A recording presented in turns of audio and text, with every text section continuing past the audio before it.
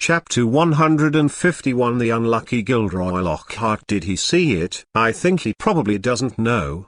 But I can feel his subconscious wariness against you. That's because I'm not you, Albus.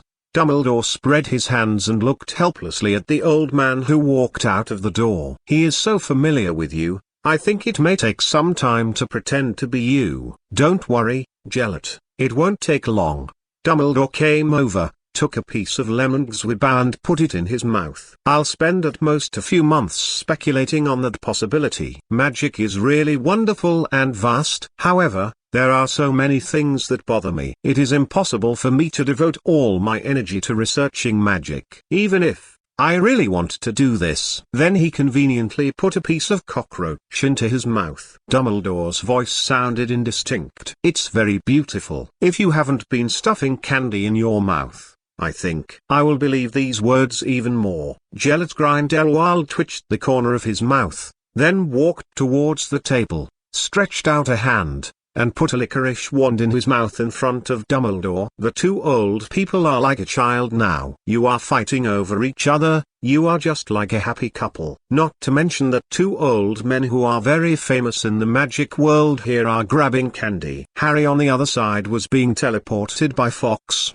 And just as he stood firm, he realized that he was not surrounded by the clothes in the dormitory. On the contrary, it's a bit like an auditorium at night. You came just in time, Harry. This is your sleeping bag. Go find a place to sleep by yourself. Remember, don't run around tonight. When Harry had just teleported here and he was still a little dazed, Professor McGonagall put the things in his hand until he was led to a small corner by some familiar friends in a daze. He still didn't realize what happened to Hogwarts. On the first night of school, I slept in the auditorium. Is it that exciting?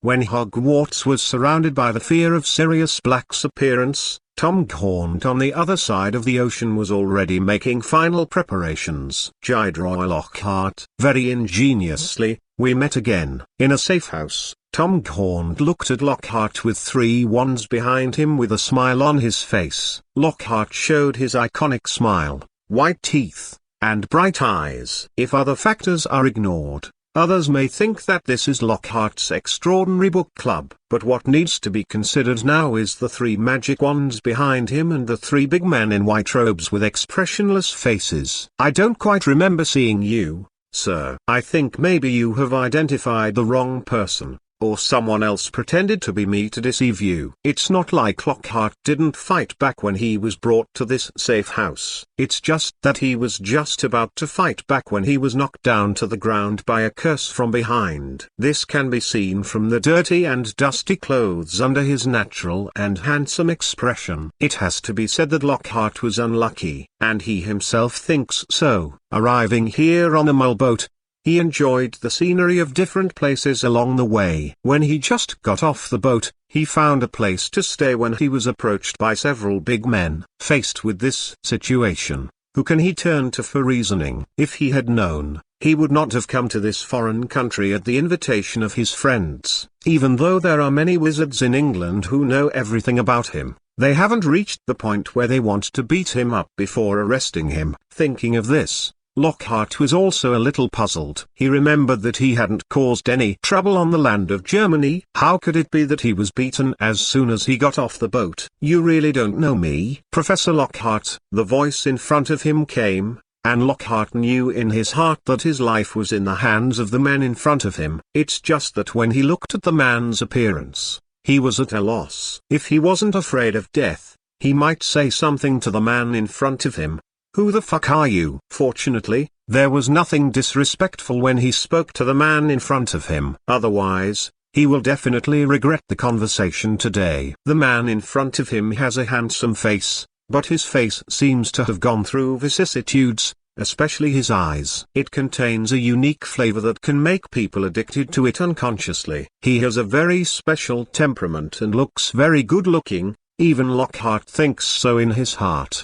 But the crux of the problem is that he really doesn't know this man of his own age. He hadn't seen him in Hogwarts, nor had he met him in England, so what happened? When Lockhart was full of doubts, looking at the blank expression on his face, Tom seemed to have remembered something, and took out his wand. Immediately, the bewildered expression disappeared from Lockhart's face, and even his smile stiffened a lot. It seems that he didn't think of this. The man pulled out his wand without saying a word. At that moment, he immediately changed his tone. I remember, I've seen you before. Oh, is it so? Seeing that Lockhart's expression changed so quickly, Tom, who was pointing his wand at him, was not in a hurry to continue using the spell to remove the magic cast on his face. He looked at Lockhart with playful eyes, and there was a sneer in the depths of his eyes. Tom suddenly wanted to have a good chat with the former Hogwarts defense against the dark arts professor in front of him. Especially the scene in front of me is quite interesting. Yes, I already remembered where I saw you. Then tell me, where did you meet me? Taking the wand away from his face, he held the wand in both hands, and stared carefully at the lines on the wand. The wand in front of him was like a rare treasure, which made Tom reluctant to look away. And Lockhart's face became ugly when he heard Tom's reply. If I knew where I met you, can I not say it? I've already said it, okay? But if I tell you that I don't know you, I'm afraid you will kill me on the spot. Lockhart's eyes flicked subtly over the wand Tom was holding. He carefully considered the possibility of making a sudden attack and taking away the wand from the person in front of him. However, when his body touched the three magic wands behind him, this dangerous idea was successfully suppressed by himself in his mind. I'm afraid that as soon as he took action, the three killing curses had already hit him. Twisting his body unnaturally, Lockhart raised his head and saw the mockery in Tom's eyes. Chapter 152. Have you really seen me? Time seemed to stand still, and the four people present did not move. Facing Tom's playful eyes, Lockhart didn't know what to say to deal with the problem at hand. The tip of the wand was vaguely facing himself. I'm afraid that I didn't say the next sentence well, and I'm afraid I won't be able to see the sun the next day. No one will come to pay homage to him on this day next year. Time passed drop by drop. Sweat had already soaked the clothes in Lockhart's robe. The person in front of him seemed to be waiting for his answer. She kept looking at him with a smile on her face. His attitude didn't change much. He was neither angry because he didn't answer, nor killed him directly because he didn't answer. Just looking at him quietly, waiting patiently for his answer. If he still can't see that the person in front of him is playing tricks on him, then he has been in various places for so many years, and he has experienced so many things. His brain will really be eaten by pigs. But so what if you can see it? His wand had already been taken away by them, and there were three wands pointed at him behind him, as if they were waiting for their masters to cast a spell. And there was a magic wand vaguely pointed at him in front of him. Looking at its master, it's not so easy to deal with. If there is only one person on the other side, then I can snatch his wand even if I cast spells without a wand by surprise. Lockhart is still very confident about his ability to cast spells. If it was a year ago, it would be better to sit and wait for death. Compared to most people, he is still very self-aware. The past self is very different from the present self. But no matter how big the change is, what can he do in this predicament without a magic wand, and his ability to cast spells has been greatly weakened? Desperately fight back? Don't be kidding, he will grab even a glimmer of hope. Not to mention that we haven't reached the most desperate situation yet. People always have a little luck, except for those who have already firmly believed in it from the beginning. Lockhart was obviously not one of these people. How should I answer to avoid the possible fate of death? Due to the unequal information, Lockhart couldn't guarantee that he would survive. Before he came, he had already received some information about the German magic world. Haven't you figured it out yet? While Lockhart kept thinking about how he should answer in order to survive this catastrophe, the person in front of him said something impatiently. Suddenly, Lockhart's heart flustered. I remember now. He gritted his teeth and decided to take a gamble. If he loses the bet, he will use his ability to cast spells without a wand to catch him by surprise and snatch the wand from the person in front of him. Oh, do you remember? Then tell me, when and where did we meet? Tom's body leaned forward slightly, creating a greater sense of oppression for Lockhart in front of him. Under the guise of answering, Lockhart took the opportunity to take a few steps forward, wanting to come closer and tell him. Tom smiled without saying a word, just quietly watching Lockhart walking towards him. He opened his mouth, and when he was 1 meter away from Tom, he suddenly chanted a spell at a very fast speed. Casting a spell without a wand, even if it's just a spell without a wand, is an improvement of a wizard's own ability. And the spell Lockhart chanted at this time was the disarming spell that he had used countless times. The rewards he got from the live broadcast of the question and answer, and the thousands of times of practice in the question and answer space, the 3 spells he has mastered are already comparable to his current to the extent of mastering the most powerful Oblivion spell. He was exceptionally talented in spiritual magic, but during the period when he was teaching at Hogwarts, he picked up books again, relearn the previous knowledge and go one step further. At least he has been able to study some spiritual and magical issues alone. Very lightly, the wand in Tom's hand came out. For the first time, surprise appeared in Tom's eyes. He didn't expect Lockhart to be able to do this. After being surprised, Tom smiled. So what if the wand was given to Lockhart? The moment Lockhart got the wand, he was overjoyed. Without too much hesitation, he put a layer of iron armor curse on himself, and then he shot 3 restraining curses behind him one after another. After being pressed by 3 magic wands for so long, he had already locked the position of the 3 people behind him. Now that he got the wand, he used his own spell immediately by guessing the 3 directions behind him. It happened too suddenly, but the 3 wizards who were able to capture him were not simple wizards. They have been able to survive in the chaotic German magic world so far, and their reaction ability is also very powerful. Almost at the same moment, they gathered the magic power of their bodies on the wand, implemented a powerful rebound ability, and directly and powerfully broke Lockhart's spell. Just now when he turned sideways and saw this scene, Lockhart's face became more serious. Repelling other people's spells sounds easy, but all of them are wizards at the Elytra level. Effectively control the magic power and break the hostile spell at the least cost. Except for the 3 unforgivable curses and some other unorthodox and powerful black curses that are hard to stop, other spells can be somewhat resisted by relying on one's familiarity with the spells. This is also the most dangerous and exciting scene in the wizard duel. It's possible to be unstoppable. Skills cannot be used in all situations and confrontations. Of course, the above situations are all based on wizard confrontation. There are no examples of those who ventured somewhere and then fell under the curse. What the magic world lacks most is all kinds of mysterious magic. Seeing that his spell hadn't worked, the first thing Lockhart thought of was to control the wizard from whom he had taken the wand. But when he turned his head, he was dumbfounded. The wizard from whom he had taken away his wand was smiling and pointing another wand at his head. Blinking his eyes slightly, Lockhart decisively threw the wand he had just won on the ground. Then he raised his hands and showed his iconic smile again. Would you believe me if I said that I was just joking with you? I'll make you a joke right now. How dare you snatch Mister's magic wand? You really don't know what to do. For the first time, the 3 wizards, who had been expressionless from beginning to end, showed shame and anger.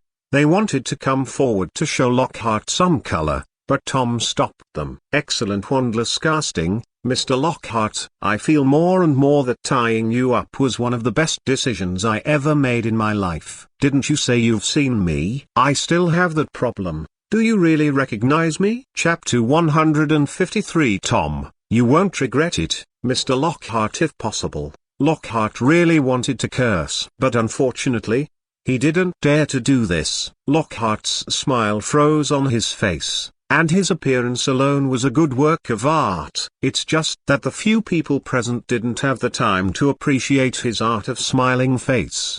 The atmosphere fell silent again, and Lockhart was very puzzled. Is there any deep meaning in asking him this question repeatedly? It seems that you don't remember me. The emotion-like tone made Lockhart keep looking for information related to this person in his past memory. He remembered the respectful title that person had given him when they first met. It's not Mr. Lockhart, but Professor Lockhart. He understands himself, Lockhart thought to himself, but I don't know him well. Is it really disappointing? Tom sighed, as if he was really disappointed by this, and he was filled with emotion. I've thought about it for a long time, but I still haven't remembered where I met you, sir. Lockhart looked at this face and said very sincerely, no, you have seen me, Mr. Lockhart. At this moment, Tom suddenly looked into Lockhart's eyes, and a strange smile appeared on the corner of his mouth. Earlier, Tom wanted to remove the makeup on his face to surprise Lockhart, but before it could do so, it was destroyed. Now, it's not too late for this surprise to come. Lockhart looked dazed, and he really didn't remember when he met this mysterious person in front of him. Tom's wand had already touched his face. That layer of camouflage began to dissipate, revealing his original appearance. Lockhart's expression, which was dazed at first, gradually changed from bewilderment to surprise, and then from surprise to fear. This can be described as twists and turns. He has seen this face, just recently. If nothing else, he will never forget this face. A very young and handsome man, with deep eyes, fair skin. When he laughed, everyone else could feel the joy and heartiness that came from his heart. It's not as gloomy as what he saw through the screen in Hogwarts before, and there is no madness and haze in his eyes. At this moment, his eyes are clear and deep. There was a smile on the corner of his mouth, and a bit of laziness appeared on his face, mixed with sunshine and confidence. Not the same. It's not the same as what he saw. Now, do you know who I am? Looking at this handsome wizard who was only 17 or 18 years old in front of him, Lockhart's lips trembled. He never thought that he would meet such an acquaintance who was not an acquaintance in a foreign land. The smile on Tom's face and the playfulness in the corners of his eyes had a very good explanation at this moment. Lockhart suppressed the panic in his heart as much as possible,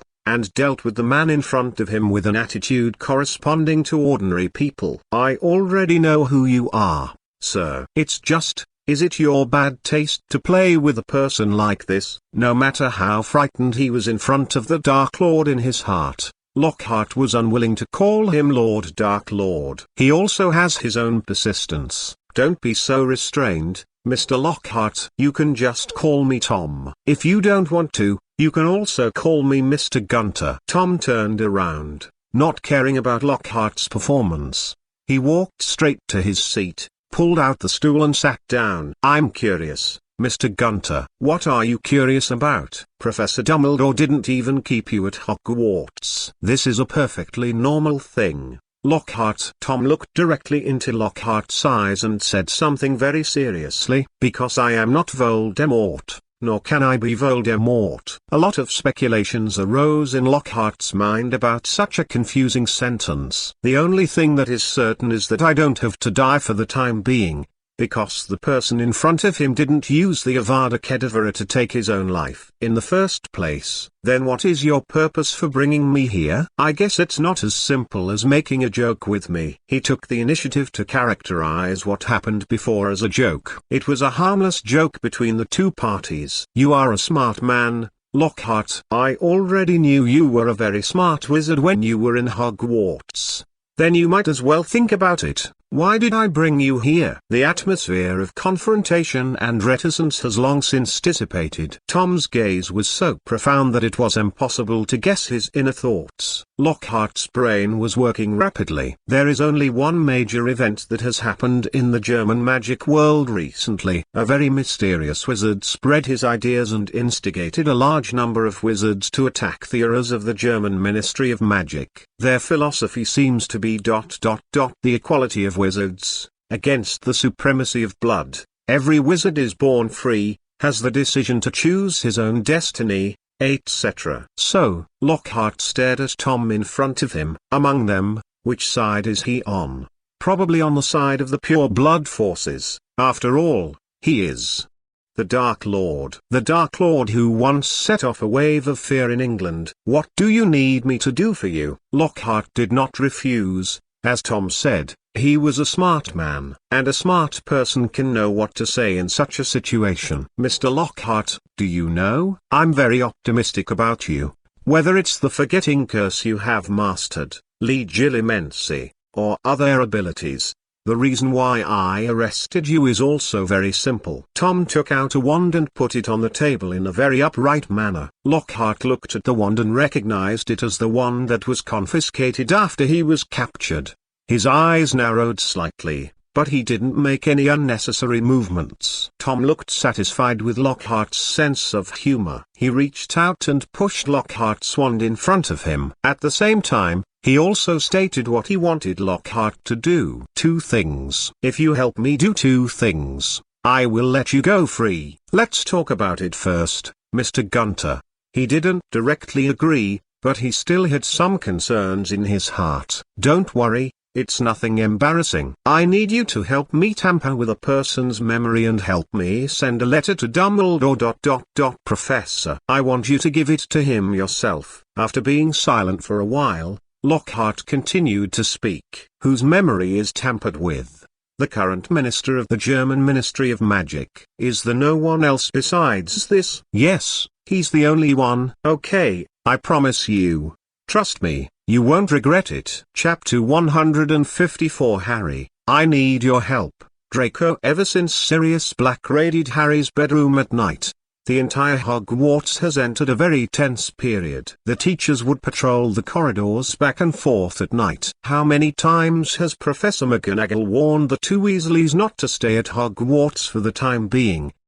Night tour. Even Harry didn't take the invisibility cloak to go on a night tour at night. Hogwarts seemed to have entered a very stable period. No one made trouble. No one went out at night. I went to class normally during the day and slept normally at night. Everything went smoothly. Then it really isn't Hogwarts. Hidden under the calm is a turbulent undercurrent. Since that day, Colin Creevey of Gryffindor has become the only target of Slytherin House. Even this target is a bit different. Every day, they would pretend to accidentally run into Creevey in the corridor or in the toilet, trying to get a photo of Draco Malfoy from him. And Draco, as a good young man with the inspiration to become an excellent wizard, has to set an example. On the way to class, Harry saw Draco stop Creevey with a fake smile on his face, leaning beside him and whispering something. Draco just finished saying that the competition between the 2 houses of Slytherin and Gryffindor is a good, friendly and mutually reinforcing healthy competitive relationship. Just as he was about to have a good talk with Creevey about the future of Hogwarts and the current situation in the wizarding world, 3 people came in front of the 2 of them. Harry, he shouted, with a helpless expression on his face. I won't do anything to Creevey. No matter what, we are all students of the same school. Even though we belong to different colleges, we all have a common affiliation. No, that's not what I mean. Harry shook his head and denied it. After many encounters with Draco Creevey, nothing happened. In addition, during this period of time, some wizards of Slytherin College, under the leadership of Draco, made friends with the wizards of Gryffindor College. The wizards of the 2 academies no longer confronted each other like they used to. At least there were some superficially polite exchanges. It's hard to imagine that the relationship between the 2 colleges will suddenly change. Apart from frequent bickering, there was not much quarrel. This made Dumbledore feel a little relieved while feeling emotional. Then, he continued to study new paths, and handed over all the things in Hogwarts to Grindelwald. Except for Harry, who had some guesses in his heart, no one else suspected that Dumbledore had been replaced. Then why did you come to me this time? When he heard that Harry didn't come for Creevey next to him, Draco also became a little interested. Only Colin Creevey, who was happy to see the arrival of the 3 of Harry, immediately collapsed. He really didn't want to continue listening to those inexplicable words that Draco instilled in him, and he didn't want to be repeatedly told by Draco not to let any photos leak out. He really didn't do the thing. He didn't know which bastard was so wicked that he sold Draco's ugly photos to several other academies. Let's just sell it, but don't pull him in. Doesn't this mean that he suffered an indiscriminate disaster and didn't get a cent of Galleon's reward? Draco, I need you to help me find Sirius Black. Creevy, who was grieving in his heart, was shocked when he heard Harry's words. He glanced at Harry in disbelief. When several professors explicitly told them to be careful of Black, Harry actually wanted to find the person who wanted to kill him. Although everyone knows that the relationship between Sirius Black and Harry is complicated, he may not necessarily do anything to Harry. But that's not it. Don't be afraid of 10,000. Just in case. Who knows what it will be like after staying in Azkaban for a long time. Reducing the expression on his face, Draco became very serious. Why? He asked softly, his eyes serious. Ron on the side was already upset. He didn't like Draco, so he immediately started to mock him. You don't want to help if you don't want to. Harry, we don't need this kind of help. Oh, stupid Weasley. After so many things, your walnut-sized brain is still useless. What a waste of your qualification to be by Harry's side. For Ron's ridicule,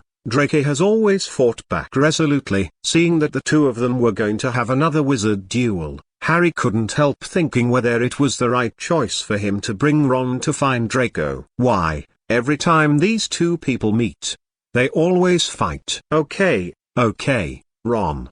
Don't talk yet. Listen to me. Ron blushed, and finally looked at Draco and snorted fiercely. Draco laughed disdainfully. Go ahead, Harry. If you help me this time, I will go to your mutual aid club and listen to what you said. Without much hesitation, Harry just thought about it for a while, and made it a condition for Draco to invite him to attend a speech at the mutual aid meeting organized by him. Draco didn't care why Harry wanted to go to the mutual aid club. The important thing was whether Harry was willing to agree to his invitation to participate in the speech event of the mutual aid club. Are you willing to come? Then are you willing to help me? Draco looked deeply at Harry. The scattered light above his head reflected, making his eyes much more agile than before at this moment. Harry saw the deep expectation hidden in his eyes. He is sincerely invite yourself to join his mutual aid meeting. Harry could see Draco's changes. Although I don't know what he went through,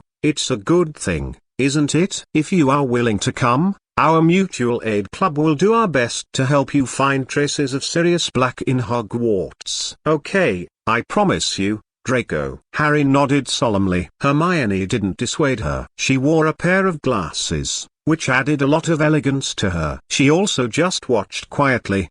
Even Ron, who had the most trouble with Draco, just curled his lips at this moment. Receiving Harry's affirmative reply, Draco was overjoyed. Leave this to me, Harry. When will you join the mutual aid meeting? Draco looked at Hermione and explained to her. This Friday afternoon, we, Slytherin and your Gryffindor houses will have no classes.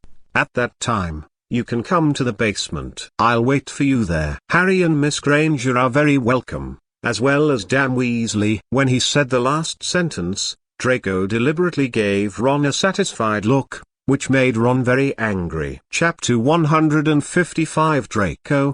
The new era of Slytherin does not need them. The time for communication is short, and nothing will happen to Creevy anyway. After chatting with Draco, the three of Harry rushed to the classroom in time. As for Creevy, he is probably still listening to Draco's teaching with blank eyes. Today's class is Professor Lupin's defense against the dark arts. Whether it is the amount of knowledge that Lupin has mastered, or the practice and theory in class, it is full of expectations. This is a very high-quality defense against the dark arts class. This is what Seamus said. Although in Professor Lupin's defense against the dark arts class, he still made a little movement from time to time, which roused Professor Lupin's helpless gaze. But he was also one of those people who genuinely liked Professor Lupin's defense against the dark arts class. On the way, Hermione still couldn't hold back her doubts. Harry, do you have to look for Sirius Black? Definitely,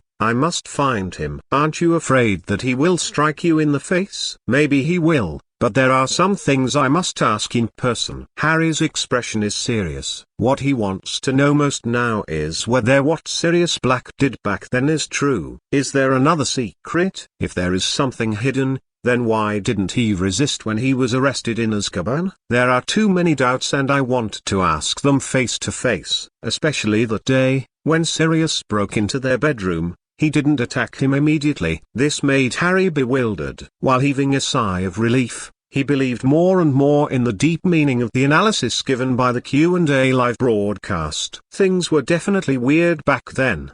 The current Sirius is a sweet pastry. The Ministry of Magic was looking for him, Professor Dumbledore was looking for him, and now even Harry. They all want to find him, even if their goals are different. Don't worry, Hermione. If Sirius Black really wants to do something to Harry, I will definitely protect Harry. Ron patted his chest vigorously. If he was bigger, he would look like an orangutan. Hermione rolled her eyes. It's because of Ron that she won't feel at ease. Don't worry, Hermione, I'll be fine. The gentle smile and sunny temperament infected this girl. Harry has changed a lot. Hermione looked into Harry's eyes and thought to herself. The conversation ended here, and the three of them walked into the classroom.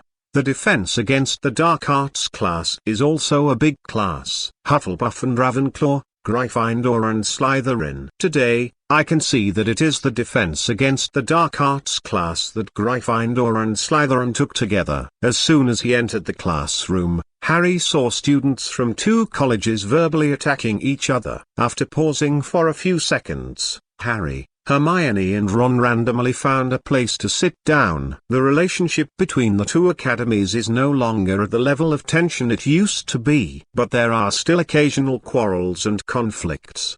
There are still some pure-blood loyalists in Slytherin College, and they are very disdainful of the mutual aid club formed by Draco in Slytherin. I also look down on Draco for degrading himself and walking with a group of mudlegs. He is simply a shame of pure blood. Many students from pure blood families said in private that the Malfoy family is about to step into the Weasley family's back road and become the second family to be crowned with pure blood shame. For these gossips, Draco was disdainful and at the same time organized a mutual aid society to severely crack down on them. By the way, his women's clothing photos were the same. It is also the target of severe crackdown by members of mutual aid associations. Gradually unifying the Slytherins, Draco, who had only one voice in Slytherins, fell in love with Gryffindor and Ravenclaw. As for Hufflepuff, he put it last. The discrimination of lineage cannot be eliminated in a short while. Even in his mutual aid club, there are still a group of people who have disdain for them. It was created by habit and long-term past experience. So, Draco put Hufflepuff House last. However, putting it to the end doesn't mean doing nothing. Now the most fierce battles with the Gryffindor students should only be the diehards in Slytherin, the bloodline diehards headed by Marcus Flint and Bill Strike. Not only did they fight fiercely with the Gryffindors, causing conflicts internally, they fought against the Mutual Aid Society and robbed the dominance of Slytherin House. Ever since Draco put the knowledge in that book into practice, the whole of Hogwarts has changed quite a bit. Everyone can see the changes in Slytherin House. For Draco, who is sincere and friendly, let go of his arrogance, and sincerely made friends with other colleges. Many Gryffindor students were watching. That's why Draco tried to lure Harry into the Mutual Aid Club over and over again, because Harry not only has high prestige in Gryffindor College, but also is extremely famous in Hogwarts. Especially his obsession all along. He wanted to make friends with Harry. Not long after the three of Harry walked into the classroom, Draco arrived late with a few members of the Mutual Aid Club. See those diehards who keep causing conflicts and creating conflicts. A ray of sharpness flashed across his eyes. The sun shines on him through the window. The emerald golden hair gradually glowed, with a pale golden light. When many Slytherin students saw him, they would give him a slight nod to show respect. Draco, Draco, Mr. Malfoy. Draco, Slytherin only needs a voice. It's your turn soon, Flint. He looked at the gloomy-faced Marcus, grinned, and his eyes were deep. "Slytherin needs a change." That was his voice. "Draco Malfoy. The Academy of the New Era does not need the maggots of the old era." His Slytherins don't need diehards living in the past, either. After seeing Draco coming, everyone dispersed and made way for him. He walked straight to the two sides. "Malfoy." This is the sound of Marcus gnashing his teeth. "Draco." This is Wood's kind laughter. The two sides have different attitudes towards him. What's very dramatic is that the one with the bad attitude is his own academy, and the one with the kind attitude is the one that has always had the most conflicts with them. "Oliver, why didn't I see you at the recent fellowship event?" "You know, Draco, I've been busy with the Quidditch match recently, and I'm going to beat you by surprise." "Oh, then you have to work harder. Our Slytherin team is not that easy to beat." "But we have a secret weapon, Draco." "Your academy still needs to be careful." "Ha ha ha ha, let's wait and see." After deliberately letting Marcus try for a while, after communicating with Oliver Wood, Draco turned to look at Marcus. "This maggot that hinders Slytherin House from entering a new era." Chapter 156. Draco, you deserve to be born noble. "Malfoy. Do you know that you are a Slytherin wizard? Do you know that you should shut up, Flint?" Draco looked at this wizard who made him sick with disgust. "I really didn't expect how I thought getting along with him was so good. Even if we are Slytherins, we are still Hogwarts Slytherins, not someone else's Slytherins. We have our own propositions, we have our own ideas, and we have our own pursuits." Flint, being watched by Draco's emotionless eyes, he felt flustered deep in his heart. He subconsciously took a few steps back, as if he was overwhelmed by Draco's aura. After the panic, it was replaced by shame and anger. He didn't allow his face to be trampled on in front of so many people by a young wizard who had just entered school for 3 years. After today's news got out, what would those wizards headed by him think of him? What will the family behind him think of him? "Hey, everyone knows that our pure blood family is born noble. You lowered your status to be with those dirty mudbloods. Then how do you let us pure blood families treat you?" Marcus roared loudly, but it sounded a little lacking in confidence. Draco frowned, very dissatisfied that Marcus contradicted his argument. "Boring stuff. Until now, they still insist on the glory of the so-called pure blood, the so-called noble birth. But you are nothing in my opinion. You can't compare to other mole wizards without families. Do you dare to say that you are better than Miss Penelope? Can you beat Miss Granger? Can you compare with that score? Excellent students who are familiar with potions and charms." Draco walked in front of Marcus. His arrogance was even stronger than Marcus's. "Flint. You are nothing. Without the family behind you, you are no match for anyone." "Then where is the nobility in what you call being born noble?" "If it's because of a good background, it's called luck, not nobility. Besides, are you worthy?" Everyone was silent, and many students were shocked by the rebellious words in Draco's mouth, especially Marcus Flint. He opened his mouth wide, pointed a trembling finger at Draco, and looked at him in disbelief. He never thought that Draco would deny the theory of blood lineage. "You know, he is the noble Malfoy. The words in your mouth make me sick. They are worse than the dirtiest maggots. Flint, you are no longer worthy of leading Slytherin House. The new Slytherin House doesn't need the filth of the old era. It just needs to keep moving forward like a ship, constantly expanding and forging ahead." Marcus fell on the stool, and now he was looking up at Draco. From such a close distance, he naturally saw the disdain and sarcasm in Draco's eyes. Shocked and angry in his heart, his face turned red in an instant. On the one hand, it was because he was actually afraid of the wizard in front of him who was a few years younger than him. On the other hand, it was because he didn't dare to do anything to Draco. There would be a price to pay, and he couldn't bear that price, nor could the family behind him. But he wasn't willing to give up at this point. He didn't want his persistence to be demoted to nothing under Draco's few words. "Then are you qualified to lead this big ship? Are you qualified to be the leader of Slytherin House?" "I'm coming." Facing Marcus's gnashing of teeth questioning, Draco's eyes flashed a smile. Unsurprisingly, his goal has been achieved.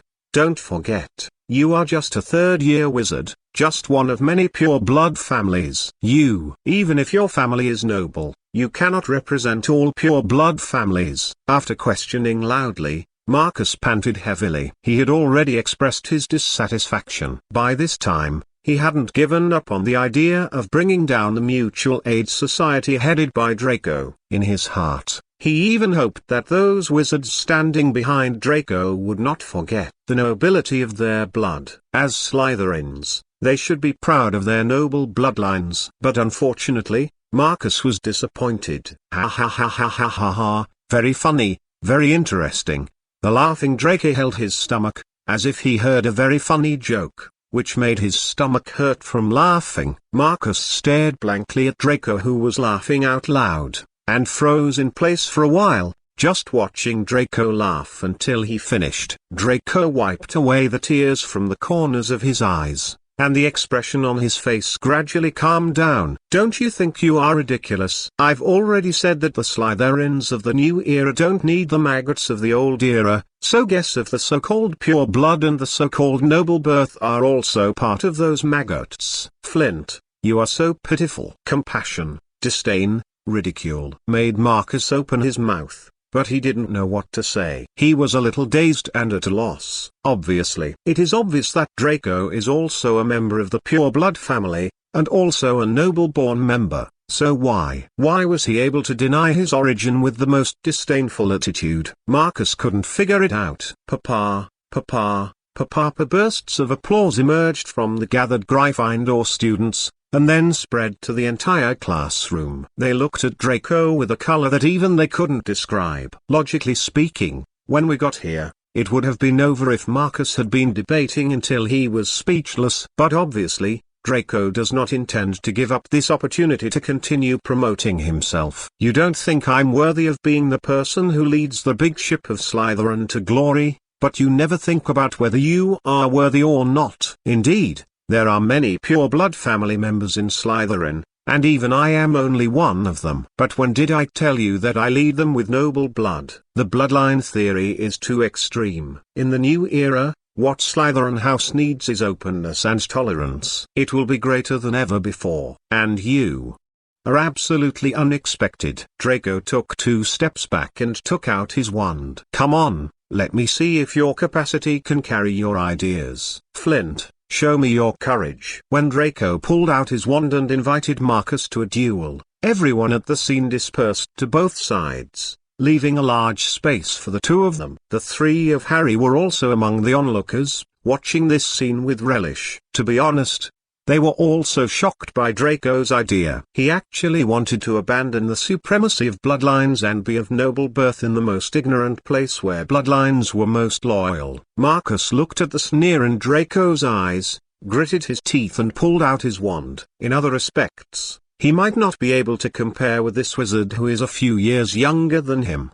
But when it comes to duels, he feels that Draco, a student who has only studied at Hogwarts for 2 years and just started his 3rd year, is no match for him who is about to graduate. This is what you asked for. Don't regret it, Malfoy. Marcus drew out his wand and stood opposite Draco. The battle is on the verge of breaking out. Chapter 157. Draco's growth. Holding the wand in his hand, Marcus had endless confidence in his heart. He looked at Draco with a ferocious face, and in his heart he wanted to take him. The humiliation inflicted on him was returned to him. Fight me, you will regret it, Malfoy. Don't use your tongue, Flint, it will only make people think you are a waste. Come on, bow your head, don't you claim to be of noble birth? Ever since he learned a lot of knowledge from books, Draco's mouth seemed to be open, and he was not forgiving at all. His sarcasm is everywhere, without any swear words. It's frustrating but helpless. Bending down and bowing his head,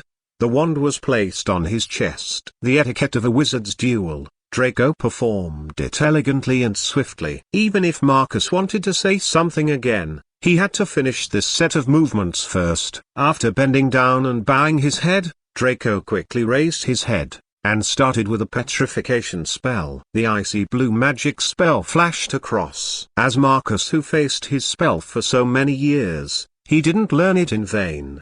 He quickly hid aside, dodging the first spell that Draco struck. Then, mercilessly, facing Draco's position was a curse. Although he has scruples at the moment, what he wants to do more is to make Draco pay the price. Let him lose face and try the humiliation he gave in front of everyone. What was thinking in his heart was the thrill of being about to succeed in revenge, and a gleam of excitement appeared in Marcus' eyes. Come on, as long as I defeat you today, then what qualifications do you have to lead your so-called giant ship of the new era of Slytherin? Regarding the hex from Marcus, Draco just used the transfiguration technique to point at a button he took out from his pocket without haste. He tossed the button up, and the button that had been enchanted by him turned into a 25 centimeters shield at that moment, which just happened to block the curse from Marcus in midair. Just as Marcus wanted to make him lose face, why didn't Draco think so? A person who is about to graduate from Hogwarts, why did he come to the third grade classroom? Although Wood is also here, he won't fight against himself. What's more, Wood is not a die-hard in Slytherin College. Do you only have this power?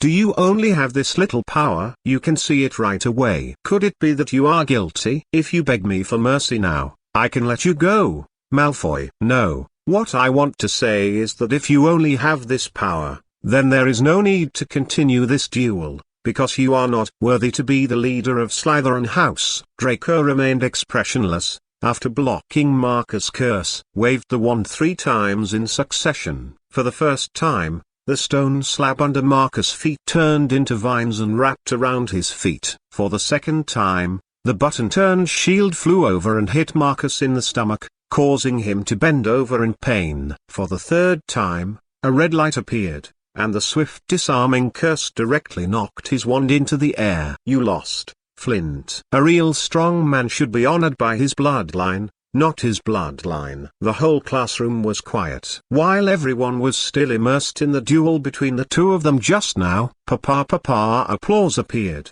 While breaking the silence in the classroom, it was also accompanied by words of appreciation from the clapping master. A very exciting duel, very meaningful words. If you didn't start the duel before class, then I really want to give Slytherin 10 points.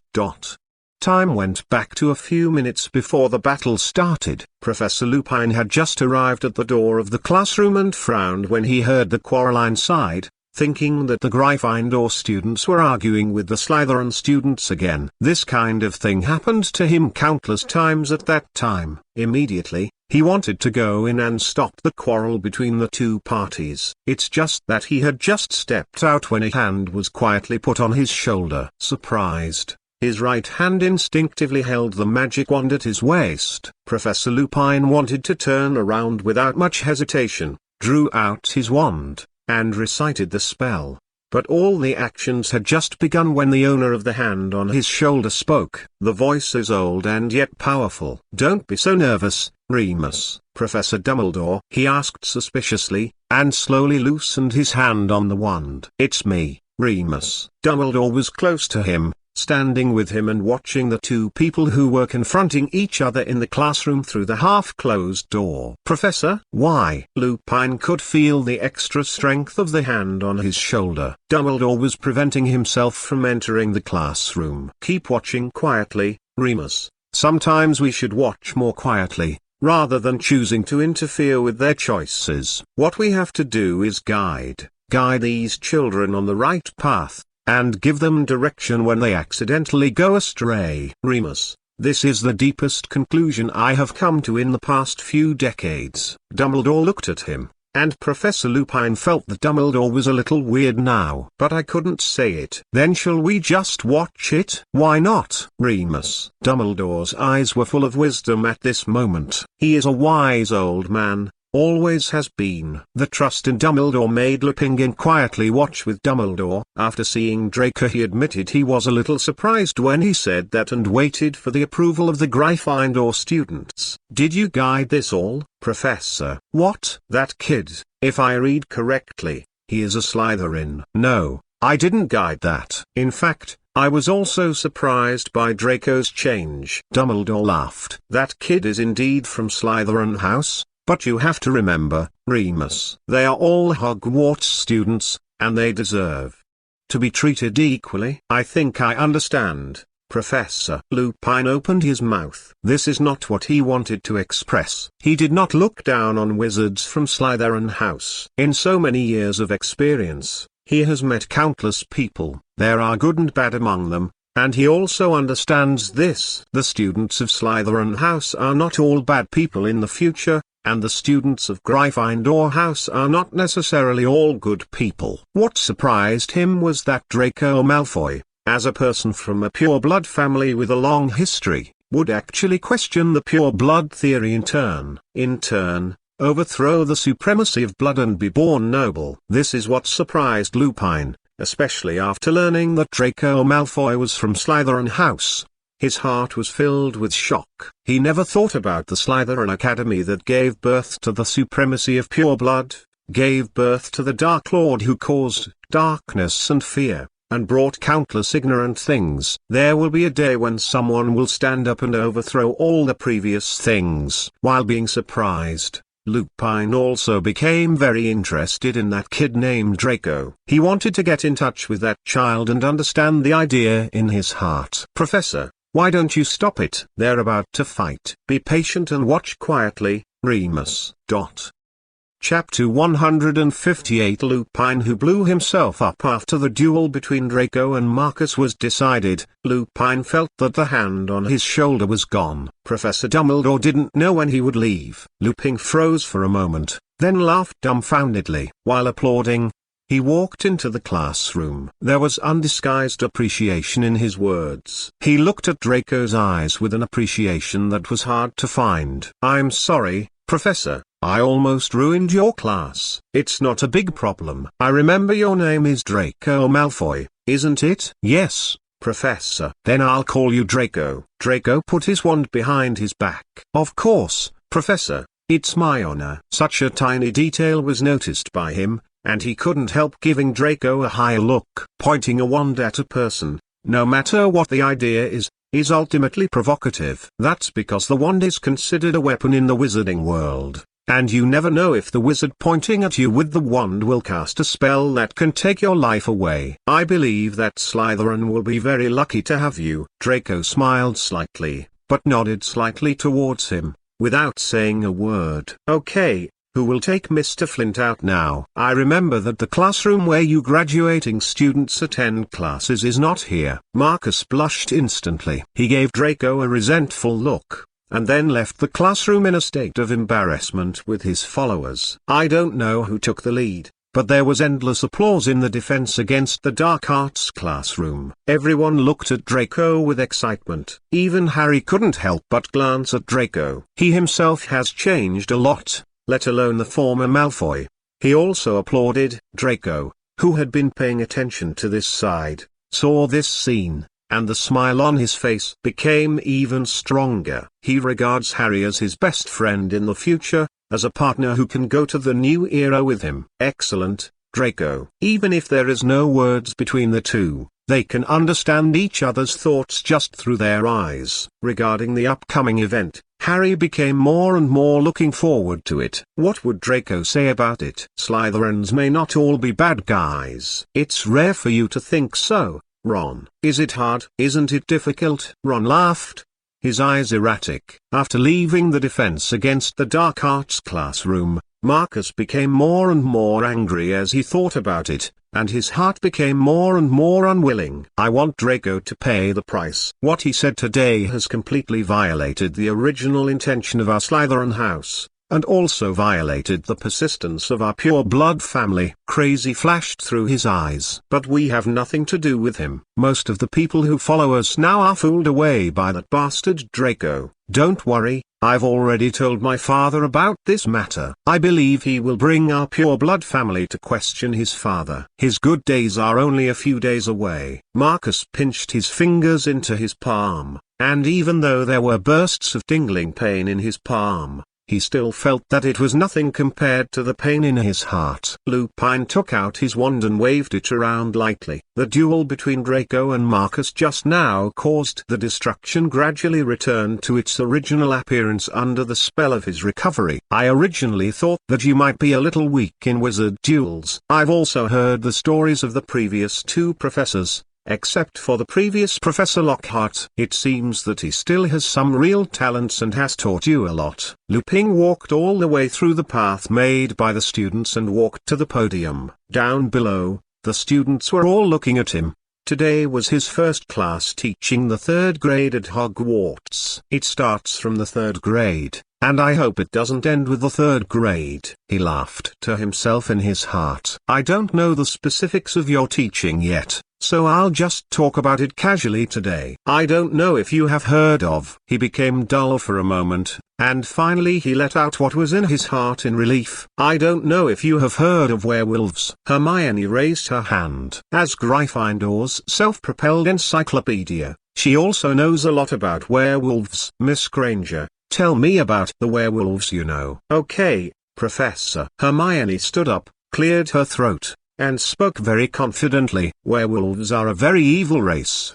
They usually look the same as ordinary people in appearance. When the moon is full, they will transform into werewolves, lose their minds, hurt others wantonly, and can infect others to become werewolves. It is uncontrollable and highly contagious. Some wizards were transformed into werewolves because they were injured by werewolves and did not receive timely treatment. And the wizards who have become werewolves are extremely disgusted by wizards in the entire magic world. Following Hermione's narration, a trace of sadness flashed in Lupin's eyes. Yes, this is the problem that werewolf wizards are currently facing. After living for so many years, he has suffered a lot of discrimination. This made him unable to forget it all his life. That's very good, Miss Granger. He clapped his hands to show encouragement. As Miss Granger said, every wizard who turns into a werewolf is discriminated against by the current wizarding society because they are uncontrollable. In these years,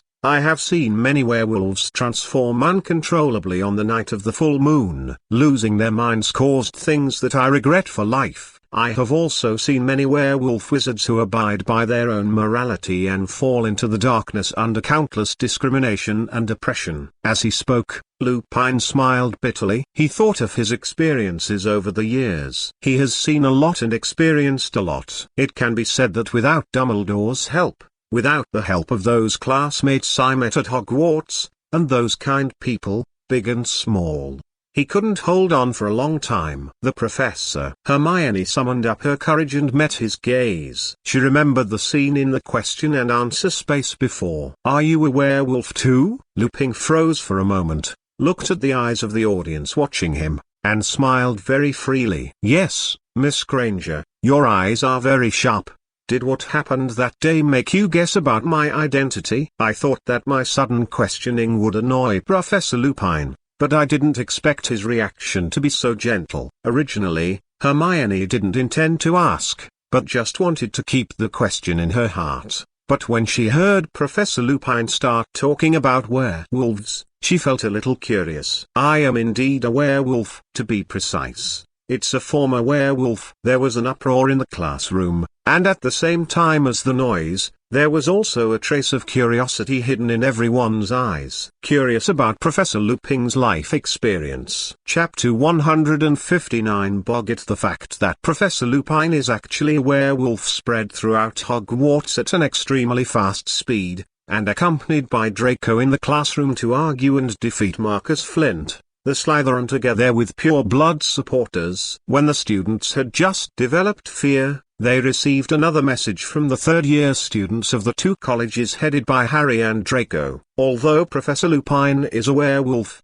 he no longer has the ability to contagious. His werewolf transformation can be regarded as an unusual animagus at best. Some people didn't believe it at first, until someone else mentioned the change of Professor Lupin and the introduction of the bottle of potion in the question and answer space. In an instant, those people reluctantly believed it. After embarrassing Marcus again, Draco took the initiative to stand up in Slytherin House for the first time, and used his accumulated huge appeal to promote the mutual aid club he created. The main idea is to let Slytherin students abandon the old concept of pure blood nobility, and they should form a new era of Slytherin with him.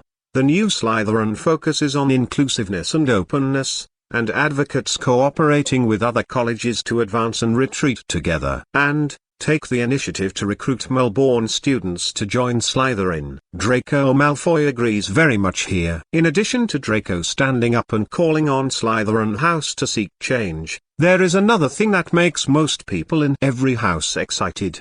The annual Quidditch match is coming soon. Of course, apart from being excited, the first thing they have to do is to finish today's somewhat special defense against the Dark Arts class. I believe that after getting to know each other for a while, you should all be very familiar with me. For some time now, we learned that there are red hats, werewolves, trolls and other creatures that are dangerous or even very dangerous to wizards. And today, I brought a very interesting creature. They will become what you fear the most according to what you fear the most. That's the boggart. After speaking loudly, Professor Lupin backed away, letting out a huge black box behind him for others to see. Among the crowd, there were many students who knew about boggarts. Among them, Hermione, the Gryffindor encyclopedia, is the most knowledgeable about some dangerous Stark creatures. Harry just wanted to ask Hermione who was beside him, but found that Hermione was not by his side. Although he was a little dazed,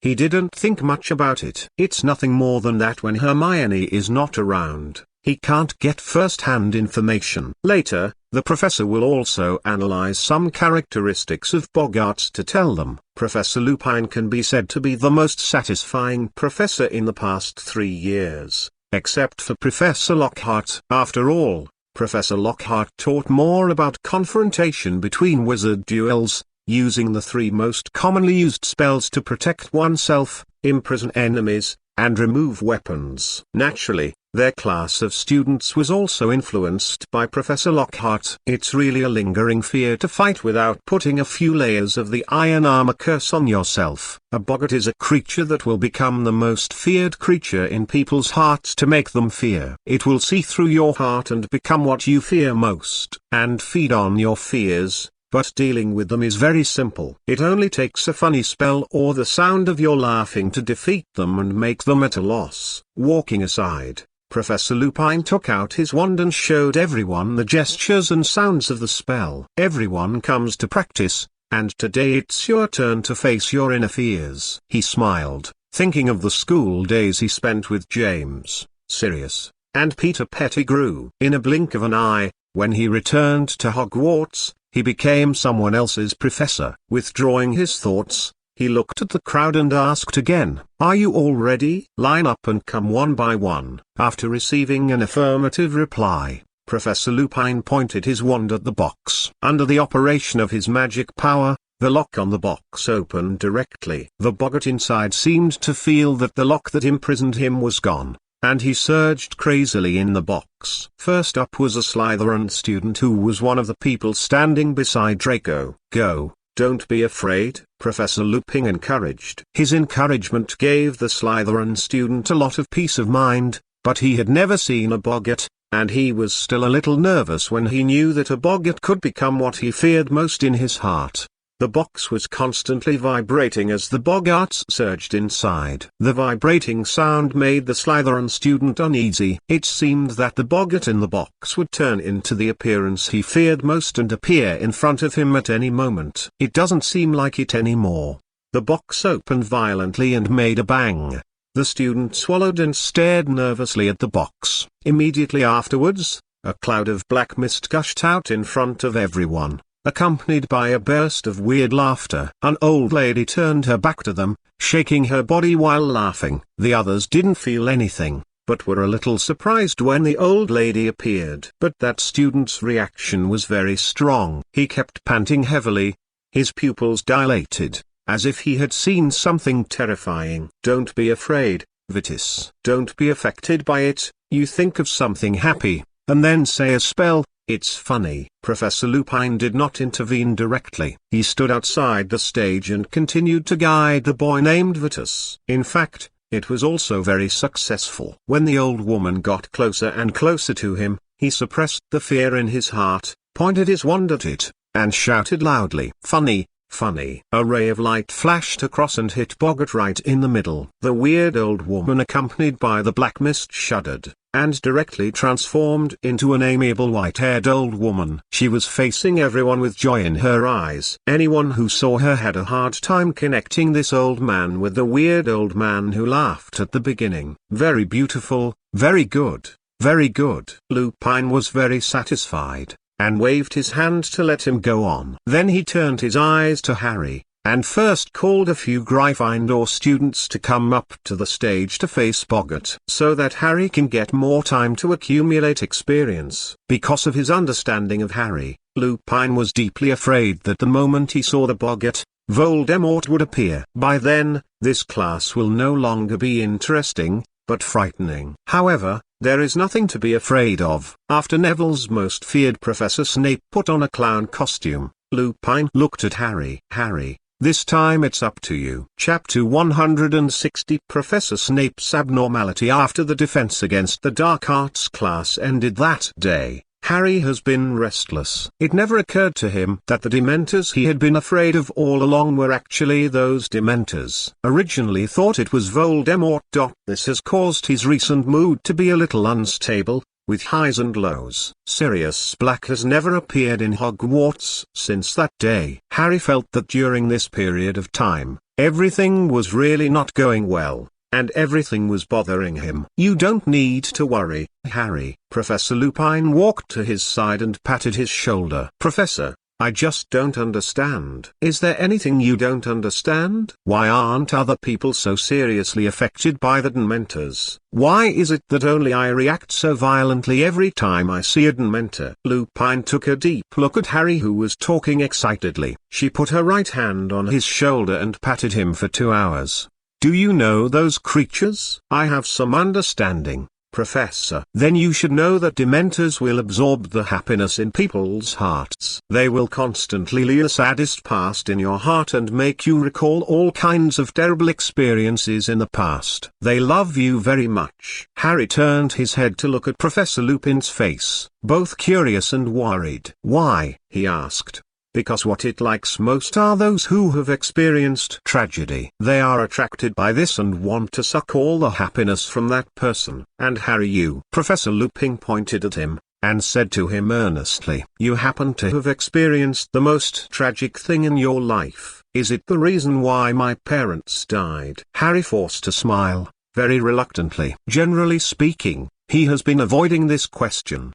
"That's right, Harry. You have a life that others can't imagine, and it will always bring you more tragedies than others. But you shouldn't be afraid of it, you should be happy. Use your best efforts to face those tragic experiences, and live better. I believe this is what your parents and your friends would like to see." Precisely because Harry is also very special to Lupin. It is precisely because his parents were friends with him. Lupin was also willing to enlighten Harry. Of course, even without the above factors, Lupin would still be willing to enlighten any student. The decades-long social experience of ups and downs, not only did not eliminate his gentleness, but made him more broad-minded. If Sirius Black were to teach, I'm afraid there would be a sentence insulting Slytherin House in every few words. Such is his character. Naturally, I can't understand those dirty and ignorant places that are based on bloodlines. But today is different.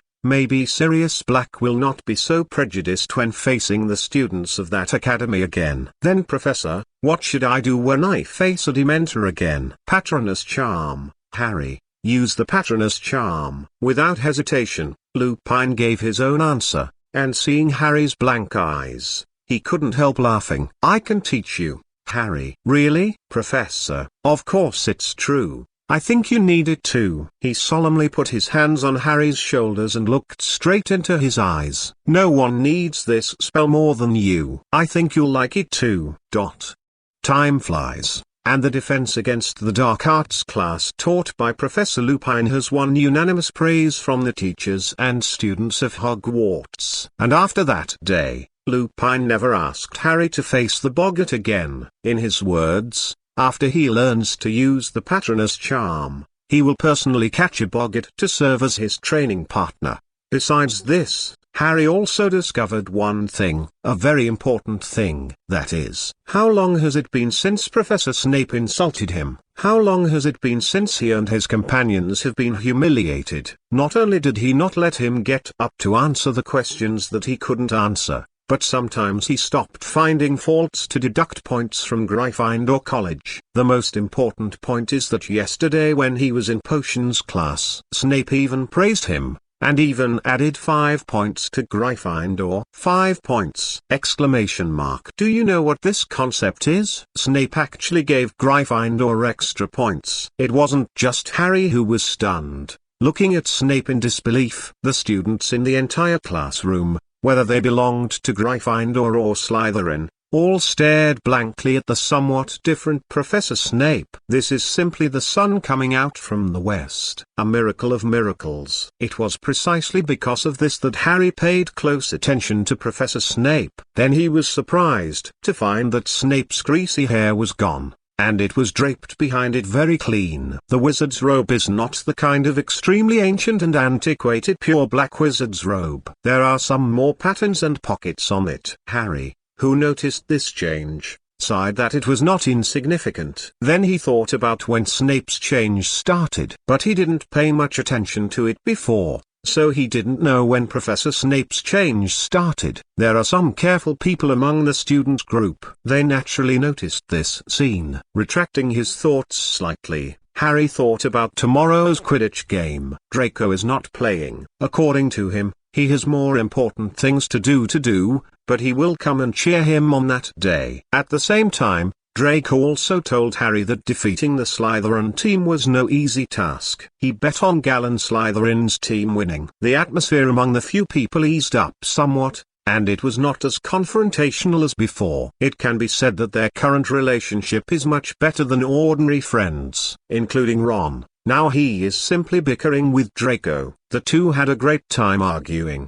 but Ron recognized Draco in his heart, but he couldn't say it on the surface. It seems that many people have undergone big and small changes, starting from the moment the question and answer space appeared. Harry sighed, and when he looked up, he saw Snape smiling at him. Immediately, the yawn stopped, and he stared at Professor Snape with wide eyes.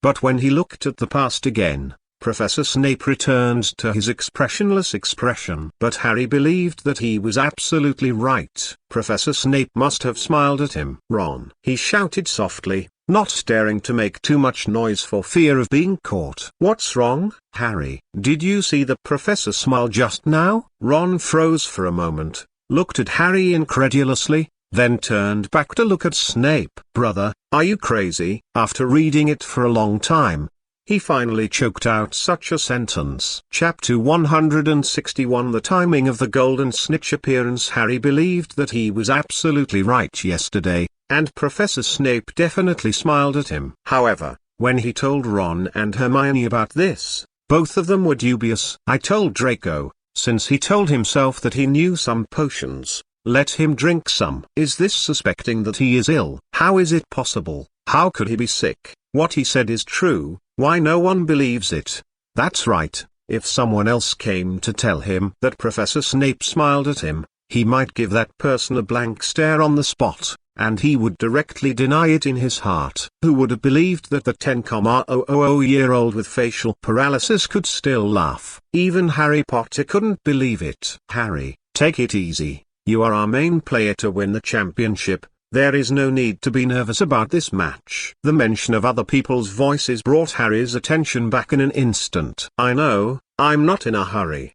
He shook his head, and opened his mouth to deny what he was anxious about. In fact, he was really not in a hurry. The team that will be playing against them now is Hufflepuff's team. Competing with Ravenclaw for the 3rd or 4th place all the year round, he has absolutely no strength to compete with the other two academies for the 1st and 2nd place. The only one that the entire Hufflepuff team could offer was Cedric. Except for Cedric, The strength of the others is not comparable to that of the Gryffindor and Slytherin teams. The luckiest and unluckiest thing is that Cedric is a Seeker, because the most powerful players in the other three academies are also Seekers. With him coming to stop Cedric, the rest of the people can completely overwhelm him, Harry thought. After withdrawing his thoughts, Harry didn't continue to think about what Professor Snape was trying to express with that smile. His current focus is entirely on this game. Today's weather is a bit strange. It shouldn't be raining. Wood, who was standing next to him, muttered to himself. Harry was also attracted by his words, and looked up to the sky. The sky was foggy, and the sun was obscured by heavy clouds. It was clearly around 10 o'clock in the morning, but the whole sky looked no different from the approaching night. Looking at the weather like this, Harry was also a little worried. However, that's just worrying. Debating the entire history of Quidditch games, I don't know how many games have been played in extremely bad weather. Not bad this time. Are you ready, Harry? On the contrary, Wood was a little nervous. When the torrential rain might fall at any time, his gaze was always on the sky, with worry and uneasiness in his eyes. A panic made him a little nervous. Harry gave him a strange look. I'm fine, but why do you feel weird? Wood looked at him with weird eyes, so embarrassed that he touched his nose. Now that you're ready, let's get ready to play. Don't worry, victory belongs to Gryffindor. Not long after the two finished speaking, two teams from different colleges officially entered the field. Harry looked at the sunny and handsome Cedric opposite him. Even he could feel that he was very comfortable in the face of this man. Harry, you have to do your best. I can't let go, Cedric said half-jokingly. The tone was gentle, and there was nothing wrong with it. Looking at his face, coupled with his smile, can make people feel like spring breeze blowing through their hearts. Cedric, don't worry, I won't release water, that would be disrespectful to you. Harry also replied with a smile. At this moment, there was an explosion in the sky, and a thunder flashed across. It attracted the attention of many people, including Harry and Cedric, who stood at the highest altitude. They all saw the thunder that was as thick as a bucket. After the thunder, it was accompanied by the sound of rain. The raindrops hit the faces of the two of them, adding a little moisture to them, also blurring their vision. The two stared at each other. With a bang, the game officially started.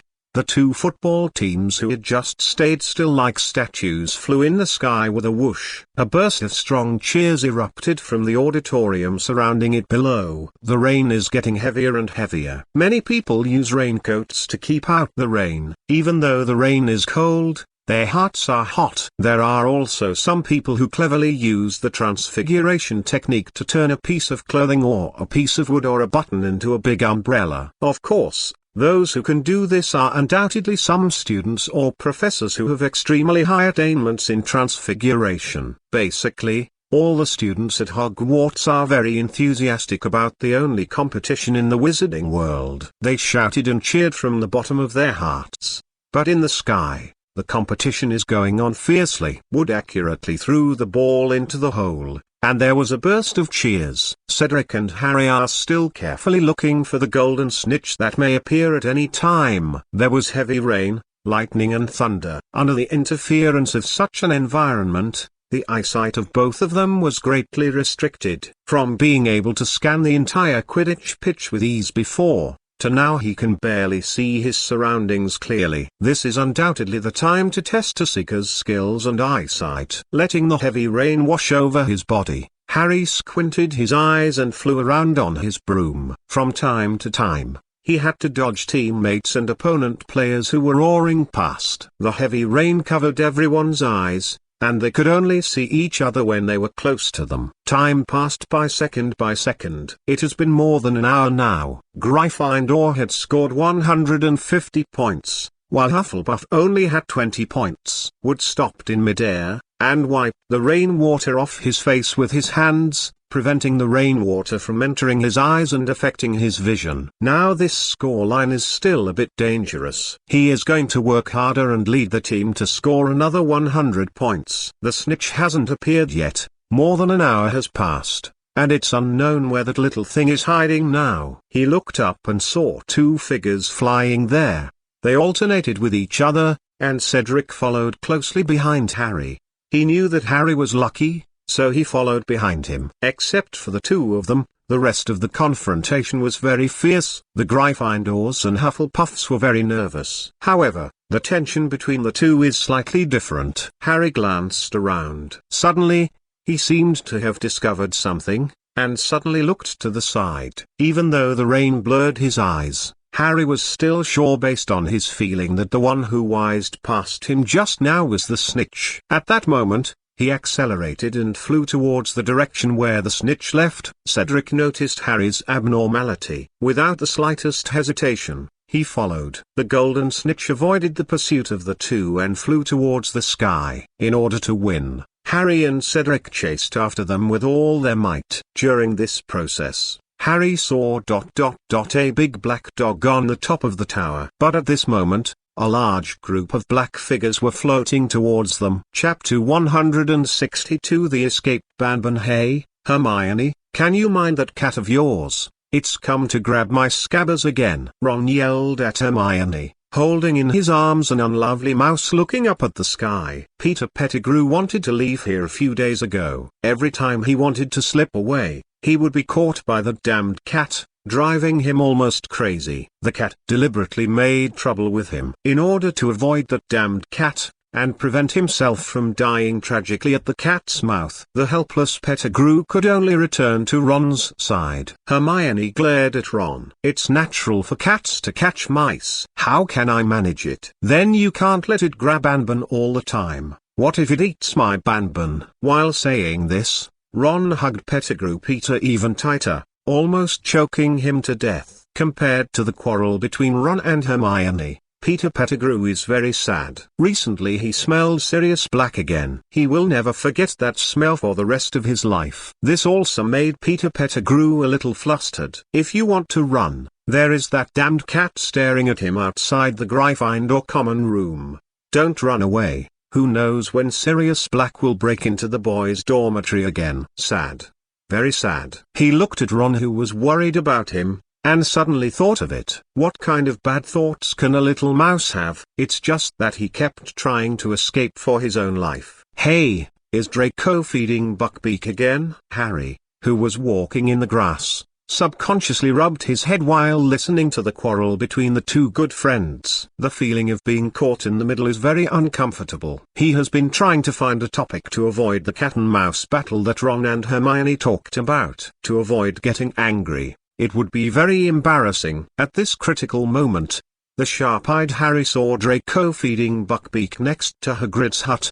He quickly changed the subject, diverting Ron and Hermione's attention to Della, who was feeding Buckbeak body. It's strange, how come I can see him everywhere I go recently? Seeing Draco's first glance, Hermione narrowed her eyes and muttered. Because the voice was too low, Ron and Harry didn't hear her muttering. Besides, Hermione also hid her emotions very well. I didn't expect to see you here. The three trotted all the way, and Draco was throwing a piece of meat into the hippogriff's mouth. Looking at the expression on his face, it was joy and happiness from the bottom of his heart. When he heard Harry's voice, Draco turned around, and there was a bit of surprise on his face. It's been a while, Harry. It's been a while. I've been practicing the Patronus charm with Professor Lupin recently. Speaking of this matter, Harry was also a little depressed. Since he saw the big black dog last time, he was attacked by lightning strikes and dementors. During that period of time, he felt that he was really unlucky. If it weren't for the sky, he wouldn't be able to take out his two guns. Otherwise, he would definitely let the group of dementors experience what justice is. It's a pity, he, who was affected just by seeing a dementor, was struck by lightning from the sky again. It fell from the sky on the spot, and many people were stunned. They were shocked and scared. It goes without saying what to be afraid of. His friends are worried about him. After Harry woke up, on the one hand, he was ashamed that he passed out after seeing the dementor, and on the other hand, he was moved. He felt very deeply that he had many friends who worried from the bottom of his heart. This also gave him full motivation to practice the spell. During this period of time, The progress of his Patronus charm can be described as extremely fast, and even Professor Lupin praised him several times. That's right. No one would have thought that those filthy Dementors would step into Hogwarts wantonly in spite of Professor Dumbledore's warning. It is said that many Dementors were seriously injured by Professor Dumbledore that day. This is the first time I have seen Professor Dumbledore so angry. Later, Professor Dumbledore went to the Ministry of Magic and had a quarrel with Minister Fudge. Draco was very happy to see Harry, and he talked endlessly about what happened after Harry fell from the sky during the Quidditch match. Listening to Draco's narration, Harry was also a little surprised. To be honest, I was also frightened that day, and more importantly, that Thunderbolt stunned me. I know, Harry, I've written a letter to my dad recently, telling him what happened to those Dementors. Maybe those Dementors around Hogwarts will come back to Hogwarts because of this. Azkaban, Draco said with a smile. Of course, now he also understands that only Sirius Black was captured by the errors of the Ministry of Magic in order to get those Dementors back to Azkaban. Otherwise, Fudge would still use the excuse that Sirius Black wanted to hurt Harry and let those dark Dementors stay outside Hogwarts, instead of removing them all. Therefore, his words only made Harry feel more at ease, and he also tried his best to help him. I know everything. Harry smiled wryly. It was because of me that Gryffindor lost the game. There is no need to blame yourself. There is no reason to always win the game. Speaking of this matter, Draco was overjoyed. Originally thought that the Gryffindor team would defeat the Hufflepuff team, and then face off against their Slytherin team.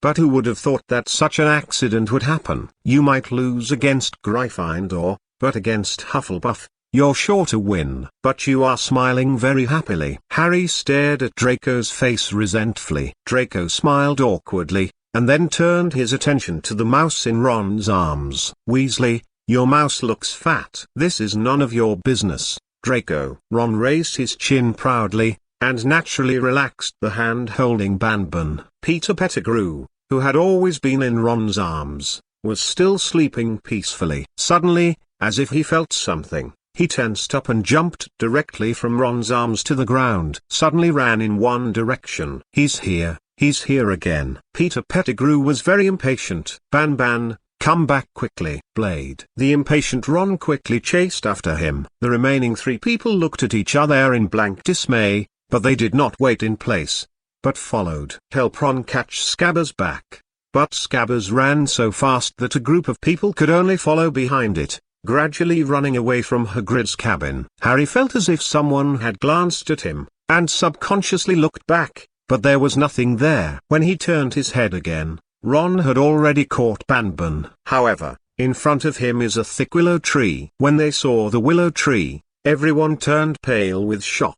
That is a grumpy humping willow. Chapter 163 Twists and Turns in the Screaming Shack. Ron was ecstatic when he grabbed Scabbers again as everyone avoided the humping willow attack and entered the shrieking shack through the path. Draco was heard shouting, "Who's there?" Light wooden door. It shook slightly and was artificially closed. A figure stood unsteadily behind the wooden door. After the wooden door closed, his eyes kept staring at several people. A charming but dangerous smile hangs on his face, giving him a somewhat decent aura. Looking at this man, Draco frowned. He felt that the man in front of him was very familiar, as if he had seen him somewhere, but he couldn't remember where he had seen this man before. Until Sirius Black, you have appeared again. Harry looked at the man he had been thinking about day and night in a complicated way. Silently raised the magic wand in his hand. Black just stood there, just looking at them with a smile. Draco looked at the slightly weird situation in front of him,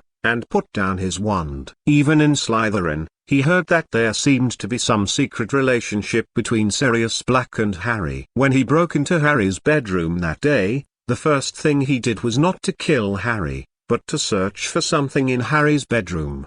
What his thoughts are, no one can know. Perhaps Professor Dumbledore and Professor Lupin can guess something, but they are not sure. That's just suspicion. The venue was handed over to Harry and Sirius Black.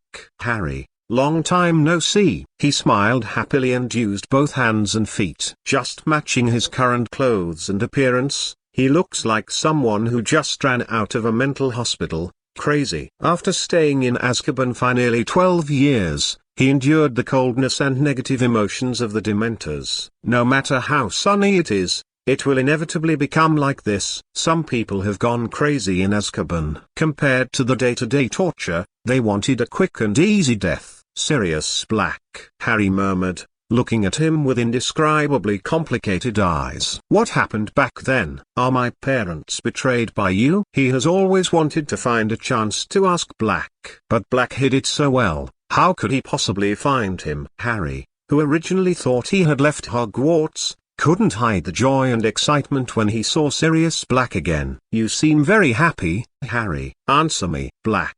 Harry's complicated eyes gradually became dangerous. If it was really Sirius Black who betrayed his parents, so today, no one can protect Sirius, as Harry said. "It doesn't matter who comes." At this time, the wooden door was violently pushed open. Professor Lupin rushed in anxiously. The expression on his face was very hasty. "Professor." Seeing him, Hermione called out, "Disarm you." That cry woke him up. He glanced left and right, and then cast the disarming charm on Harry without hesitation. Stretched out his hand and took Harry's wand. Immediately afterwards, when everyone was still immersed in the shock of why he shot Harry, Lupin pressed his wand to Sirius' neck. "Long time no see, you've become a lot crazy, Blake." "That's not as good as the madness in your heart beneath your calm surface, Remus." Sirius Black spread his hands and smiled. Even with the wand resting on his neck like this, he was still fearless. "It seems that you are really not afraid. What do you think?" The two looked at each other,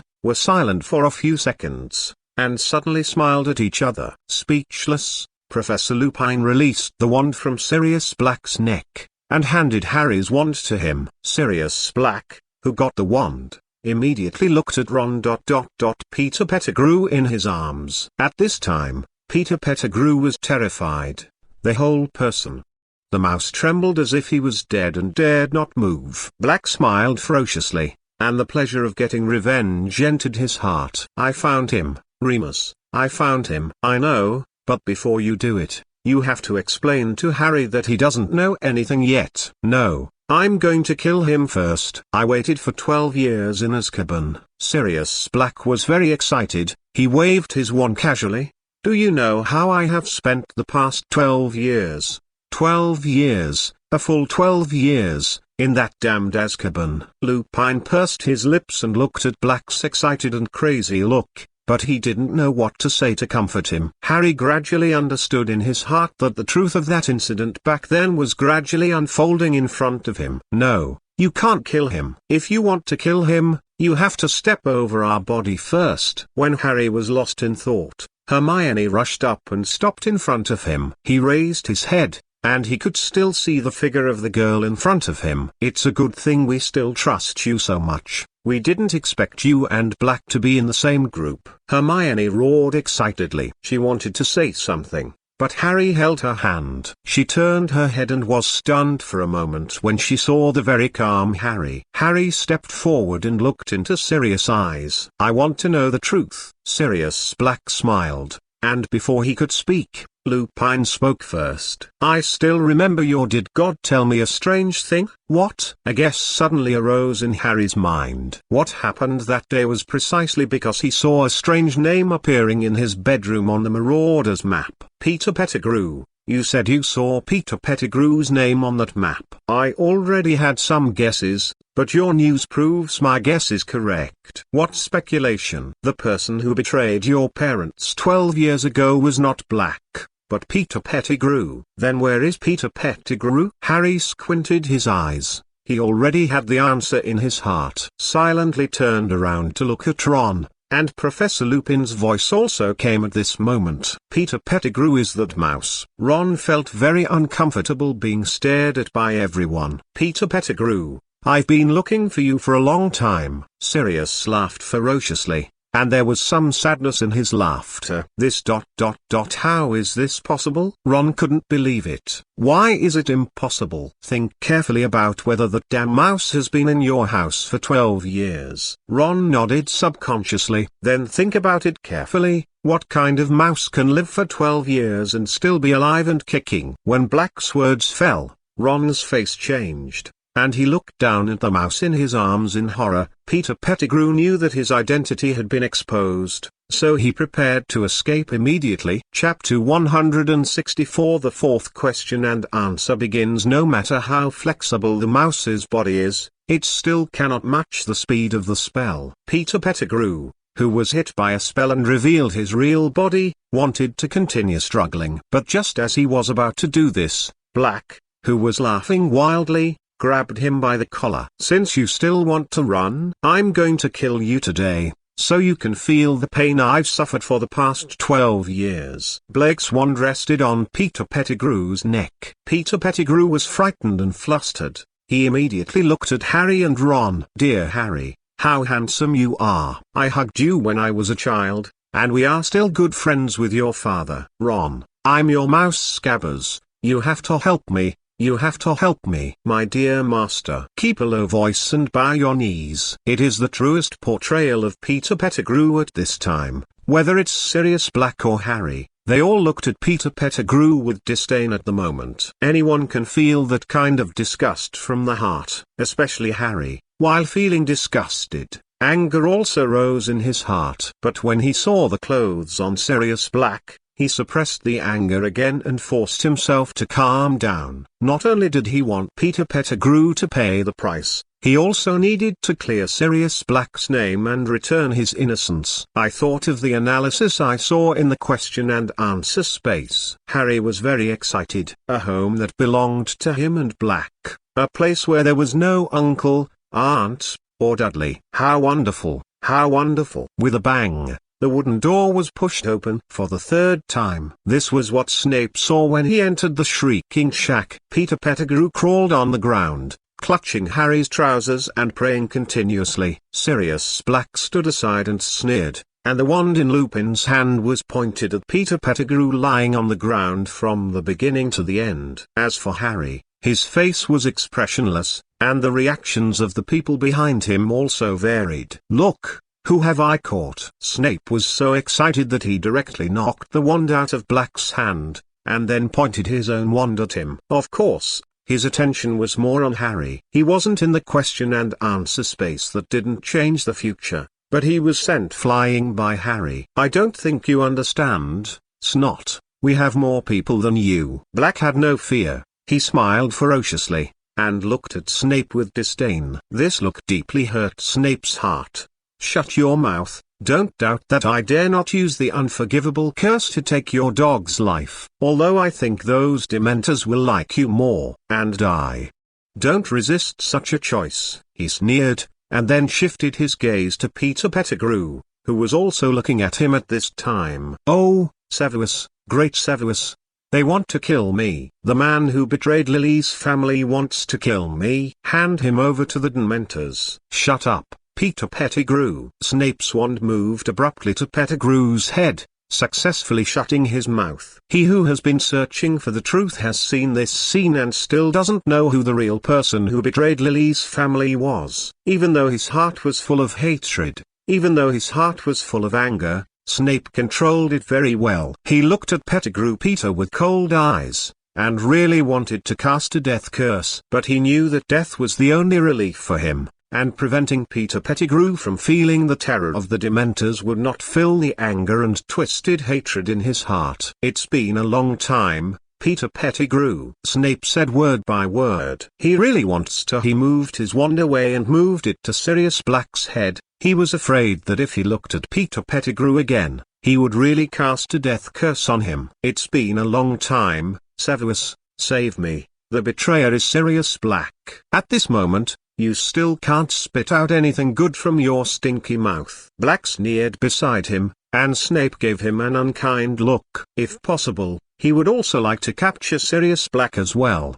Shut your mouth, if you don't want to go back to Azkaban. If Peter Pettigrew is killed here, Snape has a high chance of getting Sirius back to Azkaban. But he didn't want to do that. Simple death is the relief for Peter Pettigrew. He didn't want Peter Pettigrew to die so easily. So, no matter how resentful he is towards Black, he will not let Peter Pettigrew die here. Wow, what you said is really funny, Snotty. It seems that you want to give it a try. The confrontation between the two stunned Harry and the others who were watching. Obviously don't understand how the situation in this field has changed. Isn't their common enemy Peter Pettigrew? Why are they still fighting each other like this? Although they don't quite understand, it doesn't mean they will keep this situation unchanged. But it was also at this time, when Harry wanted to speak, Lupin wanted to dissuade, Peter Pettigrew wanted to escape, and Snape was still fighting against Sirius. The environment in front of everyone suddenly changed, and when they saw the surroundings clearly, their expressions were all strange. At this moment, a large screen appeared in front of every student and professor who was still awake. It was Harry and his group that were playing on it, including Peter Pettigrew. There are 8 people. All the students raised their heads curiously and stared at the picture. The first time they saw this thing appear, the first thing they thought was that the Q and A space appeared again. It seems that we have appeared in a remarkable place again. Lupin scanned his surroundings, and his nervous heart gradually relaxed. In contrast, Snape was a little excited. He only has 2 bottles of medicine left in his hand, and he will have nothing left after drinking them all. Before that, he had been researching in order to be able to drink potions all the time. Although he has deduced most of the ingredients in the potion and searched for many potions that could be replaced, he has never tried it after all, and he still doesn't know what the final result will be. And now, the question and answer space has appeared again. The white mist spread out layer by layer, and in front of them were 8 ordinary stools and tables. It's the same as before, it still forms a circle around the middle. Harry and the others naturally found a place to sit down, and even Peter Pettigrew was pushed by Snape to sit in the seat closest to him. Only Sirius Black was in a daze from guard, completely unaware of what happened. I don't know what's going on here. Are you just sitting on it with such peace of mind? Seeing that Black was so guarded, Lupin wanted to laugh. Don't worry, Blake, this is a place where you can change your destiny. Chapter 165, Snape wins the first prize. Welcome to the question and answer space. All participants in the live broadcast of the question and answer are here. When Black sat suspiciously in the seat between Harry and Lupin, a thick beam of light suddenly appeared in the circle they surrounded. Inside the beam of light was a white phantom, which was blurry and could not see the face clearly. The voice can't tell whether it's a man or a woman, and it has a mechanical feel. Not in vain. The host used a voice changer so that no one could know who he was from the voice. A new round of Q and A live broadcast is about to start. Wow, that's really cool, Sirius Black yelled, and there was still a little excitement in his eyes. Lupin glared at him, but unfortunately it didn't work at all. He still did his own thing and didn't care about the eyes of others. Maybe this also has something to do with Sirius Black not knowing that the video of their question and answer was broadcast live to all the teachers and students of Hogwarts. If he knew, he might be a little more slutty. By the way, what is this for? It looks quite interesting. The figure in the middle glanced at Black's position and explained. This is the question and answer space, and every live question and answer session will be broadcast in real time for all the teachers and students of Hogwarts to see. There are rewards for correct answers, and punishments for failures. There are only 3 chances to answer each question. If you fail to answer all the questions, you will skip this question and go to the next question. After finishing speaking, the humanoid creature closed its mouth. But everyone couldn't see his facial features. All they could see was a mosaic-like blurred face. I can't guess anything. So that's the case. I don't know what I can get if I answer successfully. Sirius Black sat on the chair with his body stretched out. Although it was not elegant, it was extremely comfortable for him. He looked at the figure standing in the middle with disdain. As a member of the oldest family, whether it is wealth or family knowledge, ancient magic secrets, or precious magic potion. It's not that he hasn't seen it before, and he even used it a lot. Money is just a number to him who inherited the family property. Black didn't think there was anything that would attract him, so he looked at it with disdain in his eyes. The humanoid creature in the middle, as the host this time, did not continue to pay attention to Black. Its main task is to start this question and answer session as soon as possible. Everyone has no problem. It asked a very solemn question. No, including Black. They all said in unison. It's just that Sirius' disdain was as sharp as his words. Before entering Azkaban, he was such a free and easy man who could do whatever he wanted. Even after 12 years of torture, the essence of a person will not change, let alone he has been out for so long. The Dementors had less and less influence on him. After getting everyone's answers, the host nodded. Rows of golden words quickly appeared in front of everyone, accompanied by voices. Please listen to the question. Why Sirius Black managed to escape from Azkaban prison and was never caught by the errors of the Ministry of Magic. A. Relying on strong strength. Go straight in without fearing the errors of the Ministry of Magic. B. With the help of Albus Dumbledore, Sirius Black successfully escaped from prison. With the help of Albus Dumbledore, Sirius Black was able to avoid the errors of the Ministry of Magic. C. Sirius Black is an undisclosed animagus. With the ability to transform, he can easily evade the tracking of the errors of the Ministry of Magic.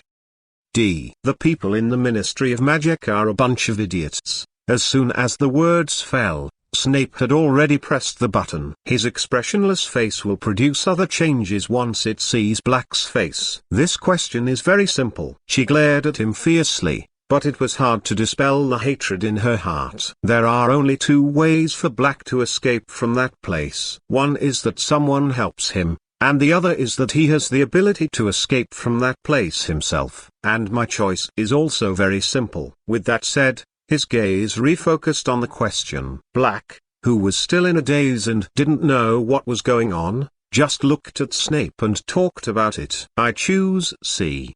Sirius Black is an undisclosed animagus. It is because of this that he has the ability to escape from Azkaban without a wand. In order to know how Sirius Black escaped from Azkaban prison, it can be said that Snape has been studying it for a while. He clearly knew that Azkaban hadn't encountered any attacks. Even the Erasmus found out that Sirius had escaped from prison, and the Dementors told them the next day. So, he ruled out several answers from the beginning. First of all, if Sirius is really that powerful, he must fight it out. As long as there is a battle, it means that there is movement. Secondly, he happened to be staying with Dumbledore that day. It's impossible for Dumbledore to let another person pretend to be him, and then go to Azkaban to rescue Black with him. Therefore, Snape, who had been prepared for a long time, very firmly chose the answer in his heart. Are you sure, Mr. Snape? Very sure. Snape looked away from Black, expectant in his eyes. The reward he got after the successful question and answer last time allowed him to make up for the regrets in his heart in his dream. So what about this time? What will he get? Mr. Snape. It looked at him very seriously, and made a sudden sound with a smile in its tone. Congratulations. You answered correctly and won the first question first. Of course, it's also the easiest question. Everyone looked at Black and found that his expression was a little strange. It's that feeling of wanting to scold people. After all, although some people know that he is an animagus, but not many people know it, and now it has been exposed face to face, which makes him want to die in the future. But now he couldn't care about Snape, but looked at the man in the middle. Just when he was about to yell, he heard Harry yell, "Be quiet." Harry looked into his eyes, and his determination made him shut his mouth silently. But the resentful eyes kept staring at it. Do you want to check the analysis, Mr. Snape? Check. Very normal, exactly the same as the previous few times. Although he already had the answer in his heart, it didn't prevent him from reading it again. Chapter 166 The Cause of Sirius Black's Death. Question: Why Sirius Black managed to escape from Azkaban prison and was never caught by the errors of the Ministry of Magic?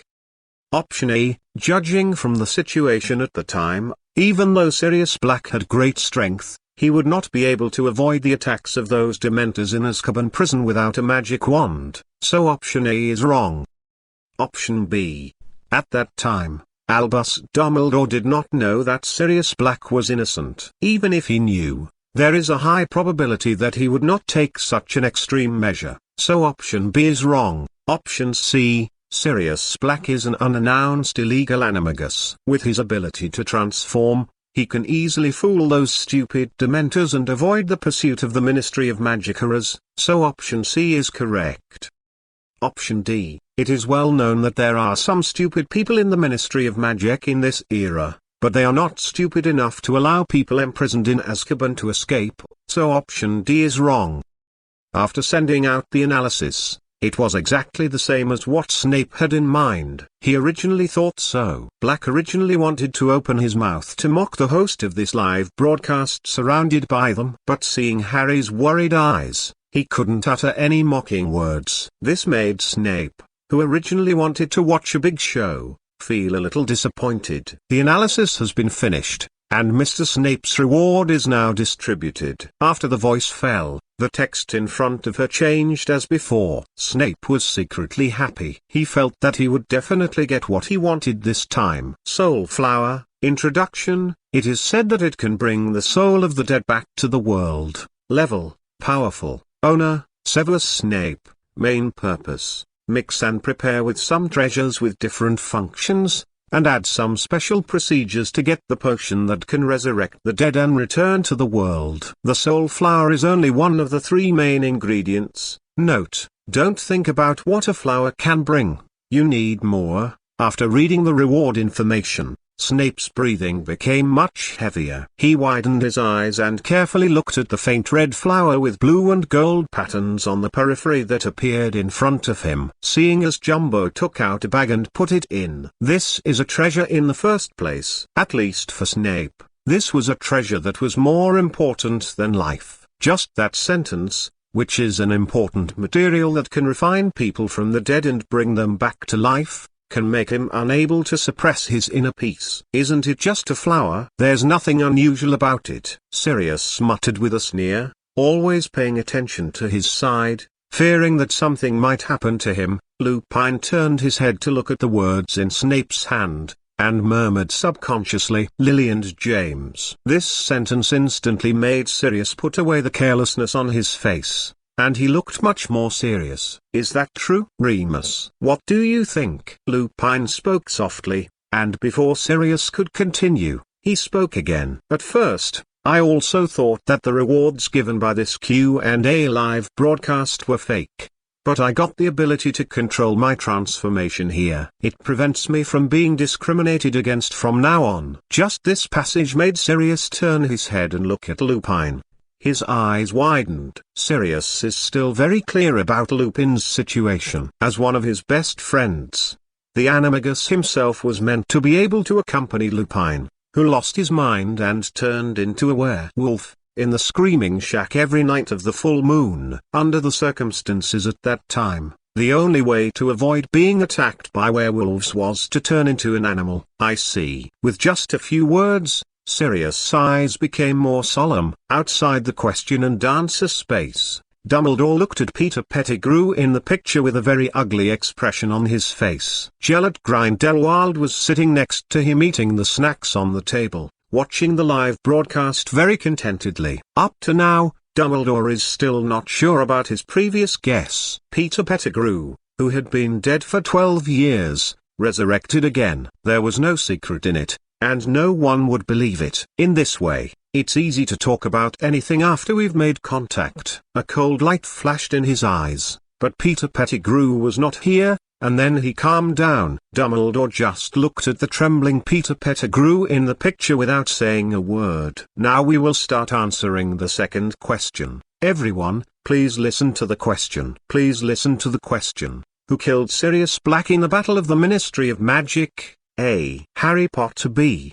Bellatrix Lestrange. C. Voldemort. D. Peter Pettigrew. Quiet, not just ordinary quiet. Everyone's eyes subconsciously looked at Sirius, but everyone's reactions were different. Snape's eyes were full of teasing. and Lupin frowned, a little worried. Harry's heart tightened as he pinched his robe. After finally getting a new home, are you going to lose it? What kind of experience is it to be stared at by many eyes? Sirius has already experienced it once, and this is already the second time. No matter which time it was, being stared at by everyone like a monkey in a circus made him very uncomfortable. Ha ha ha ha, what kind of joke is this? Sirius tried to hide his inner discomfort with laughter, so his performance was very exaggerated. I'm still living here. Well, how could I die? I've never heard of any other battles at the Ministry of Magic, let alone experienced them. While talking,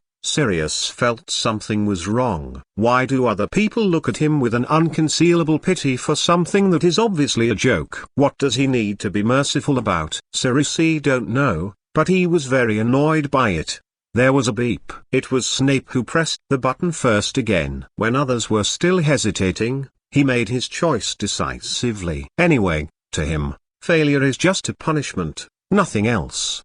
But if he succeeded, as long as he got the material that can revive people like the soul flower he got before, that would be a profit. It's you again, Mr. Snape. Please make your choice. Snape nodded, squinting at Sirius, said very confidently, I'm afraid I'm not the one who knows about that mad dog. But if you want to ask how he died, I'm afraid no one knows better than me. Chapter 167. Everyone who was taunted by Professor Snape wanted to beat him up. After finishing speaking, Snape still didn't forget to give Black a disdainful look to mock him. After teaching at Hogwarts for so many years, he still has one ability that is full. That is ridicule. As soon as Snape opened his mouth, every student in Gryffindor College glared at him. There was a smile on the corner of his mouth, which Gryffindor College student didn't want to beat him up. If it weren't for Snape being a professor, those students wouldn't be able to beat him. Maybe, under the leadership of the two Weasley brothers,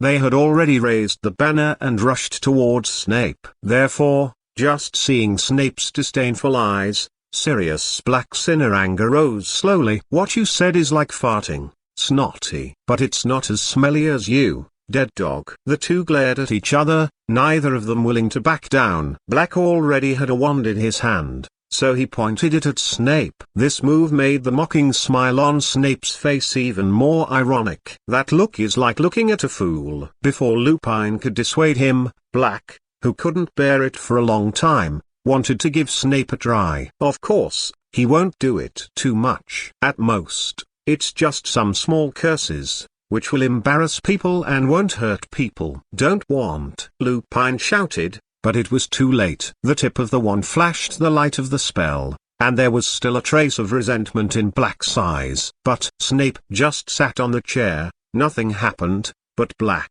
who released the spell, was struck by a bolt of lightning in the dark clouds that suddenly appeared in the sky. The wand dropped from his hand, and Black's eyes were full of confusion. This is what happened. Why was he suddenly struck by lightning? No, where did it come from in this place? A puff of black smoke was spit out by Black, and he sat back on the chair, with a buzzing sound in his head disturbing his thoughts. Silly dog. Snape watched all this and sneered. He did it on purpose from the beginning to the end. Having suffered once, he knows exactly what the penalty for not being able to do anything in the question and answer space is. Even if it doesn't kill someone, it can still bring that person a huge humiliation. After all, the entire Hogwarts students and professors were watching this live broadcast. Just because Black doesn't know now, doesn't mean he won't know in the future. And this is Snape's conspiracy. Ha ha ha ha ha ha ha. The wild and smug laughter reached Blake's ears, which made him sober up a lot. Black stretched out a finger and pointed at Snape tremblingly, but he still didn't say a harsh word after all. At this time, the host's voice finally arrived. Fighting is not allowed in the question and answer space, and anyone who violates the rules will be punished at different levels depending on the situation. It glanced at Black before turning to Snape. Mr. Snape, please continue to answer questions. There is a time limit for each question. Nodding slightly, Snape was very satisfied and very happy. Using the question and answer space to trick Black once can be said to have made him severely angry. And next, he should think at whose hands Black died. Harry? Probably not. If it was Harry, it would only be because he was controlled by the imperious curse and prepared a trap to lure Black's stupid dog to the Ministry of Magic. But Harry's whereabouts were mentioned in the previous problem analysis, so the first option was ruled out. Then, after ruling out the first option, Snape felt that the remaining options were all possible. Who do you think killed Sirius Black?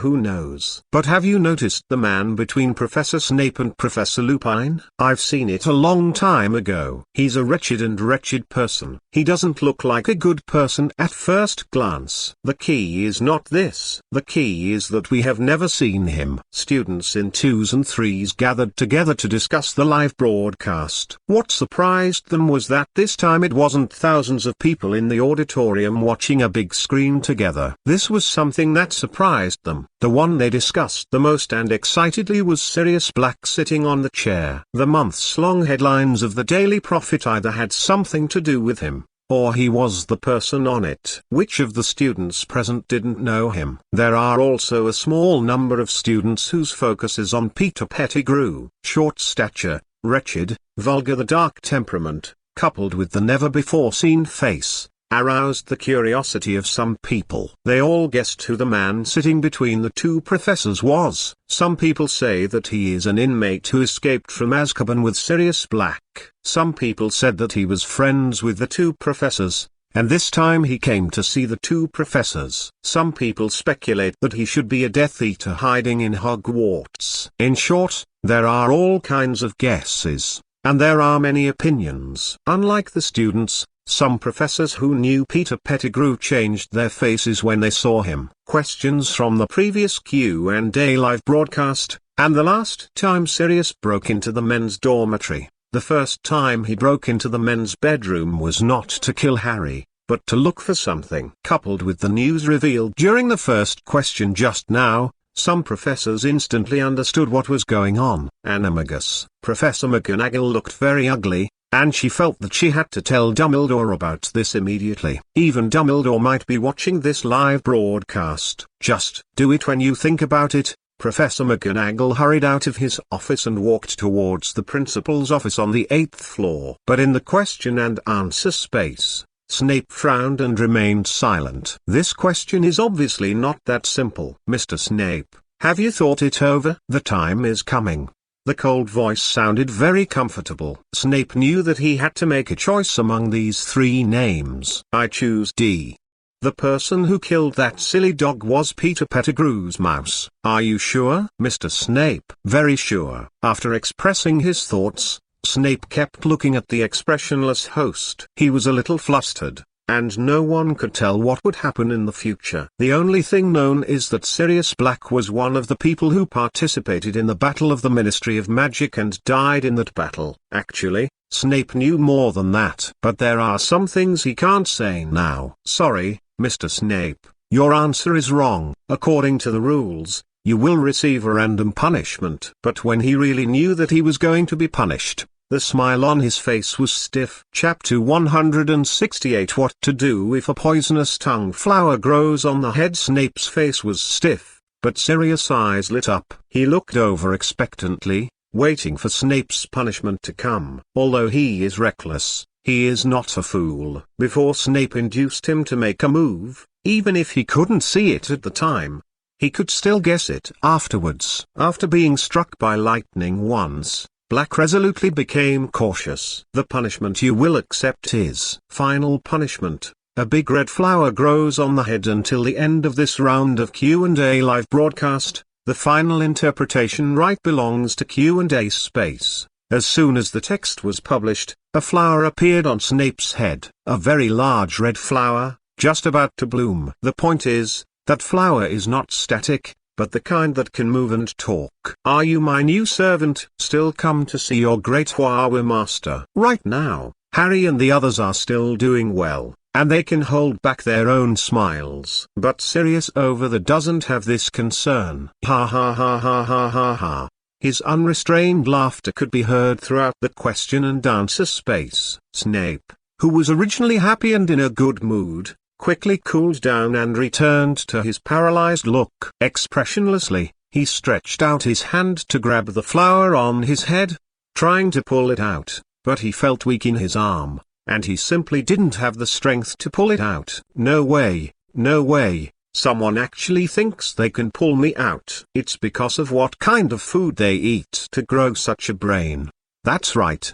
That's right, you're so right. Blackover smiled even more happily, but Snape's eyes were gloomy and terrifying in comparison. Taking a deep breath, Snape gave up his initial thoughts. He took out his wand, ready to try all kinds of magic to deal with the flower on his head. Snape tried every means to pluck the flower on his head, let alone mention it. Others have already started a new round of rushing to answer. Peter Pettigrew gradually recovered from panic, staring at the text in front of him with light in his eyes. If he gets the answer right, can he? With a beep, the new answerer is not him. Ron was very happy. He looked at his hands and subconsciously looked at Harry, just in time to meet Harry's encouraging eyes. My heart was very excited. Is this question still worth reading? I can think of the answer with my toes. It must be Voldemort. Ron was very confident, although the one he thought of before was Peter Pettigrew.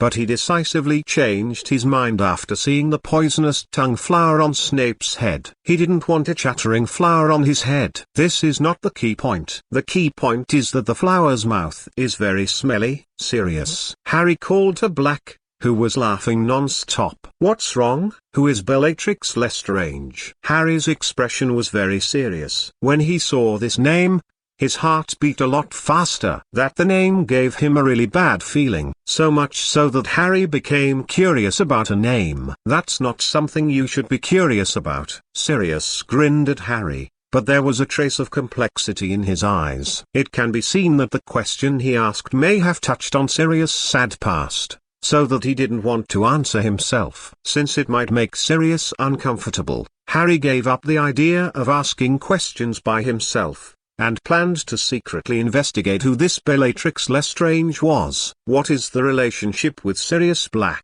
She is my cousin, a loyal Death Eater. As Harry gave up, Sirius' deep voice reached his ears. He subconsciously turned his head to meet Black's flickering eyes. For the first time, the playful, frivolous Black showed another side of his character in front of Harry. Mature and stable, with a calm expression. This is different from him in the past. The current him makes Harry somewhat confused which one is the real him. It's ironic. Except for me, my family is very loyal to that person. To be more precise, the most important thing in their hearts is blood. The ancient and noble Blake, what an ironic joke. How many people are still alive now? And my silly brother. The voice gradually dropped, and Harry could no longer hear the voice behind him clearly. He just saw that Black's eyes gradually diverged, and he looked a little dazed, so he knew that he had fallen into the contemplation in his memory. My choice is C.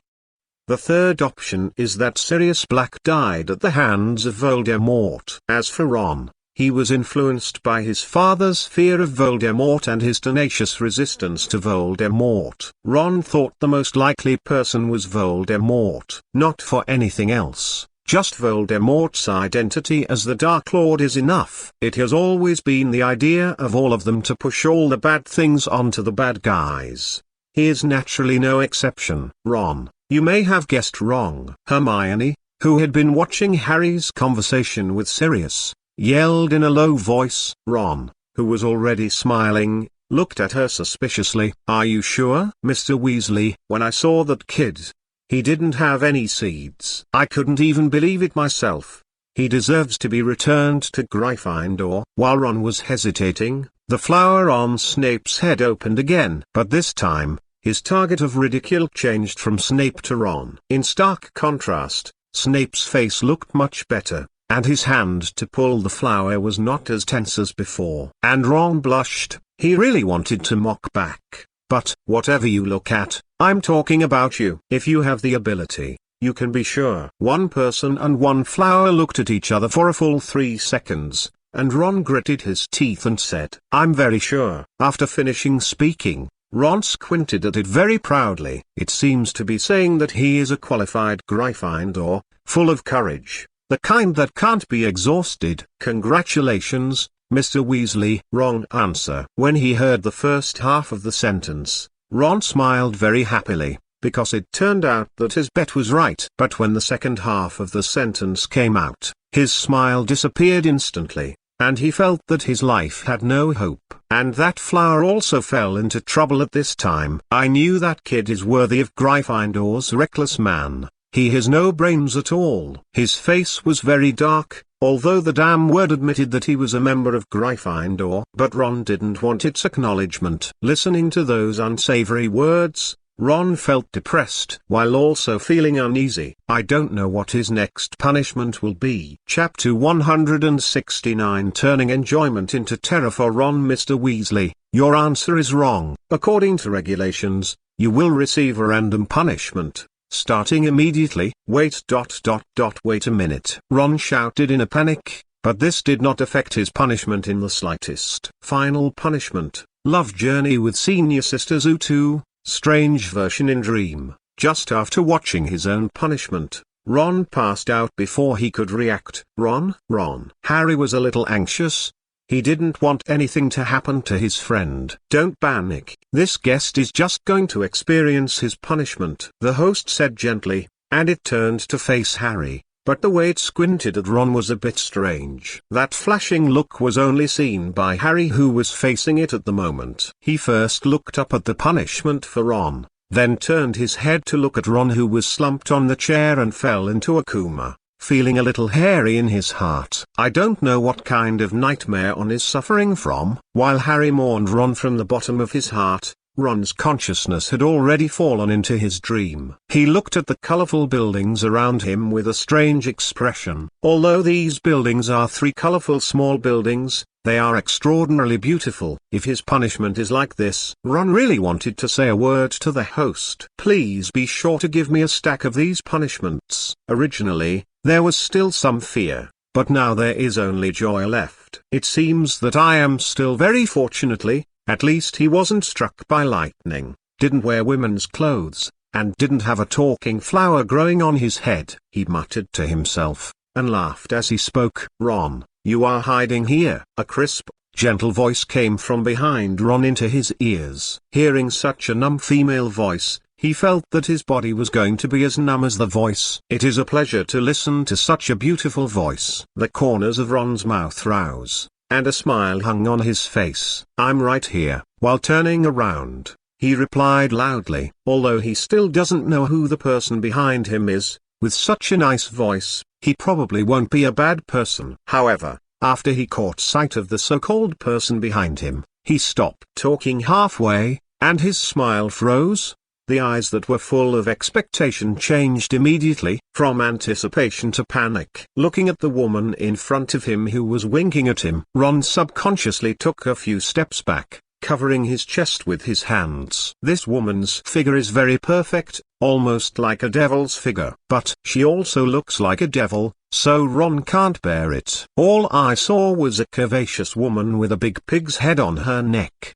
The mouth of the pig's head was still dripping with wet saliva. With the open mouth, you can still see the jagged big yellow teeth, and a piece of green vegetable leaf is still stained on one of the teeth. The point is not the big yellow teeth, although they are also disgusting. The point is, the moment the woman in front of him opened his mouth, an extremely stench was desperately entering his nostrils. On the spot, Ron didn't hold back. He vomited all over the floor. Almost vomited out his gall. The woman looked at herself when she saw Ron.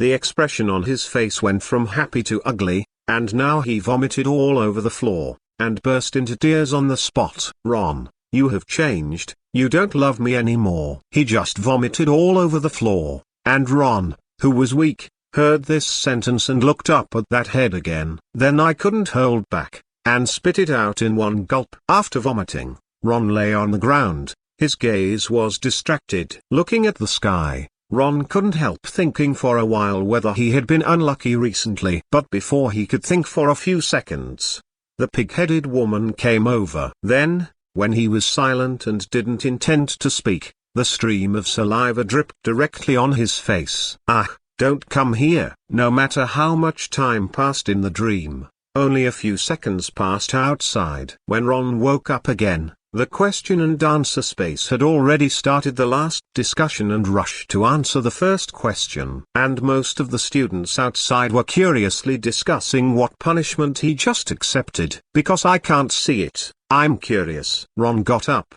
leaned on the table, and vomited furiously, directly vomiting out the food he ate today. This picture directly aroused everyone's curiosity. The host saw the leftovers that Ron had spit out, and waved his hand in disgust. The next moment, all the disgusting things that Ron spit out disappeared. "Ron, what happened?" Harry asked curiously. His two eyes scanned Ron's body back and forth, trying to find out what was wrong with him. After vomiting, Ron felt that his body was much better. He fell on the chair, leaned back against the chair.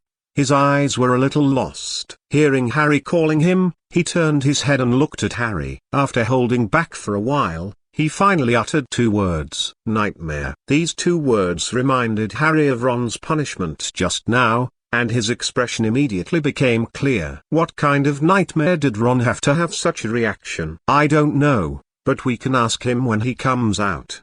"What if he doesn't say it?" "Then we can only take special measures." Led by the two brothers, members of the Gryffindor Funny League whispered, especially the two Weasley brothers who were surrounded by them. Their eyes were shining when they looked at Ron. "When Ron comes out, we need to talk to him. How should I put it? We are all his brothers." George and Fred looked at each other and said, if you ignore the weird smiles on the corners of their mouths. Probably these words were just out of the two elder brothers' concern for the younger brother. Perhaps. Back in the question and answer space, this time it was still Harry who rushed to answer. He looked at the name with lingering fears in his heart. It seems that that name is very special and important to him. "I choose B. That person can't possibly be me." There is no extra hesitation. Harry spoke, and he made a joke in a very good mood. This question is actually very simple. After all, the wrong answers were eliminated by the other two people, and Harry himself would definitely not choose himself. So, congratulations, Mr. Potter. Harry looked at it, feeling neither sad nor happy. Very peaceful. Correct answer. What he actually wants to know more is about that person, whether to check the analysis. But now, he can know what might happen in the future through analysis. Check. Chapter 171st video question: if there is no question and answer space, will my future be full of tragedies? This point, no one knows.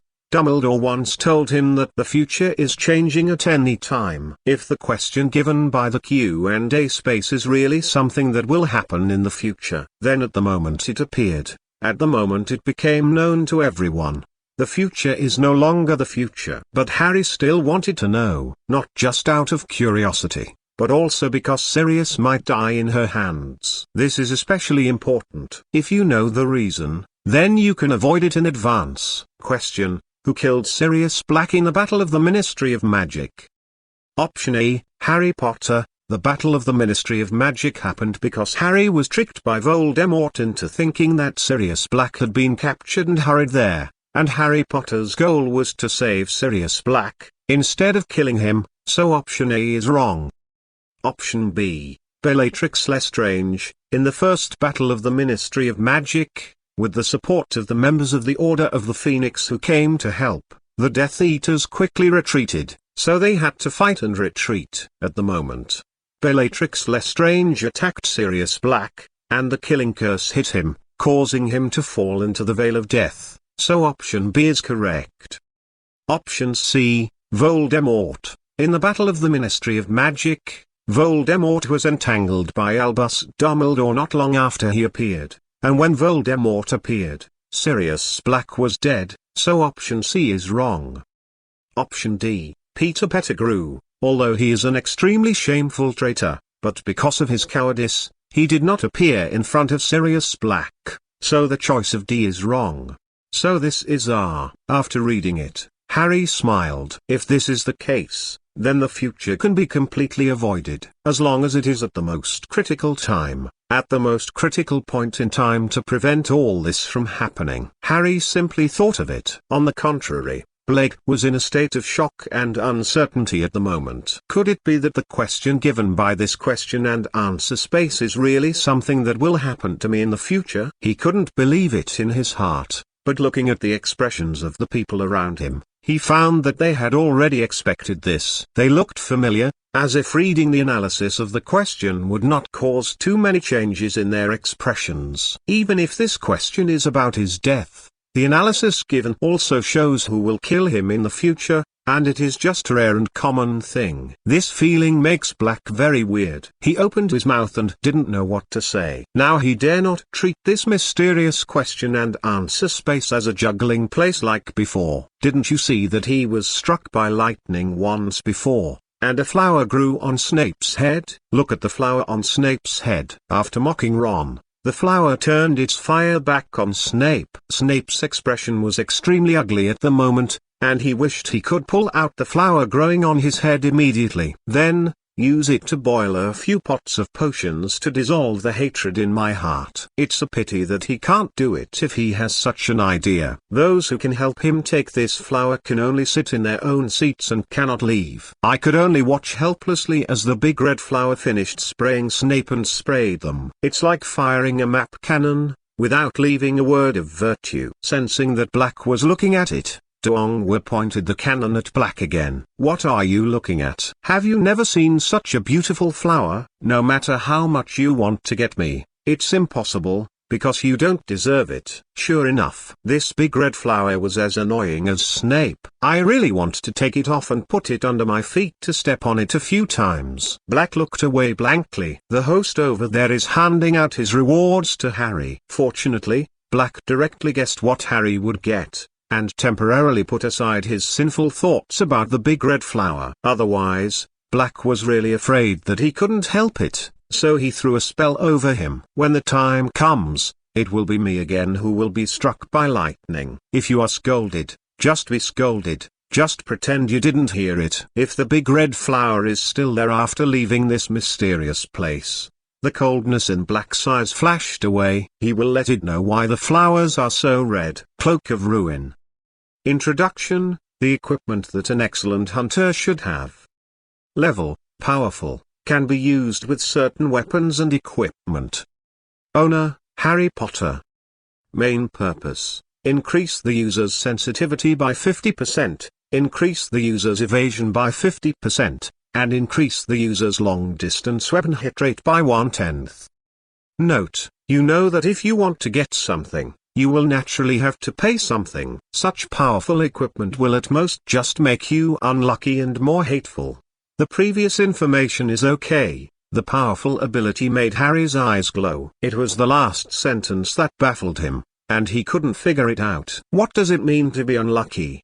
The inexplicable Harry held the worn black cloak in his hand. You can still feel the sense of age from this cloak, but it's a bit worn out. Harry put it on himself. The black cloak blended with the wizard robe he was wearing, and then changed his wizard robe bit by bit. In the end, Harry looked at the thin clothes on his body, and he could carry a gust of wind when he walked. Of course, this is just his personal guess after looking at his clothes, and he hasn't proven it yet. Very nice, Harry. You look much more handsome in clothes, Lupin praised. She didn't hide her admiration. Thank you, Professor. Harry nodded slightly towards him, his face also full of joy. He likes his new clothes very much. It looks so cool. He was wearing a black windbreaker, with 2 retro pistols pinned to his waist. The wand is in the pocket and can be taken out at any time. It's just that Harry always felt that he was missing something in this outfit. But I couldn't think of it for a while, so I didn't bother to take care of it. Ladies and gentlemen, the third question begins. The host glanced over and saw that everyone was ready. He knew that he was going to start the next question. Please listen to the question. After the words fell, a picture appeared in front of them. instead of the previous text title. This change has attracted the attention of many outsiders. A 3-meter-long and 2-meter-wide rectangular screen appeared in front of several guests present. The screen image is currently black, and then gradually becomes brighter. The first thing that catches the eye is Harry, who is fixed on the statue. He kept struggling, but to no avail. Then, Peter Pettigrew appeared with an ugly baby in his arms. In front of them was a cauldron of boiling potion. Many people watched this scene one after another, wanting to see more hidden information from it.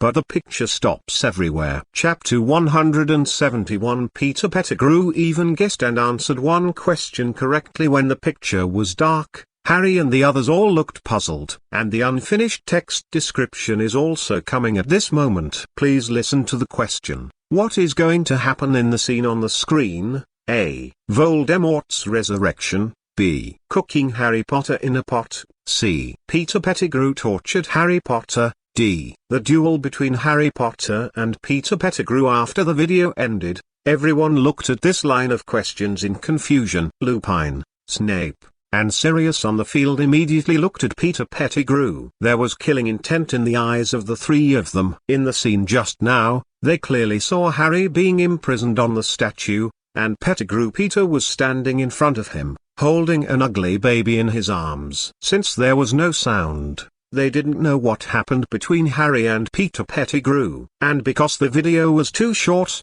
the information they got was extremely limited. At this moment, the students and professors who were watching the live broadcast were in an uproar. Some of them were guessing the identity of Peter Pettigrew just now. But I didn't expect to get such an answer. Harry faced such a terrifying person. Wouldn't it be very dangerous? And he was still imprisoned on the statue, and he couldn't even pull out his wand. Harry is the only focus of your attention?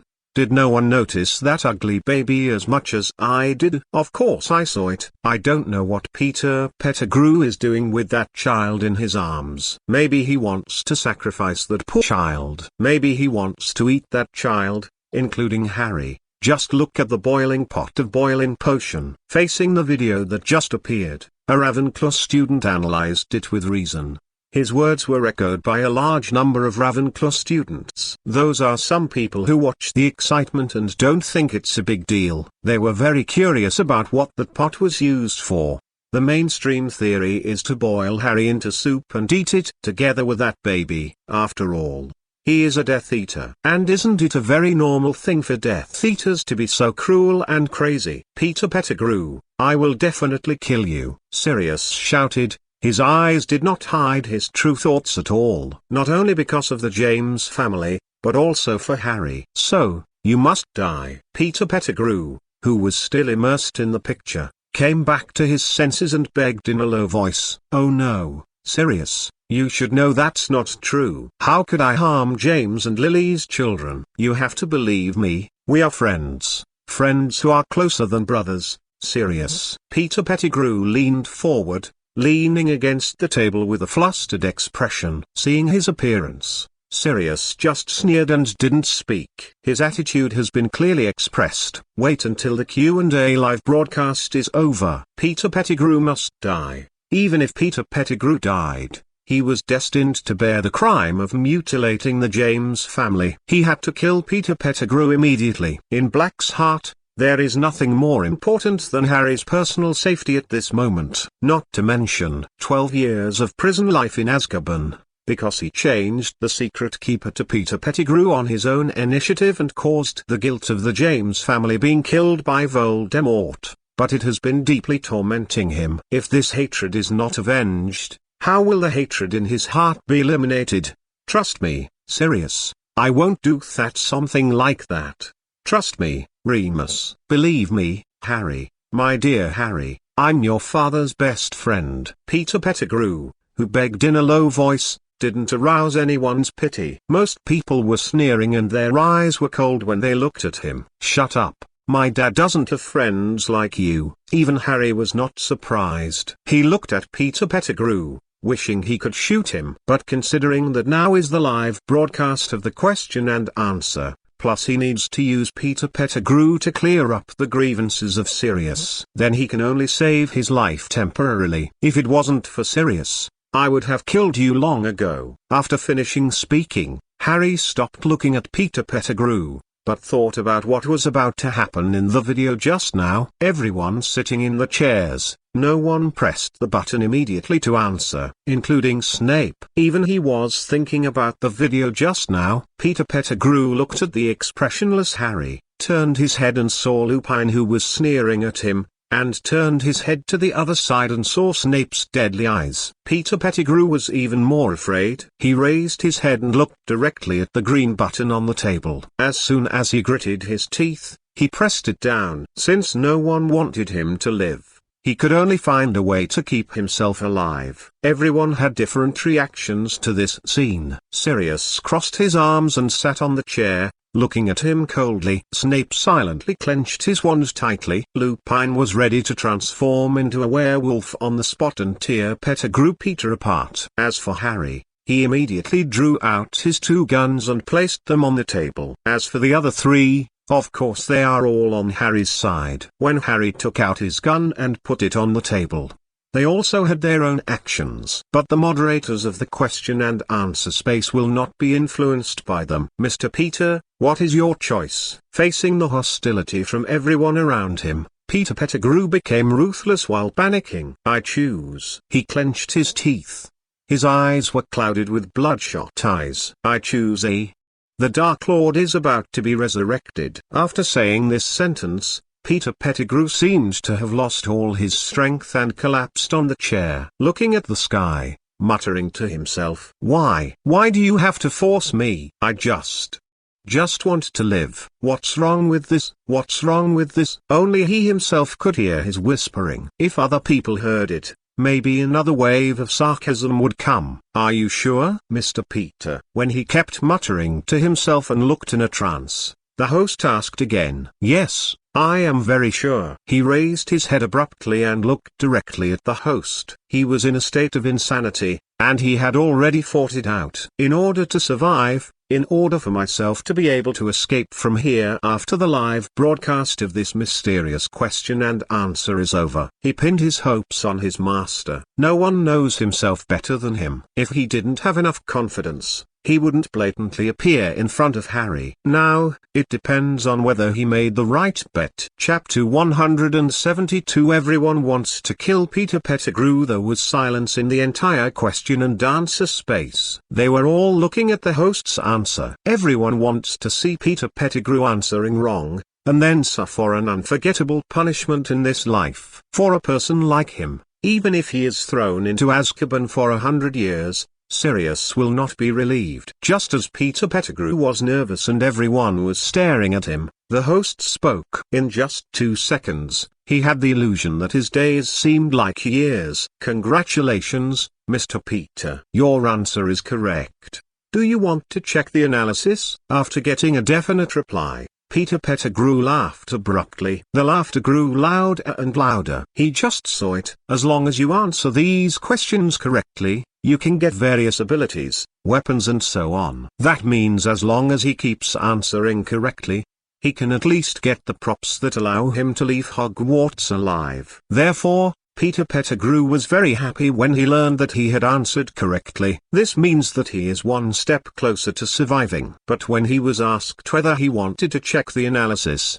he began to hesitate again. Timid, life-threatening, not decisive, indecisive. This has always been a label on Peter Pettigrew. Otherwise, he wouldn't have been lying on the ground begging them to spare his life when they were caught by Sirius. But at the same time, Peter Pettigrew is very ruthless, and he is very bold and ruthless when he does certain things. He is such a contradictory character. At this moment, it is vividly reflected, because he didn't know whether he should check the analysis. He watched it, which meant that everyone watched it. If he doesn't read it, then no one will know. If he doesn't look, if what he gets later is not enough to allow him to leave Hogwarts alive, then what awaits him may be a torture even more terrifying than death. It was also because of this that he began to hesitate. "Do you want to check the analysis, Mr. Peter?" Their host asked the same question again. At this moment, silence is better than sound. No matter how curious they were, the others did not speak at this moment. They were all waiting for Peter Pettigrew's answer. Snape had already figured it out. If Peter Pettigrew refused to check the key problem analysis this time, then, when the Q and A live broadcast is over, he will drink some unusual potions to repay him before the Ministry of Magic arrives. Let him feel the anger of a potion master. Check. Check. In the end, Peter Pettigrew was still tormented by the fear that he wouldn't get enough to get out of Hogwarts alive. He was too scared, and too eager to live. This also makes him feel lucky when he has a chance. As it is now, at least on the bright side, before Voldemort returns, he doesn't want to completely offend everyone on the bright side. The most important of these is Harry. Peter Pettigrew is still pinning his hopes on persuading Harry. Because of the poor information, he didn't know that Harry had gotten a piece of what had happened to his parents' deaths. How could Harry, who was not completely ignorant, be easily persuaded by Peter Pettigrew? In addition, he himself is still living in this world, which in itself is the biggest proof of his dislike. When doubt arises, trust breaks down. When this kind of thing happens again in the future, the first thing that comes to mind is his name. But people? There is always a little luck in their hearts. Who can be an exception? Question: what is going to happen in the scene on the screen? Option A: Voldemort is resurrected. The scene in the picture is that Harry was caught in a trick and witnessed Voldemort's resurrection and return with the help of Peter Pettigrew, so option A is correct. Option B: boil Harry Potter in a pot. The cauldron in the picture is not used to cook Harry Potter. On the contrary, it is an important prop used by Voldemort for resurrection, and what happened next is Voldemort's resurrection and return. Therefore option B is wrong. Option C: Peter Pettigrew tortured Harry Potter. After capturing Harry, the first thing Peter Pettigrew did was not to torture Harry, but to follow Voldemort's order to revive Voldemort, so option C is wrong. Option D: Harry Potter and Peter Pettigrew duel. After the screen, after Pettigrew Peter successfully revived Voldemort, the person who confronted Harry Potter was Voldemort, and Pettigrew Peter did not fight Harry Potter. Specially launched a complete duel, so option D is wrong. When he saw the analysis of the first option, Peter Pettigrew knew he was going to be doomed. If there were no accidents, Professor Dumbledore would never let him go, just by relying on oneself to resurrect Voldemort, etc. Peter Pettigrew suddenly remembered. It seems that I haven't done this yet. He scanned the surrounding area with his eyes, and everyone in the circle was sneering at him, and the cold eyes let him know. Even if I jumped into the Black Lake from the top of the Hogwarts Tower, I still couldn't wash away my suspicions and the suspicions of others. Peter Pettigrew, who wanted to cry but had no tears, had no choice but to accept this fact. In the future, he will help Voldemort to resurrect. Whether he will be caught in Azkaban right now is unknown. I didn't expect that the person who helped Voldemort revive would be you in the end.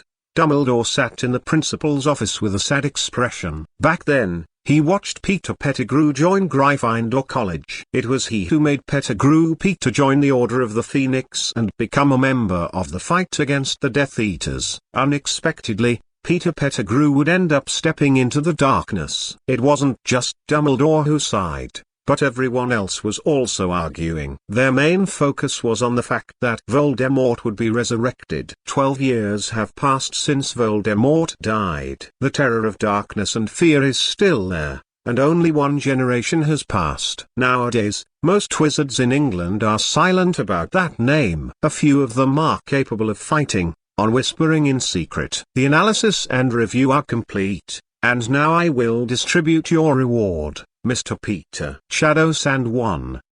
Introduction: Traveling at home, necessary for escape. Level: Excellent. Owner: Pettigrew Peter. Main purpose: sprinkle it directly around yourself. It will help you enter a short-lived state of covering your body. You will not be touched in this state. Any attack will pass through the body without hurting the holder, and no one around you can see you. Note: its effect is very powerful, but the time is a bit short and weak. It only has a timeliness of 3 minutes. Please use it with caution. Chapter 173 Shocked. What is it that makes an able-bodied young man bully an old man? Pettigrew Peter's eyes lit up when he saw the small purple bottle pendant in his hand. A small bottle of sand is contained in the small purple bottle, and the color of the sand cannot be discerned. But it is more precious than all the sand in the world, because it can help him escape. This alone is already extremely precious. It just satisfies Peter Pettigrew's desire to escape Hogwarts. Can be invisible, and cannot receive any damage when invisible. What else can it's more reassuring than that? Although the time is a bit short, I don't know if he can escape from Hogwarts for 3 minutes. It would be embarrassing if he couldn't escape. There are anti-apparition spells in Hogwarts. It's not just as simple as one floor, but the entire castle and surrounding areas are covered. Otherwise, does he still need to worry about his escape? Just one apparition can leave Hogwarts before Sirius catches him. Leaving this place is both the most dangerous and the safest place ever. It was precisely because he couldn't do it that the little purple bottle in his hand was so precious. He only needs to lightly hit him in front of him, and he will leave with great confidence. But the point is, after the Q and A live broadcast is over, he had to smash this bottle of shadow sand when everyone just realized it. Otherwise, what awaits him may be the doomsday. The kind that even Dumbledore couldn't save him when he came. Albus, what Professor McGonagall saw when he walked into the headmaster's office was Dumbledore sitting on a chair with his hand on his forehead and meditating. We have to find a way to catch Peter Pettigrew and clear up the grievances for Sirius. It's the same as I thought. But with that bottle of shadow sand, Peter Pettigrew is not so easy to catch. Dumbledore looked up at the approaching Professor McGonagall, then glanced at the bookshelf on the left without leaving a trace. Then can we just watch him leave Hogwarts? Professor McGonagall was not reconciled. She desperately wanted Peter Pettigrew to be punished as he should. That depends on whether Sirius, Severus, and Remus can let go of their prejudices and work together to capture him. After all, we don't know where they are right now. We won't know until the Q and A live broadcast is over. Dumbledore helped the half-moon-shaped eyes he was wearing, and said calmly, "Oh, that's the only way to go." Professor McGonagall sighed, and looked at the live broadcast of the question and answer. The pictures in the question and answer space moved as she walked, so she could clearly see that there was a small screen beside her. While Peter Pettigrew was frantically thinking about how he should avoid the attack, imprisonment, and pursuit of the rest of the people, a new question has also started. The fourth question is about to start. All guests, please get ready. Please listen to the question. Still the same as before, a three-dimensional screen appeared in front of them. Even if they didn't know the principle of it or what it was, it didn't prevent them from seeing the content played on it. The new picture started with darkness, and then two people appeared. One is Harry,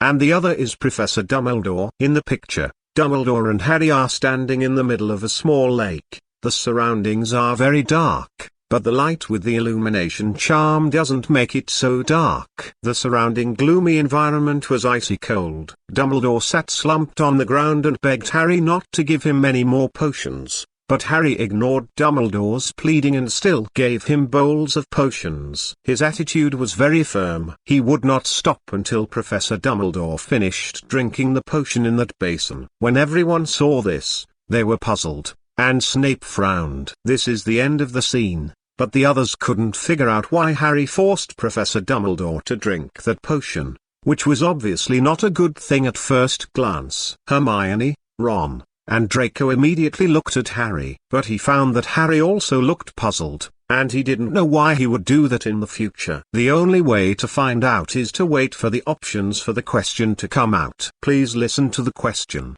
In the picture, why did Harry Potter force Albus Dumbledore to drink that pot of potion? A. For the greater good. Harry Potter imprisoned Albus Dumbledore and made him drink those potions every day, because those potions could make Albus Dumbledore ooze his magic power, will not pose a threat to his journey. B. At the firm request of Albus Dumbledore, no matter what happens, he must be made to drink up that pot of potion. C. The Harry Potter on the screen was transformed by Voldemort using Polyjuice Potion. He deliberately set up a trap to trap Albus Dumbledore and remove his biggest obstacle. D. In order to remove the biggest obstacle in his journey, Voldemort captured Harry Potter's relatives and friends, used them to threaten Harry Potter, and forced Harry Potter to give Albus Dumbledore the potion. Starting from this question, there are only 2 chances to rush to answer each question. When the screen ended and everyone read the question, the host spoke. After he finished speaking, a new rush to answer began. But this time, no one pressed the button first. Among them, Draco looked at Harry very strangely. Even Harry looked at the first option in a daze. As for the outsiders, Dumbledore and Professor McGonagall, the students and professors who were still watching this live broadcast at Hogwarts, they also looked at Harry in the picture with strange eyes. In fact, the first option that properly describes Harry is the future generation of dark demons. King. Look at what he said. For the greater good. How sublime, how compelling. It sounds much better than Voldemort's pure blood supremacy. All males are going to die. If Harry came to be the Dark Lord, it is estimated that many people would follow him. Draco on the other side was thinking about whether now is the right time. Change Harry's thinking as soon as possible. Pull him into his side, and promote the idea that wizards are equal and wizards and moles are not separated. In case he turns black into another Dark Lord in the future, maybe the 2 of them will become enemies in the end. And this is not what Draco wants to see. While there is still a chance, communicate with Harry more. Draco thought to himself.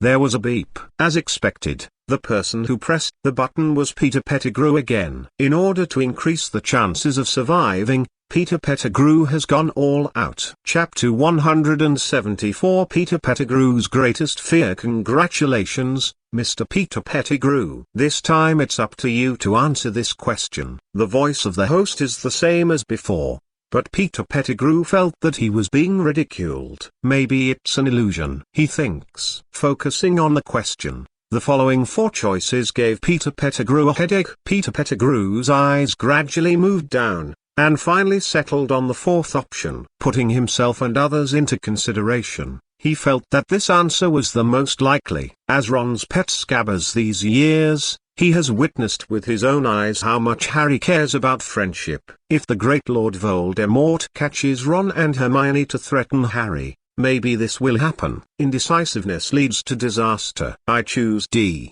the 4th one. Peter Pettigrew, who is determined in his inner choice, is decisive at this time, which is quite impressive. It's just that after looking at him differently, he became even more disgusted. And the few people who have strengthened their murderous intentions no longer plan to keep Pettigrew. Peter, when the time comes, give the Ministry of Magic a corpse, and if you make vague remarks, and cooperate with Dumbledore's huge reputation, you can barely clear Black's charges. As for why it is reluctant, it is of course because the relationship between Fudge and Dumbledore is not so ordinary on the surface. Since Fudge came to power, he didn't have much ability and was only lucky to get the Minister of Magic. He could only rely on Dumbledore's prestige to secure his position as Minister of Magic amidst the pack of wolves. But now, Fudge is no longer the Fudge who was lucky enough to get the Minister of Magic but whose foundation was unstable. Now,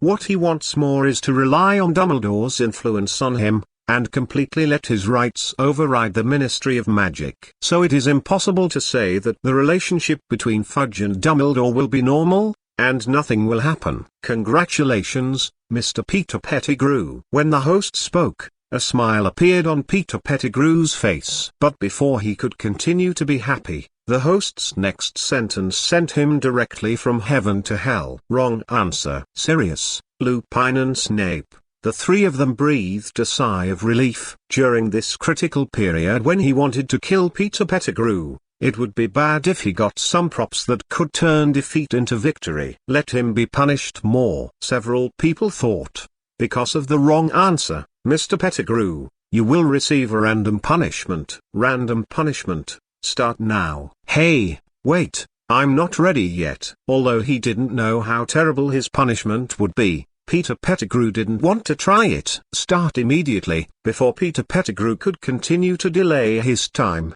his punishment had already arrived. Final punishment: experience the greatest fear in your heart. A short line of words made everyone who didn't understand how the question and answer space should be very curious. They really want to know how the Q and A space will carry out this punishment next time. Is it in a dream, or in the question and answer space? But in the next scene, the figure that appeared in front of Pettigrew Peter answered everyone's doubts. Standing in front of him was a man in a black robe with a mad and calm expression. No nose, no ears, and no hair. Peter Pettigrew, you damn servant, you didn't complete the task I gave you, you really deserve to die. Looking at this familiar man, Peter Pettigrew's greatest fear was awakened. From the beginning to the end, apart from his fear of death, he only had Voldemort. And Voldemort himself is linked to death. No, no, master, you listen to my explanation. Peter Pettigrew collapsed on the ground,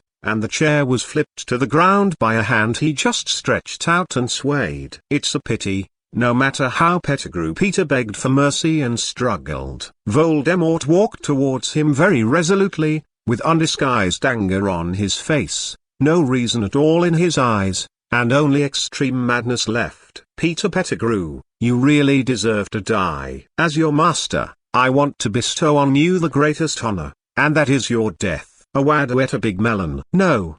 Pettigrew roared. The green light grew bigger and bigger in front of Pettigrew Peter's eyes, until it swallowed his entire body. 2 seconds later, the green light disappeared, and the reappearing Voldemort also disappeared. Only Peter Pettigrew collapsed on the ground with lingering fear. His eyes glazed over. The others were also frightened. Was frightened by Voldemort just like that. Even Harry was no exception. He stared at the place where Voldemort disappeared just now. For a moment, he really thought that it was the real Voldemort, and almost picked up the 2 guns on the table to give him a heartbreak. After being so frightened, I couldn't turn my head around. A faint hint of hatred flashed in Snape's eyes, but then disappeared. Sirius tightly held the wand in his hand, and was speechless for a long time. Lower your head, no matter how resentful you are in your heart. Harry could only admit one thing, that is, Voldemort is far more terrifying than he imagined. I am not strong enough to face him now. The only way to face him is to become stronger and stronger. Harry clenched his palms and punched the button hard. This time, no matter whether he will fail to answer the question or not, he will get a power far stronger than Voldemort. Only in this way can he personally avenge his parents. When Harry pressed the button, the attention of the others was drawn. Except for the more likely option, in the descriptions of other options, Harry is not a good guy. Naturally, the eyes of other people are a little different. What do you think it will be? What? The answer to this question. I don't know, but Harry won't fall into darkness. Professor McGonagall looked at the deep blue eyes, and then at Harry in the picture, feeling a little sad. Logically speaking, the one chosen by Peter Pettigrew is indeed one of the most likely answers. With Harry's emotional temperament, if his relatives and friends were captured by Voldemort, maybe he would really compromise. However, this answer is wrong. Dumbledore's eyes flickered, and he thought of the last communication with Tom. Assuming there is more than one Horcrux, he thought, he already understood. It depends on whether Harry can find the correct answer from the options this time. When looking at these options, Harry felt his face getting hot. He felt that such a thing should not happen to his future self, shouting things like being the 3rd Dark Lord for the greater good. Chapter 175. If Harry suddenly says it's for the greater good, what if Harry told us to come help him for the greater good? Will you help? It depends on the situation. There is a high probability that it will. That's fine. If Harry really promotes his ideas, as long as it's not something very extreme, I think there will be many people willing to follow him. Such discussions can be seen everywhere in Hogwarts. If it wasn't for the appearance of those answers, many people would never have thought that if one day Harry spread his ideas and established an organization, would they join? After some discussion, the result was that most people were willing to believe that boy. The discussion in Hogwarts did not affect Harry. who was in the question and answer space, ready to answer the question. He is also very hesitant now. There are still 3 options left in front of him. It's as if he has reached a fork in his life. Each road represents a different future, and the person involved doesn't know which way is good and which way is bad. The only thing they can do is to use their best feeling to choose the best item for them at that time. Harry first looked at the first question. No matter how many times he read it, he still felt very uncomfortable. The more he looked at it, the more he felt that in the future he had become an out-and-out Dark Lord. It can be seen from the way he treats a helpless old man. Decisive, very decisive. Harry's eyes moved directly down. What if, in the picture, he himself forced Professor Dumbledore to drink the unknown potion? Was the professor himself asking for it? His heart trembled violently, and the answer told him that it was best to choose this. But Harry firmly got rid of the temptation of this option, and continued to look down. The third one is also very possible. As long as Voldemort gets a part of his body tissue, he can use Polyjuice Potion to transform into his appearance to assassinate the professor. Harry, who ruled out the first option, was left with 2 options. His hesitation was not as obvious as before. His eyes wandered up and down between these 2 options. One is that he was replaced, and the other is that he was asked by the professor. Harry Black called him. Harry turned his head and met Black's eyes that seemed to be shining. Trust yourself. Harry nodded and let out a breath. When the host looked at him, he smiled freely. I choose B, the second one. Are you sure, Mr. Potter? In everyone's eyes, Harry nodded solemnly and said, very sure. Congratulations, Mr. Potter. The host looked at him. Even if he couldn't see through the mist on the host's face, he could feel his sincerity from the bottom of his heart. Your answer is correct. As soon as the words fell, everyone present found that the blacked-out screen in front of them lit up again. Dumbledore kept begging Harry not to give him this drink anymore. But Harry said something in the screen. Professor, you said that you will finish drinking it. The video continued. After Professor Dumbledore drank the last bowl of potion, Harry happily took out a pendant from the jade basin that was originally empty. At this point, the video ended, and the screen fell into darkness again. When Dumbledore outside saw Harry taking out a pendant from the jade basin, some inexplicable light burst out in his eyes. He was sure that what they were looking for was Voldemort's Horcrux, and that lake made Dumbledore feel very familiar. He remembered where it was.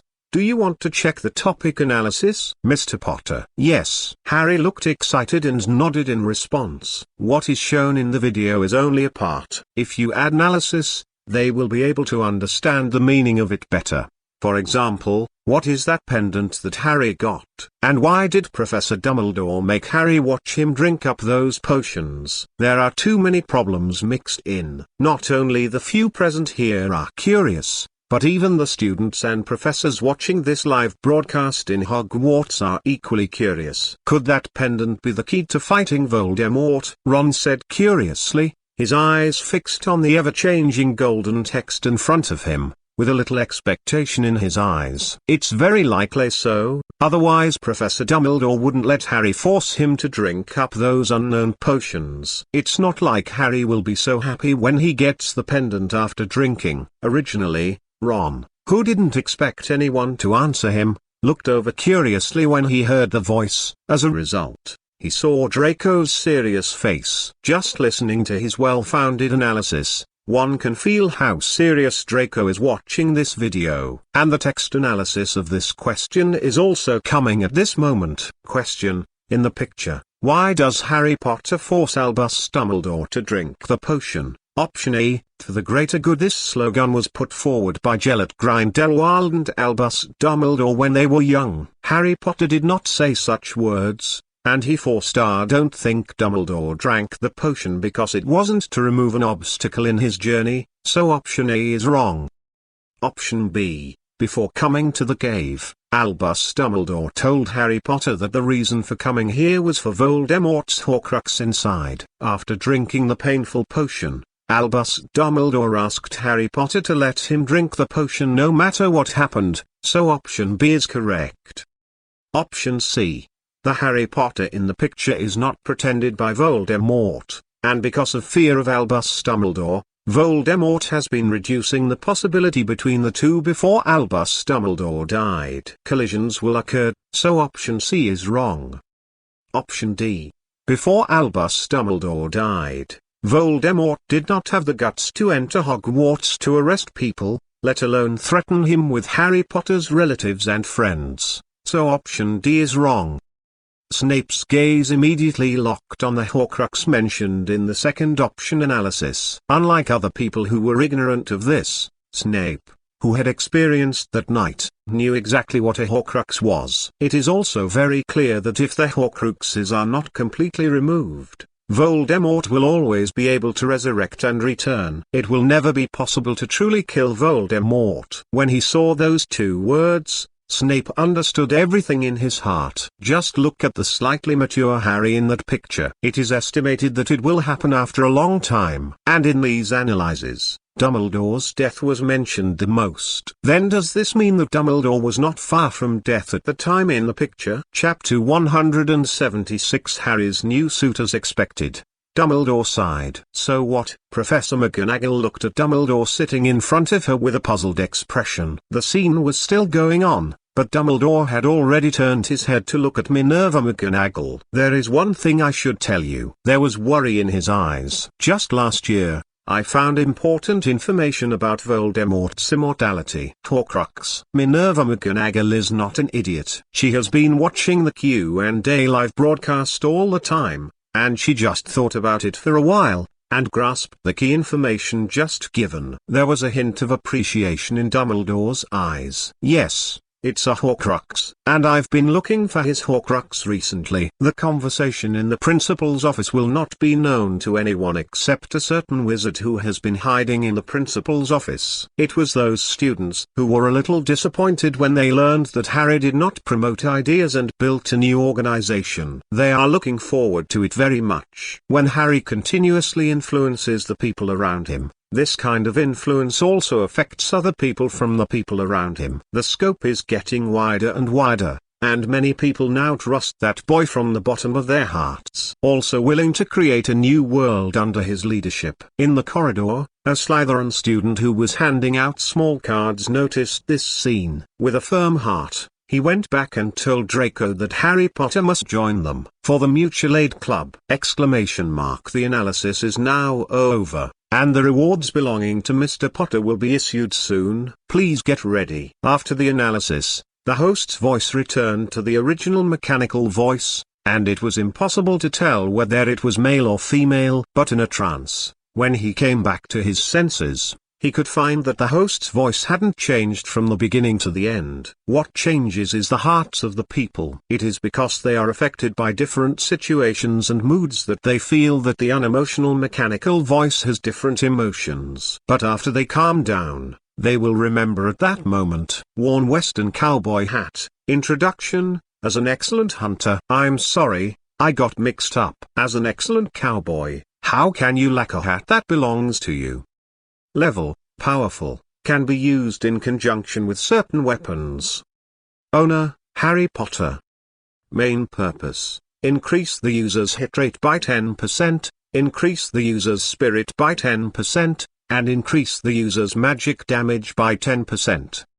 Note, if you want to get something, you have to give something. Young man, I remember I said once, losing a little bit of luck, you can accept it if you think about it. The hat appeared in Harry's hand, with several patches sewn on it. Really answered the opening sentence, this is a dilapidated Western cowboy hat. But Harry didn't care either, he happily put the hat on his head. At that moment, he felt his mind was clear. It seems that with this hat, he won't continue to be muddled. Wearing a black windbreaker and a worn-out Western cowboy hat, with 2 guns pinned to his waist. It seems that there is no problem. But the color doesn't match a bit, and it feels weird. Mr. Potter, the equipment on your body can be synthesized into a suit. Do you need to synthesize it? When Harry liked his hat so much that he couldn't put it down, the host in front of him spoke. What suit? He was puzzled. and put the hat back on his head. When some equipment has a certain attribute in common, they can be used together as a suit. Mr. Potter, do you want to add all the equipment on your body to the suit fusion? Listening to the host's explanation, Harry frowned and pondered for 2 seconds. The rest of the people also noticed this scene, and they were also full of curiosity, because Harry was the first person with a fusion suit. No problem, I agree. After weighing the pros and cons, Harry, who wanted to gain great power, agreed. In order to better deal with Voldemort, who will return at any time. It's also because of the curiosity in my heart about the synthetic suit. The application is approved, and the synthesis begins. The hat Harry was wearing, the robe he was wearing, and the 2 pistols pinned to his waist all flew into the air, flew in front of the host. Then, the 3 things began to emit their own light. Not too strong, not too weak. Everyone can notice that faint brilliance, especially Harry, right in front of him. There was a trace of expectation in his eyes, hoping that the synthesized suit would bring him different surprises. The light became more and more dazzling, and no one could look directly at that light. In just 5 seconds, it only took 5 seconds for the light to go from being strong to disappearing. After the light disappeared, Harry, who didn't feel too glaring, opened his eyes. In front of him, the 3 pieces of powerful equipment disappeared from the light. Looking at the midair in front of him, Harry blinked. Where's his hat? Where are his 2 guns? Where's his robe? Where did they all go? The 4 questions in a row perfectly showed how confused Harry was at the moment. Those things are on you, Mr. Potter. Seemingly guessing what Harry was thinking, the host who had just merged the suits said something. Harry was awakened by the host's mechanical voice, which was different from ordinary people. He lowered his head and looked at the obviously different robe he was wearing. Apart from the Gryffindor school badge on the robe, there are those platinum inscriptions. They were all over the entire robe, adding a bit of nobility and elegance to Harry. In addition to the windbreaker that has changed a lot, there are also his 2 guns. In addition to the original color, there are also some golden patterns, which look very nice. And his hat, the black Western cowboy hat, has golden patterns on it, and in the middle is a very mighty lion. Putting on this suit, Harry's demeanor changed a lot. However, he is not focusing on his own changes now. Instead, it was placed on the introduction of the new suit. Noble Hunter Outfit Lion. Introduction: a powerful new suit, with a lion as its logo, representing unparalleled courage and fighting spirit. Level: Artifact. Exclusive: Harry Potter, Soul Equipment. Main purpose: increase hit by 50%, sensitivity by 50%, dodge by 50%, magic damage by 50%, double gun skill up a notch. Main skill: Fate's Caretaker. Passive: your luck is beyond imagination, but the danger you encounter will also be more than imagination. Suit skill: Powerful Hunter. Active: when you activate this skill, your 6th sense in battle will be greatly increased, the enemy will not be able to affect your spirit, and your double guns will give the opponent to judgment. If the judgment fails, directly give the opponent a mental injury.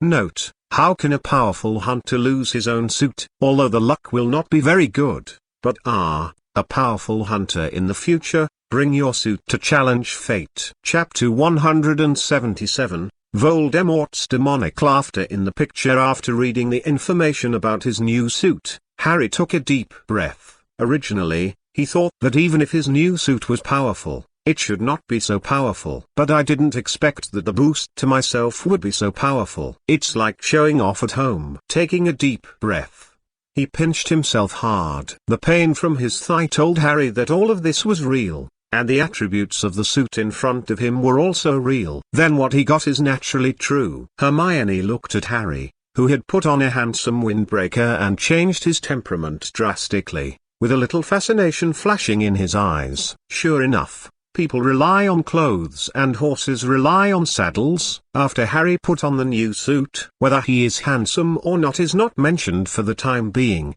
but temperament does exist. Now the people in Hogwarts clamoring to be Harry's girlfriend have already lined up from Gryffindor to Slytherin. Lifting his head slightly, the hat covered Harry's hair and his eyes at the same time. If I give him another good cigar at this time, cough cough cough, I'm afraid his painting style has completely changed. Snape looked at Harry with tenderness in his eyes, but it was fleeting. As if remembering something, he turned his head to look at Peter Pettigrew. Black didn't have the intention to hide his thoughts that much. He has always been a straightforward person. You look very handsome in this outfit, Harry. Indeed, I just thought it wasn't Harry, but a very mature man standing there. For Black's praise, Lupin also agrees with him from the bottom of his heart. Even he came up with such a sentence. Harry, when you go back, the girl chasing you may come from us Slytherin to your Gryffindor. After being praised by everyone,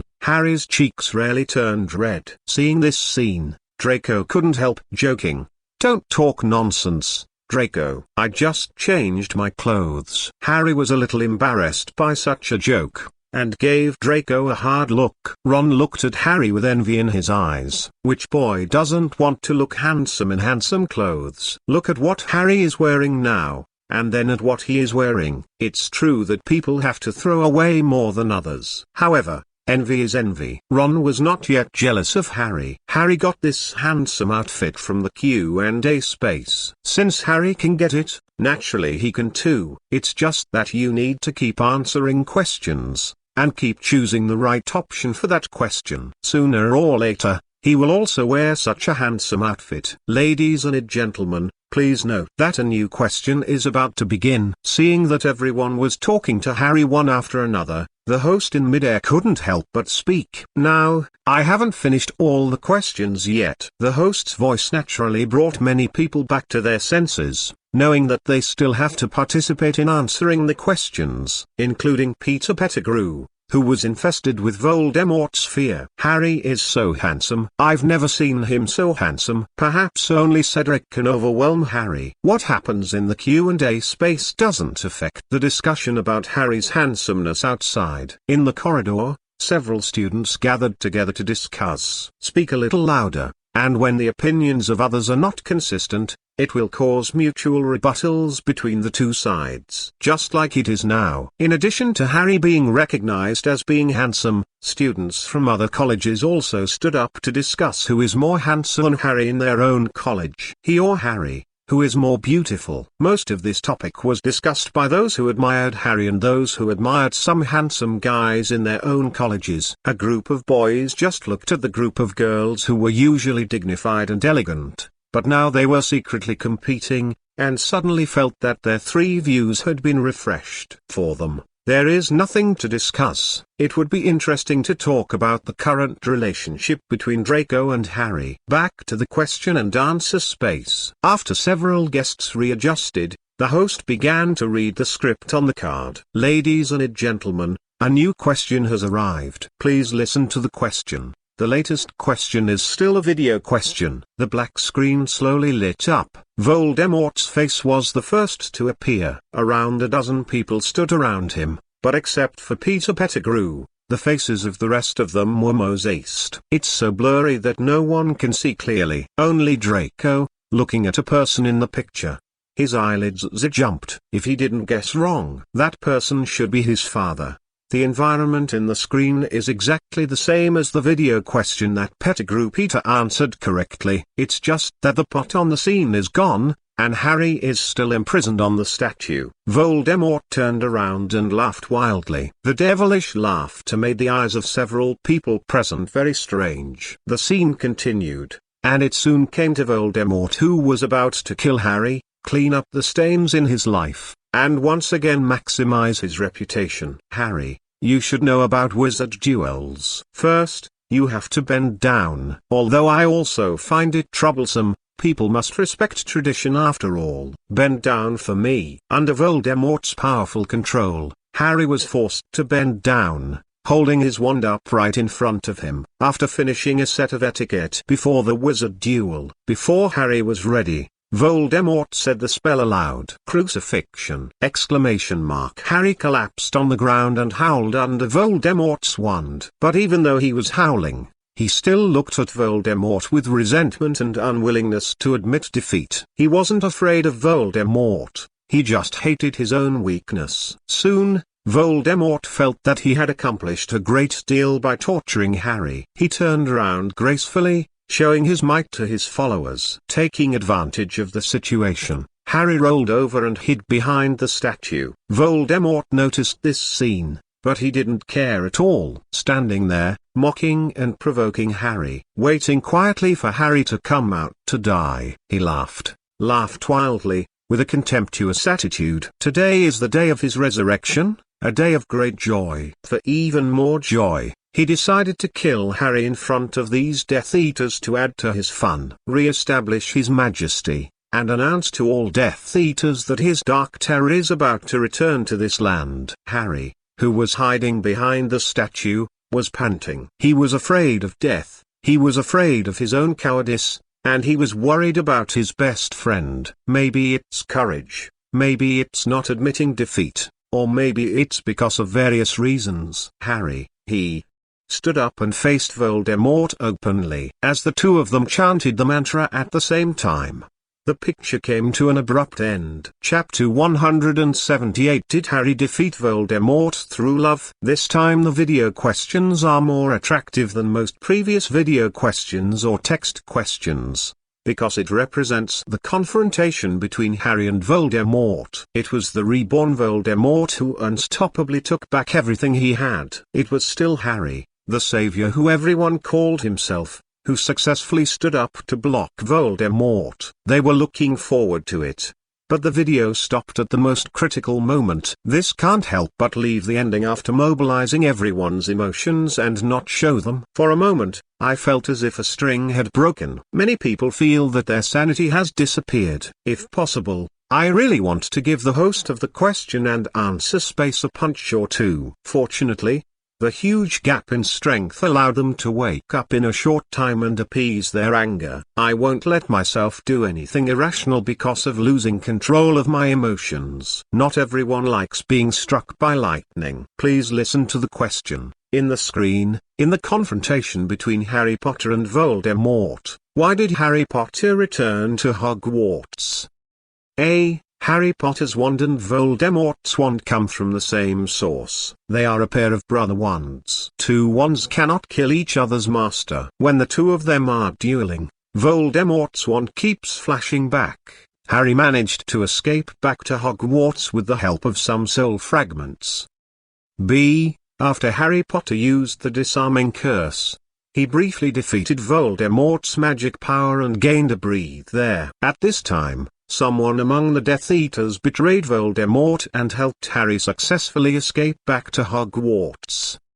C. Harry Potter was at a stalemate in the duel with Voldemort. Albus Dumbledore arrived in time, defeated the core of Death Eaters headed by Voldemort, and successfully brought Harry back to Hogwarts. C. D. Voldemort took pity on Harry Potter, and said that he would not be able to catch up with him for a lifetime. The arrogant Voldemort decided to give Harry a second chance and let him return to Hokkaido alive with humiliation. Hogwarts, silence, deathly silence. Everyone frowned. Everyone has witnessed Voldemort's strength. Whether Harry can defeat Voldemort is still a question mark. If Voldemort could really be defeated so easily, then the fear of darkness that had lasted for several years would not have been born. So, what will be the answer? Many people prefer that Harry and Voldemort had a brief stalemate, and successfully waited for Professor Dumbledore's help. Only in this way can Harry return to Hogwarts safely. For decades, Dumbledore, who defeated 2 generations of Dark Lords successively, has such a huge reputation and convincing ability. The rush to answer begins. 3 seconds after the screen ended, the host suddenly shouted. This sound woke everyone up, and they pressed the button immediately. They haven't forgotten that there are only 2 answerers for each question. and only 2 chances to answer the question. It's no surprise that the one who pressed the button first was Peter Pettigrew! This is different from what they thought. Why is it him again? How can that guy who betrayed Harry's parents get it every time? If I were to come, I would never give this person the slightest chance. The people outside were filled with resentment after seeing Peter Pettigrew succeeding in the answer again. They hated this Death Eater who betrayed Harry's parents very much. What's more, in the future, this traitor will successfully help Voldemort return to life and imprison Harry. These piles of crimes are simply beyond description. Such a person should be sent to Azkaban for the rest of his life. Let him live under the fear of Dementors forever. It's simply too cheap for him to die directly. Peter Pettigrew also knows that he is notorious now. In order to survive as much as possible, he had to keep answering questions successfully, obtain those magical items, and use those magical abilities to keep him alive. It's not just about escaping from Hogwarts, it's also about surviving in the face of being hunted down by Aurors from the Ministry of Magic and members of the Order of the Phoenix in the future. After all, it has been exposed that he will help Voldemort resurrect in the future. For this matter alone, Dumbledore and his Order of the Phoenix will not let him go. Peter Pettigrew is very self-aware. He was very clear in his heart. After I betrayed the James family, I couldn't turn back. To be able to hide for so many years, to be able to live for so many years. It was thanks to him that he faked his death back then and escaped. But now, there is no next chance for him to escape by feigning death. Congratulations, Mr. Peter Pettigrew. This time it's up to you to answer the question again. The host said calmly, neither sad nor happy. Taking a deep breath, Peter Pettigrew, who was reading the question seriously, also felt in his heart that Harry's confrontation with Master Voldemort had won Dumbledore's support. As for whether Master Voldemort will let Harry go, isn't that a joke? Still telling a huge joke. No one knew better than him what kind of person Voldemort was. That is a lunatic who has great strength, likes to torture people, and brings death and fear to others. Pinned his hopes on that lunatic being able to let Harry go, leaving a hidden danger for himself. Then he might as well clean his neck early and enter Azkaban to live the rest of his life as soon as possible. At least the latter one is still possible. I choose C, the third one. This is the most likely answer. Peter Pettigrew thought for a few seconds before he said his answer with absolute certainty. Are you sure, Mr. Peter Pettigrew? Black clenched his fists. He knew that Peter Pettigrew, the traitor, was about to answer another question correctly. At that time, if you want to kill him, the difficulty will probably be raised to another level. He was a little reconciled, and he would have killed Peter Pettigrew in the Screaming Shack if he knew about it. In this way, nothing later will happen. Damn it. He was unwilling. Very sure. My answer is this. Compared to Black's unwillingness, Snape just silently stared at Peter Pettigrew's face. He could wait for the right moment to send Pettigrew to hell, if he managed to escape from Hogwarts. Congratulations, Mr. Peter Pettigrew. Hearing these words, everyone sighed in their hearts. The options for a finale question are so simple. It's like giving away sub-questions. Isn't this free? Wrong answer.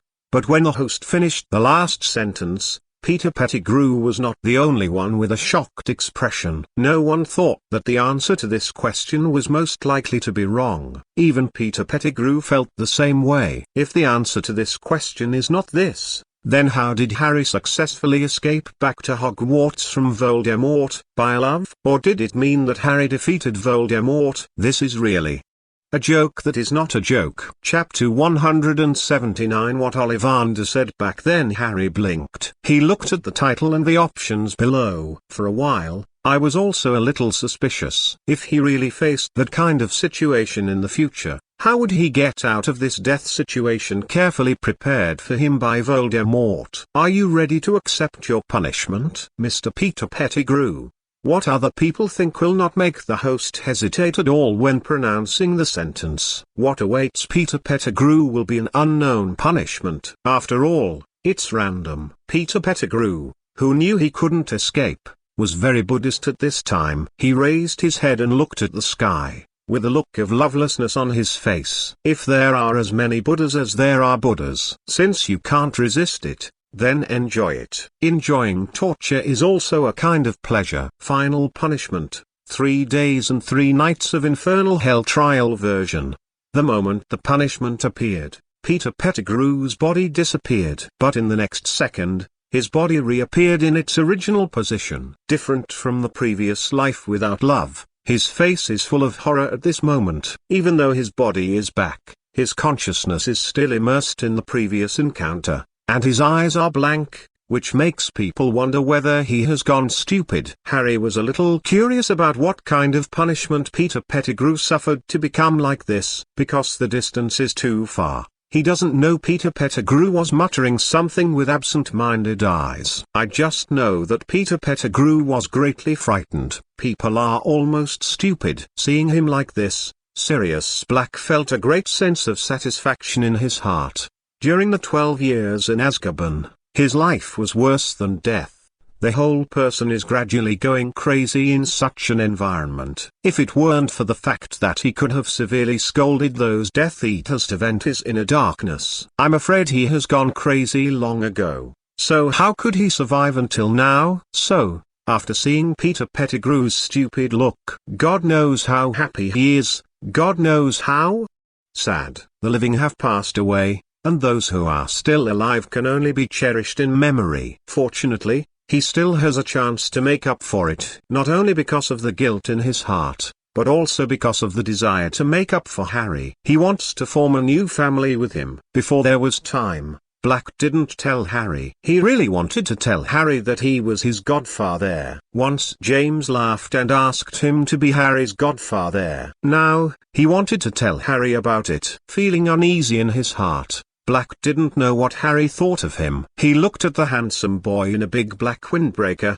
and was a little worried. Will Harry reject him? Could it be that he doesn't want to start a new family with him? Will he deny himself? After all, the more Blake thought about it, the more disturbed he became. After all, he has stayed in Azkaban for nearly 12 years. After all, he hasn't appeared in Harry's life in these 12 years. He didn't even know whether he should speak at the end of the Q and A live broadcast. Next, a new rush to answer is about to begin. All guests, please get ready.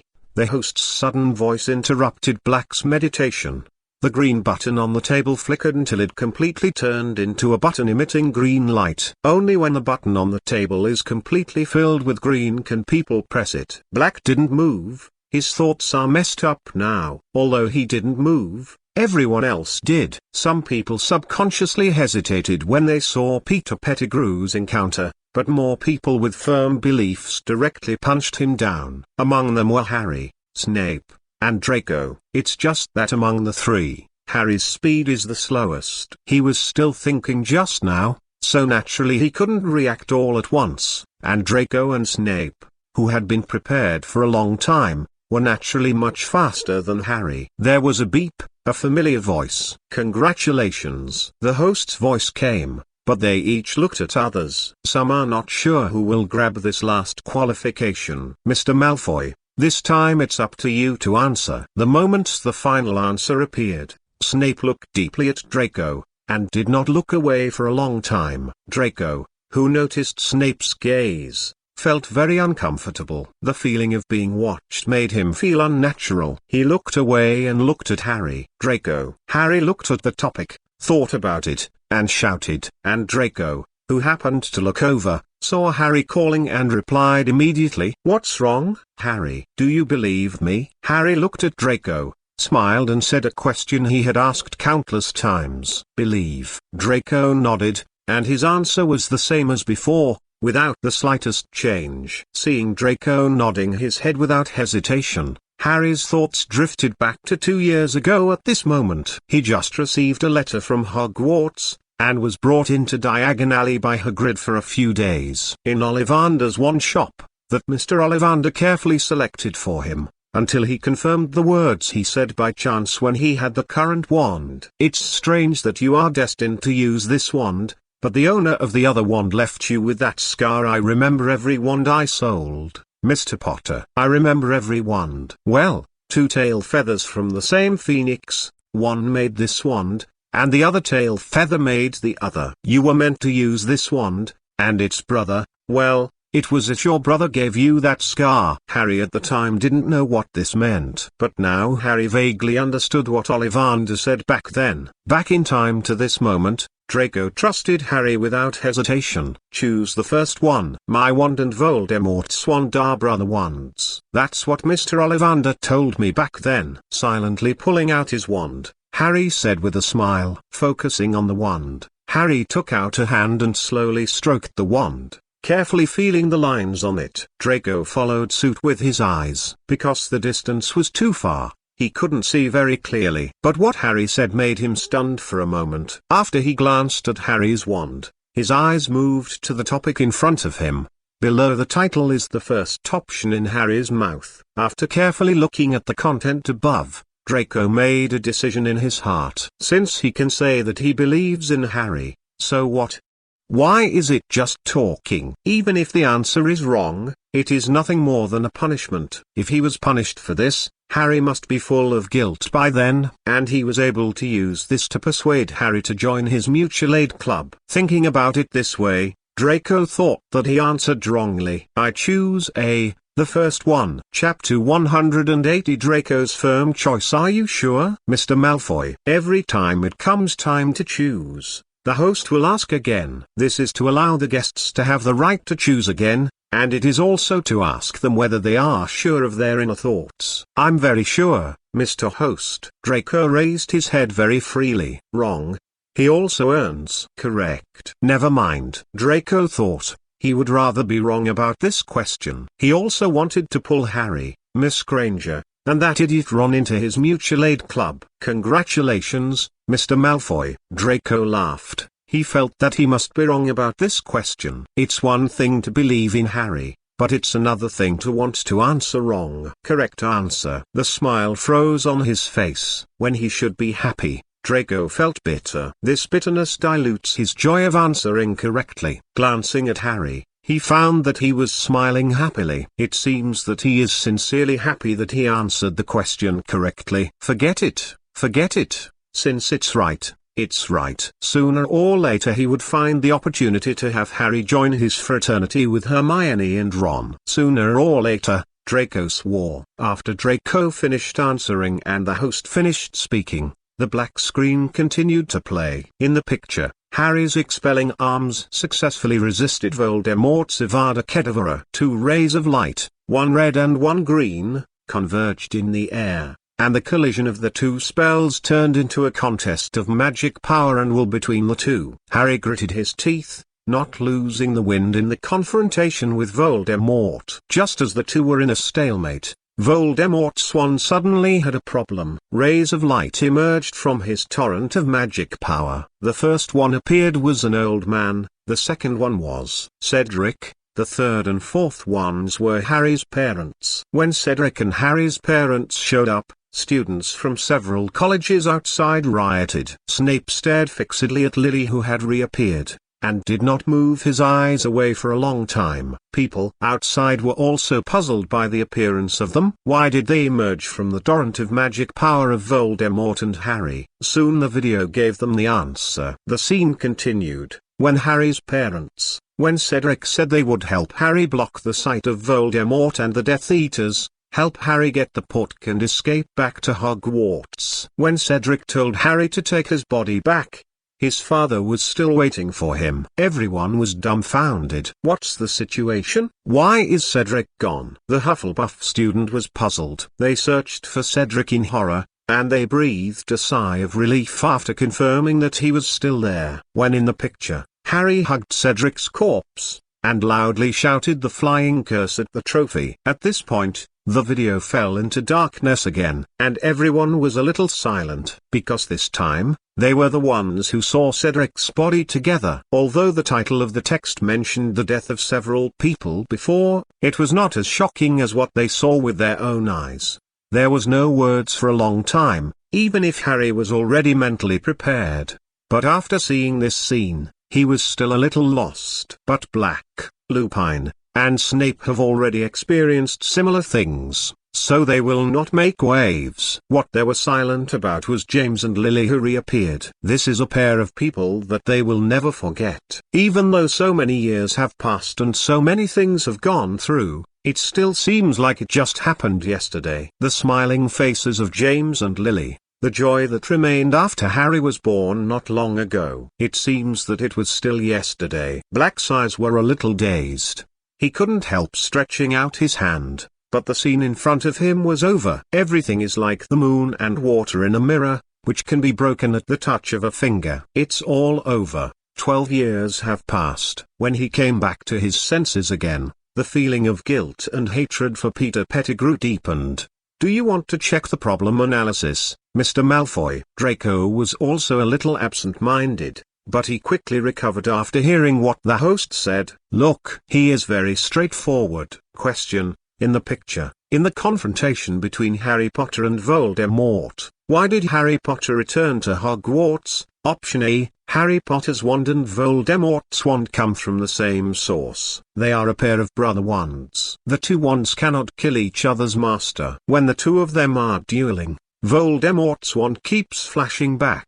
Harry managed to escape back to Hogwarts with the help of some soul fragments. The above statement is consistent with the facts, so option A is correct. Option B, during the confrontation between Harry Potter and Voldemort, because the Death Eaters still harbored the fear of Voldemort in their hearts, it was precisely because of this that no one dared to betray him, go to help Harry Potter escape back to Hogwarts, so option B is wrong. Option C, in the confrontation between Harry Potter and Voldemort, Albus Dumbledore did not know about this matter, nor did he know where they were, and could not provide timely support, so option C is wrong. Option D, Voldemort has no mercy. What he wants to do the most is to kill Harry Potter and reassert his power. He is good at bringing fear to people, and he will not make a move to let the tiger go back to the mountain, so option D is wrong. After reading the analysis, Harry frowned a pair of nice eyebrows. He didn't get what he wanted to know from the analysis. The few who knew were nothing more certain that Voldemort would not let him go after his resurrection. But it doesn't matter, because I never thought that I would let Voldemort go. The two were originally sworn enemies, and this was doomed from the day Voldemort killed his parents. The matter is not over yet. When the question and answer space disappears, we must act immediately. Black closed his eyes, then opened them again immediately. He glanced at Harry calmly, clutching his wand tightly and waiting for the question and answer to end. At that time, he will use the Avada Kedavra to kill Peter Pettigrew without hesitation. Even if it can't be done, the bottle of Sands of Time must be taken away first. Without the Sands of Time, no matter how much he wants to escape, it is just a fantasy. With him, with Remus, and with Snape. Although Black looked down on him, he had to admit that Snape was also a powerful wizard. Besides, this is Hogwarts. There is Dumbledore, the greatest wizard in modern England, here. With his strength, as long as he knows their location, he will definitely be able to stop Peter Pettigrew who wants to escape. He is not afraid. Chapter 181, Questions and Answers End and Peter Pettigrew's crazy escape. The analysis has been completed, and now Mr. Malfoy's rewards will be distributed. When the rewards are distributed, this Q and A live broadcast will end here. Magic Source Speeds 10, Introduction, the best choice to restore magic power, increase magic power, and make yourself stronger. Level, Excellent. Owner, Draco Malfoy. Main uses: 1. Oral intake, eating it directly, although it will cause some waste, but a part of the magic power will stay in your body, helping you to purify and improve your magic power, and increase your physical fitness. 2. Meditation absorption, absorbing the source of magic power by meditation can maximize one's spiritual power, magic power storage, and magic power purity. 3. Wearing, make the magic power source beads into ornaments and wear them on the body, which can subtly increase the holder's potential and spiritual power over a long period of time. Note: Although the level is a bit low, it is really a good thing. When the reward for the question and answer space appeared in Draco's hand, the host standing in midair spoke, "Welcome all guests to participate in this question and answer, and we will see you next time." As soon as the voice fell, the surrounding pure white space began to tear. Pieces of white slivers flew into the sky, and everyone felt dizzy for a while. When they woke up, they had already returned to their original places. "Stop him." This is Black's angry roar. Snape, who was standing in front of him, froze for a moment, then his face changed drastically, as if he remembered something. The wand in his hand was aimed at the position in his memory. The Shinfing Shadowless Curse hit it without hesitation, creating a crack 5 or 6 meters deep. However, there was no one there anymore. Time went back to 3 seconds ago. Peter Pettigrew, who had just returned to the Shrieking Shack, pulled out the sand of shadow hanging around his neck the moment he woke up. And Black, who had been prepared for a long time, had already turned his head, and roared angrily when he saw this scene. He didn't want Peter Pettigrew, who had already obtained, to just run away. Immediately, with a vigorous wave of the wand, shadow sand came out of his hand, flew to a place 3 or 4 meters away from him. But Peter Pettigrew gritted his teeth and pounced on him, just in time to avoid Snape's shadowless curse. Everything has been coincidental to the extreme. Lupin and Harry on the other side have already reacted, hastily shot, trying to stop Peter Pettigrew. But it's too late in terms of distance. Black's wand was pointing at the bottle of shadow sand, and Harry had already pulled out his gun and pulled the trigger. With a spell and a bullet, Peter Pettigrew hit the bottle of shadow sand in one step. "No!" Peter Pettigrew shouted heartbreakingly. When the host finished speaking, he was ready to pull out the sand of shadow hanging around his neck as soon as he came back. But this action slowed him down a step, and Black, who had always been prepared for this, also gave up the choice of killing Peter Pettigrew. He wasn't sure that he could get rid of Peter Pettigrew with a single spell. And the time required by the killing curse was enough for Peter Pettigrew to smash the bottle containing the sand of shadows. He wasn't sure that he would be able to directly kill Peter Pettigrew at that moment. It's possible that Peter Pettigrew smashed the sand of shadows first, and then turned into a phantom to avoid the damage of the killing curse. It's also possible that his killing curse hit Peter Pettigrew one step ahead of time, and lost his life as a result. But Black didn't dare to gamble, even with half the chance. So, at that critical moment, Black's magic wand only controlled the bottle to fly a few meters, making Peter Pettigrew's plan come to nothing. It's just that he didn't expect Snape to be more ruthless than him. He just made a brilliant attack and wanted to cut Peter Pettigrew in half. Lupin's spell hit the bottle with Harry's bullet. Unexpectedly,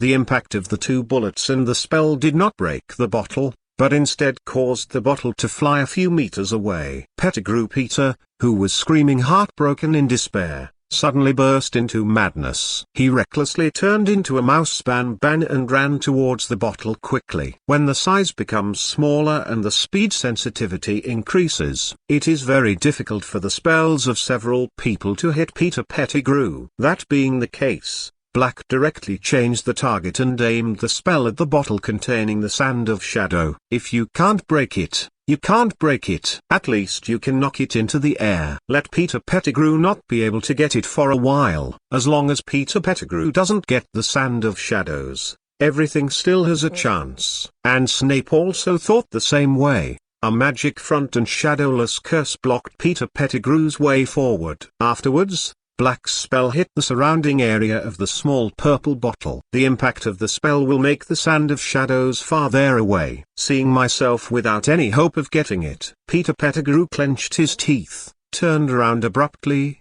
and ran directly towards the window of the Screaming Shack. Everyone couldn't react in time. After all, they didn't expect Peter Pettigrew to give up the bottle of shadow sand and choose to run away directly. With a bang, Peter Pettigrew knocked open the window and was about to run outside. Snape and Black exchanged glances. Chase. The two temporarily let go of their decades-old prejudices, and prepared to work together to bring Peter Pettigrew back. Now the two of them have a common enemy.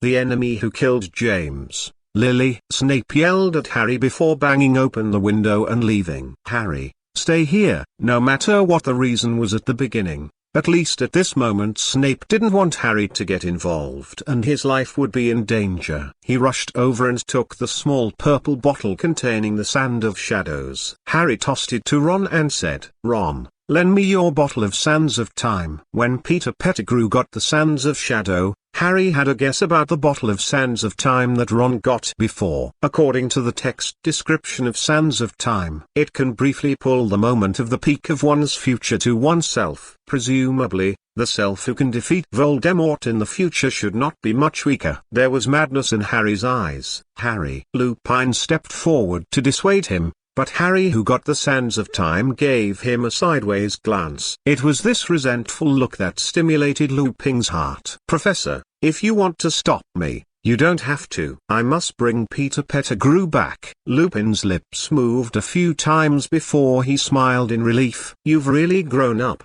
Harry. Maybe neither he nor I should treat you like a child." After speaking, Lupin suddenly transformed. In front of them, a good person turned into a giant wolf with silver-white hair and about 5 meters in length. "However, you can't catch him alone. Come on, the two of us will go together." Looking at the transformed Lupin, Harry nodded heavily. "Good." Then, he looked at Draco. "I'm counting on you here, Draco." Chapter 182 Chasing and Escaping. What kind of feeling is it like to ride a giant wolf? Now Harry has realized it. The fierce wind was howling. He could only lower his body as much as possible, and opened his eyes a little. The surrounding environment quickly retreated to both sides. He even saw Professor Snape and Sirius Black in astonishment just now. They didn't seem to have thought that Harry would ride a giant wolf and leave them both behind. Peter's changed mouse ran fast, and changed positions from time to time, so as to block the vision of the two people behind him. If Black and Snape were allowed to chase after him, it might not be long before Pettigrew lost sight of Peter. After all, Peter Pettigrew surpassed them both in terms of speed and agility. What's more, apparition and apparition are not used in Hogwarts. Relying on his own speed to chase a fast mouse running in the woods in order to survive. "I'm afraid it will be a question mark whether I can catch up." Professor Lupin carried Harry and quickly jumped up a big tree. Relying on the height of the tree to look around, you can clearly see the surrounding environment. "I saw him, he was there." After looking around carefully, Harry pointed to a certain location and said to Professor Lupin. Lupin nodded. "Sit down, Harry, we're going to speed up next." After speaking, Harry just grabbed Professor Lupin's wolf fur when he felt a gust of wind blowing over his cheek. "Blowing made my face hurt." Except for the fierce wind, only the branches that hit him in the face would make him feel pain. It's not just ordinary discomfort. Peter Pettigrew felt someone pick him up behind him. A recent gust of wind. He looked back while running, and almost lost half his life in fright. Behind him, Professor Lupin bared his teeth. Lupin, who was originally in the form of a giant wolf, made people feel even more terrifying after opening his mouth. Peter Pettigrew didn't want to use his own body to test whether Lupin's teeth were sharp. Right now, he was running even faster, and he would move around from time to time, trying to deceive Lupin, making him subconsciously follow the wrong place and delaying time. However, Peter Pettigrew soon found out in despair. Lupin still followed closely behind him, and was not affected by his position in the slightest. At this speed, in another minute, I'm afraid I will be pinned down by the giant wolf transformed by Lupin. Harry silently pulled out his black gun, and pulled the trigger in front of Peter Pettigrew. Boom! The moment the gun was fired, Peter Pettigrew was frightened, and a small crater appeared in front of him on the left. Looking at the size of the crater, it is enough to penetrate my current body. This made Peter Pettigrew, who had been stunned for a while, run even harder. Boom! The second shot was fired. Peter Pettigrew's hairs stood on end, and his body instinctively rolled to the side. In the next second, there was another crater exactly the same as before where he was before. Seeing the bomb crater out of the corner of his eye, Peter Pettigrew was terrified. I was deeply afraid that a bullet would pass through my body the next moment, taking my life away. That is undoubtedly a matter with a very high probability. Boom! The third shot was fired, and the bullet flew past Peter Pettigrew's scalp. He stopped, but the inertia of his body still brought him forward. After falling a few meters on the ground, Peter Pettigrew automatically released the animagus on his body. Turning around, I happened to see Harry condescending, looking at him with incomparable majesty. He rode on the body of the giant wolf, and put a gun on Peter Pettigrew's head. Do not move. Wherever it moves, I will hit it. I think you don't want an extra bullet crater on any part of your body. Harry's performance completely exceeded Lupin's idea. He originally thought that Harry was brave enough to follow him to catch Peter Pettigrew. But he didn't expect Harry to be so decisive. He was ruthless when he should be ruthless, not as docile as he was before. Could it be that Harry used to pretend? Listening to the voice from his body, Lupin subconsciously thought. But then it didn't feel quite like it. If Harry was really pretending before, it is impossible for Professor Dumbledore not to have noticed Harry's character. If you notice it, you will definitely tell him. So, did Harry gradually develop such a character in Hogwarts? Is Dumbledore training the next generation of Minister of Magic? With a feeling that he didn't know how to describe, Lu Jing calmly listened to the conversation between Harry and Peter Pettigrew. Harry, I'm sorry for you. I'm sorry for your parents. I shouldn't have done something like that, but ... But you know what, Harry? He's too scary. That person forced me to do it. And I don't want to, but ... But that person. Peter Pettigrew crawled to Harry and Lupin, and began his pathetic narration. Shut up. Harry looked at Peter Pettigrew in disgust, wishing he could finish the bastard with a single shot. But he held back. Now he still needs Peter Pettigrew. He still needs to be caught and handed over to the Ministry of Magic to clear Sirius of his crimes. He wanted ... He wanted to form a new family with Sirius. In order to be better and smoother, he needs Peter Pettigrew. Even now, no matter how much he hated Peter Pettigrew in his heart, no matter how much he wanted to kill him, he had to endure it at this moment. If it wasn't for Sirius, you would have died a miserable death. Peter Pettigrew. Peter Pettigrew was stunned by Harry's words of shutting up and the expression on his face just now. Hearing the latter sentence, the first thing he thought of was not Sirius, but that he could survive. If he didn't misunderstand, he can survive. In an instant, Peter Pettigrew, who was originally ashen-eyed, kept kowtowing to Harry on the ground as if he had come to life. Thank you, Harry. I know I deserve to die, but for Sirius, I should live even more. Only if I am alive, the Ministry of Magic can clear Black's charges. For Black, just let me live for a while. When Peter Pettigrew kept kowtowing and pleading,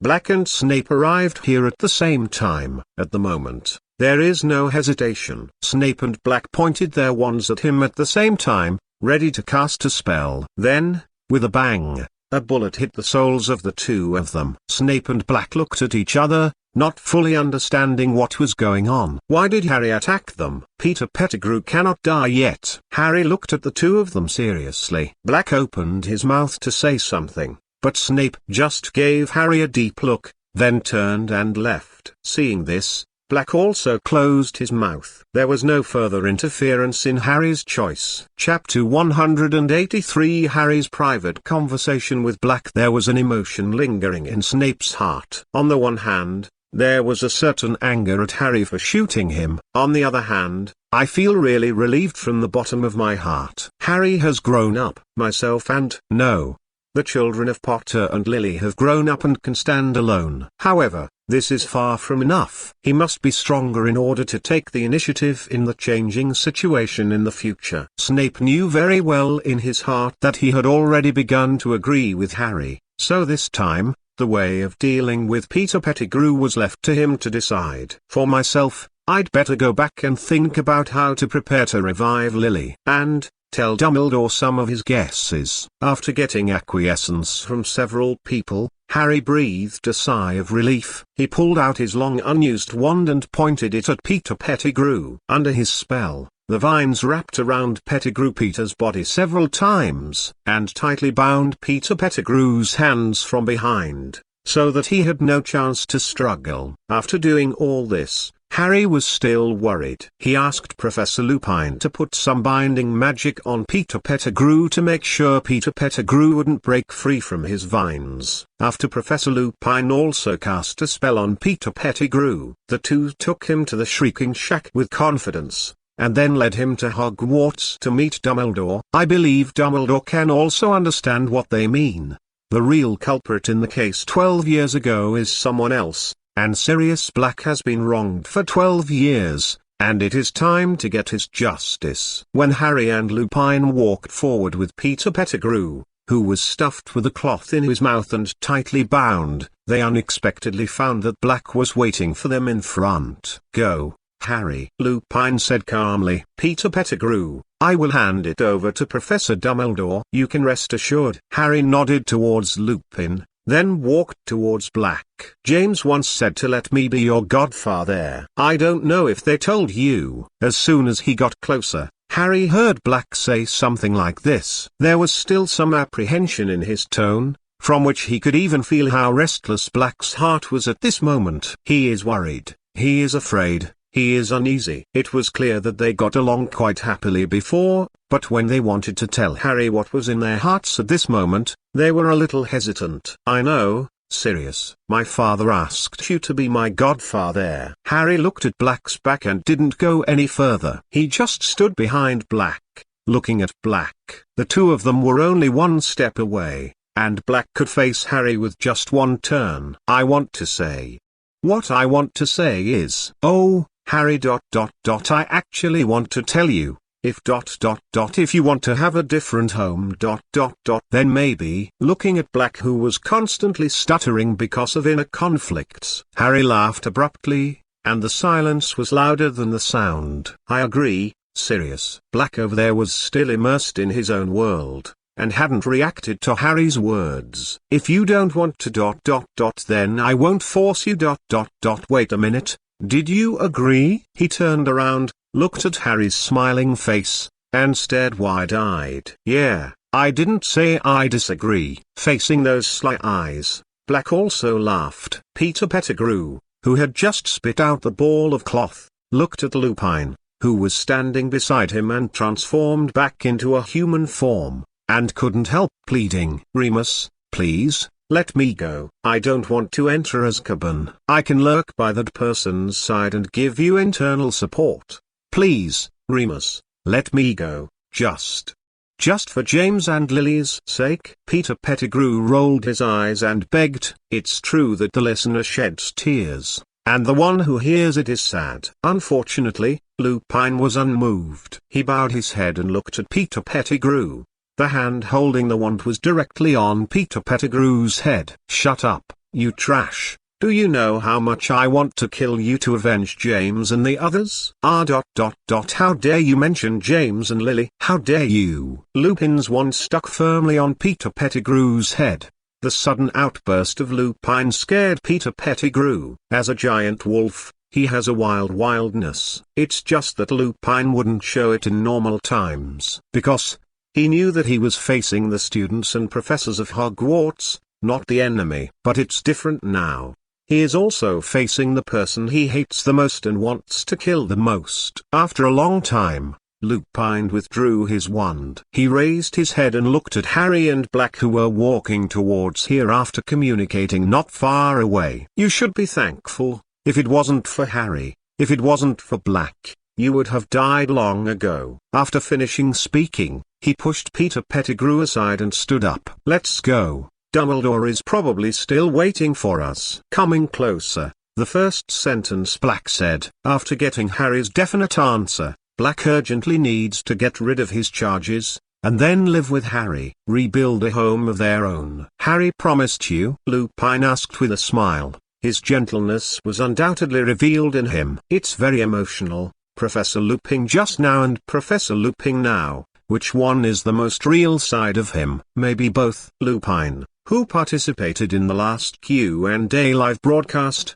naturally knew what Black most wanted to say to Harry. He didn't think Black would fail, not just because he knew that the family Harry boarded with didn't treat him very well. It's because he knows Harry so well. "Of course, the two of us will form a family together." Black laughed. but his expression was serious. "A new home belongs to us, and you, Remus." The two looked at each other quietly, and laughed abruptly. Laughing and laughing, Blake cried. Tears rolled down the corners of his eyes. If James and Lily were still here, they must be very happy. When he said this, Black pulled Harry, who was behind him, and stretched out his hand to wrap his shoulders. He was obviously smiling, but it gave off an inexplicably uncomfortable feeling. "They will be very happy, Sirius. They will see a brighter future for us, and Harry will grow up safely for a lifetime." Lupin said these words very calmly, but anyone could hear the loneliness in his words. "Do not worry." Harry stepped forward and very actively hugged the two of them together. Under the feet of the three of them was Peter Pettigrew, who was gagged again, and above their heads was a big round moon. Chapter 184 How to Deal with Peter Pettigrew. Maybe I have to interrupt your pleasant conversation. Tonight's Hogwarts is destined to have a lot of things to deal with. A fiery red light flashed, and Professor Dumbledore and Professor McGonagall appeared in front of them together. Dumbledore was not that serious, but he looked very happy. On the contrary, Professor McGonagall is a very serious person, and now he is exuding an aura of fear from the bottom of his heart. After being glanced at by Professor McGonagall, Sirius rubbed his nose, subconsciously trying to find a place to hide. Even after so many years, the fear of the professor is still deeply rooted in his bones. You must know that when he first enrolled, Professor McGonagall was already the Dean of Gryffindor. Her fair, strict, and meticulous attitude is still fresh in Black's memory after 12 years of prison life in Azkaban. "Okay, long time no see, Professor McGonagall." There was nothing serious about seeing Black, and Professor McGonagall looked much better. Then, she looked down and saw Pettigrew Peter, who was lying on the ground and tied up dead.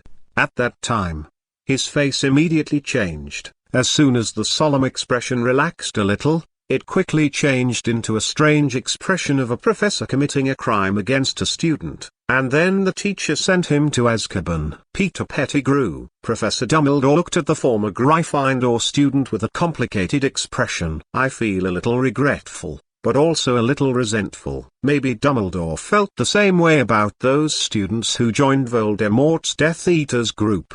He couldn't argue with anger, but he couldn't do anything about it. After all, how to choose and what to choose is their right to freedom. What he can do is to prevent so many students from going astray. Professor Peter Pettigrew wanted to say these two words, and wanted to struggle again, but the cloth covering his mouth successfully prevented all he wanted to say.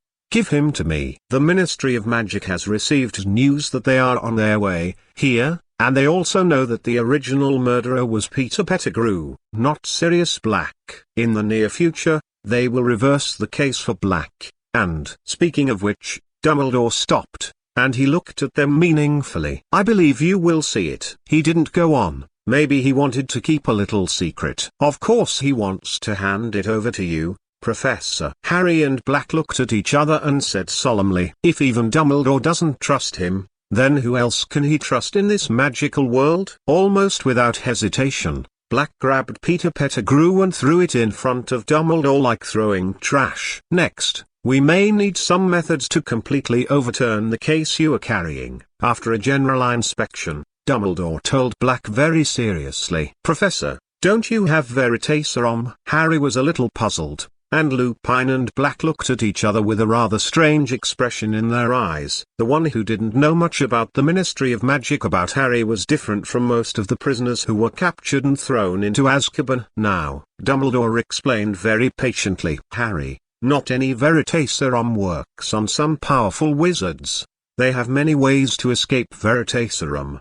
For example, when Veritaserum is about to be drunk, use wandless casting to replace it with pumpkin juice. Or just tell me part of the truth they are misleading." Hearing what Professor Dumbledore said, Harry really felt that he had increased his knowledge. "I didn't expect to be able to play like this." As for how he, A low-grade student who doesn't like to study, knows about Veritaserum. That's thanks to the words that the former Professor Snape used to threaten Mr. Potter from time to time. Some things will make you want to explore after listening to them for a long time. Then you will know what is the use of such things that are often hung on your ears. It's okay if it's the former. Basically no one in front of me can successfully replace Veritaserum with pumpkin juice. It was rare for Dumbledore to make a joke at this time. But if it's the latter, Harry, will you really believe what he said? Dumbledore's expression was extremely serious. But Black next to him interjected with a strange expression. Professor,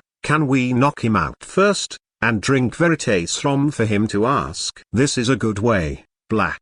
An embarrassing atmosphere did not rise, and Dumbledore dismissed Black's words lightly. But I'm afraid it won't work. Why, Professor? This time it was Harry. Because he has heard it, Harry. A smile flashed across Dumbledore's eyes. It is possible to use Veritaserum after a person is unconscious. But when he was under the effect of Veritaserum, it was inevitable that he would wake up. Then, the problem will go back to the beginning. Will the truth he speaks become a lie that he misleads others? Harry hasn't figured this out yet. Maybe it's because he has never seen anyone use Veritaserum. He only knew about Veritaserum because he heard it mentioned by Professor Snape, rather than seeing it with his own eyes. That's why, in this aspect, he was so superficial. And Black and Lupin obviously knew about it, otherwise they wouldn't have laughed and said nothing. But after laughing, they found that when such a situation became a situation that they and others had to deal with, they felt that it was not an ordinary trouble. Then what should we do now, Professor? Use other methods first. Dumbledore stared deeply at Peter Pettigrew. As if feeling something, he laughed. The person we are waiting for has arrived. After saying this without thinking, Dumbledore turned his head to the side and said something inexplicable. I thought you'd be here sooner, Severus. After all, you've been here all this time. I just don't want to disturb the pleasant exchange between our stupid Mr. Potter and that lunatic from Azkaban. With the appearance of Snape's voice, his people gradually appeared in front of them. Seeing the person coming, Black originally wanted to sneer, but seeing Professor McGonagall's unfriendly eyes, he forcibly held back. Just snorted coldly, then looked away disdainfully. When he was still a student, he was arrested by Professor McGonagall and sent to confinement for frequently making trouble and violating school rules. The same goes for James. Remus was only occasionally affected by them. So, when facing Professor McGonagall, Black is like a mouse meeting a cat. He dare not make any mistakes. Chapter 185, If Veritaserum doesn't work, I believe that your arrival will solve many problems for us. Are you saying that I can dispose of this waste casually? A sternness flashed in Snape's eyes. He is a cowardly and brave man. Simple yet complicated, sad yet hateful. It has always been like this, and it has never changed. But now, the cowardly part of his character is gradually being changed. Now he is more courageous than before, and more determined to do what he wants to do. Simply put, yes, we need to pry his mouth open to get more secrets and information. And in this regard, I need to rely on your strength. Dumbledore didn't care at all that Snape would be able to communicate well when Black was around. That's completely unrealistic. So there's no need to think about it. I hope that the two of them can abandon the past and move forward hand in hand. He might as well count on Voldemort to throw himself into the trap and walk into Azkaban by himself. I see, Snape said slowly, cherishing words like gold. It seems that she doesn't want to say a word of nonsense. Seeing Peter Pettigrew's appearance, Snape was also worried that using Veritaserum would get some misleading information. After all, who would have thought that Peter Pettigrew would be so ruthless, and after escaping from failing death, he would become an animal and stay with other wizard families. This stay is 12 years. Who else can have such perseverance? So, they have already made Peter Pettigrew weak on the outside, but in fact he is a Death Eater with great resistance. Let's try Veritaserum first. Even if the information he gave may be misleading, it can be regarded as collecting part of it first. Then, We will use Legilimency to open his brain. Quietly watching Peter Pettigrew's constant struggle, Snape said suddenly, "Severus, did you bring Veritaserum?" Professor Dumbledore was also taken aback when he heard that. "Be prepared, Dumbledore." Snape reached into his pocket and took out a little bottle. He stepped forward, pointing his wand at Peter Pettigrew. Dizzy. A sleeping spell directly hit Peter Pettigrew, causing him to fall into a coma in an instant. Snape was not Harry. His magic power was enough to control Peter Pettigrew whenever he wanted to wake up. In order to avoid unnecessary trouble, the method Mr. Potter mentioned can also be used. At this moment, he pulled the rag from Peter Pettigrew's mouth without hesitation. Although he disliked it very much, he hadn't forgotten the business he was going to do now. That is to feed Pettigrew Peter and drink Veritaserum. How much Veritaserum is needed to interrogate a person? Just 3 drops is enough. If there are too many, it will cause the person being interrogated to have memory confusion, or even directly turn that person into a fool. Snape didn't want Peter Pettigrew to be a fool. That would lose a lot of fun. Besides, he would rather see Peter Pettigrew suffer the punishment brought by the Dementors in Azkaban. Until I grow old all my life, and then die. Living in fear and pain is the punishment he deserves. As for death, oh no, that's too cheap for him. If you want to settle everything, it's just a dream. After Peter Pettigrew drank the Veritaserum, his body began to tremble, and then his eyelids slowly opened. The magic power of Veritaserum broke through Snape's sleeping spell, allowing Peter Pettigrew to wake up again. But he would rather not be sober. It's a pity that he had to accept this sobriety again. Looking at Peter Pettigrew's dull eyes, Snape nodded subtly. "Who are you?" "I am Peter Pettigrew." "What is your purpose of becoming a mouse?" "Avoid Sirius Black's pursuit." Listening to the following conversation, Dumbledore and several professors present, including Harry, became serious. Snape was still asking, and Pettigrew was still answering. "Tell me, it was you who betrayed the Lily family, or Sirius Black who betrayed the Lily family?" When asked this most critical question, Professor Snape, Professor Lupin, Sirius Black, these three people have all kinds of grievances. They all stared at Peter Pettigrew, the current common enemy, the one who they both loathe and even wish to die. Snape's body was trembling, and he personally revealed the past that he least wanted to face. The purpose is to let the real truth of that year appear in front of him, unexpectedly, perhaps because he thought he had no way to struggle and escape. Peter Pettigrew very straightforwardly told what he had done. Instead of using real information, but lacking keywords to mislead the professors, Harry and Black. But when asked this question, Pettigrew Peter's face showed a look of confusion. He wanted to get rid of the influence of Veritaserum on him, but there was nothing he could do. His big face was flushed red, trying to hold back the words he wanted to blurt out. "But after all, I couldn't bear it." Not Black. Yes, if you look at it according to the question, this is also true. With the information provided by Black, such a sentence has already allowed everyone to confirm who the person who betrayed the James family was. But this is not enough, far from enough. "Then tell me, did you betray Lily?" Almost growling in a low voice. This was the first time Harry saw Professor Snape so out of control. At this moment, Snape's eyes were red, and the hand holding the wand trembled slightly. Although he wanted to say no, it was obvious that Peter Pettigrew could not resist his true thoughts. Occlumency can't stop me from wanting to tell the truth. Veritaserum can be easily misled by people using real words. But that was because no second person came forward to testify. If there are people who are familiar with the truth, then the so-called misleading is nothing more than self-deception. But the blessing of delaying the big trial 12 years ago, Veritaserum alone was not enough for Peter Pettigrew to prove the sin he had let go. After all, there is the excuse of the Imperious Curse. He can completely say that he was controlled by Voldemort with the Imperious Curse. As for whether it was controlled by the Imperious Curse, everyone knew clearly. Even after 3 drops of Veritaserum, Everyone asked him why he served Voldemort and why he betrayed the James family. He can absolutely say that I was controlled by Voldemort. Controlling this range is really too overwhelming. Mind control, language control, or control at the soul level. Who knows? Maybe there is another way to ask him.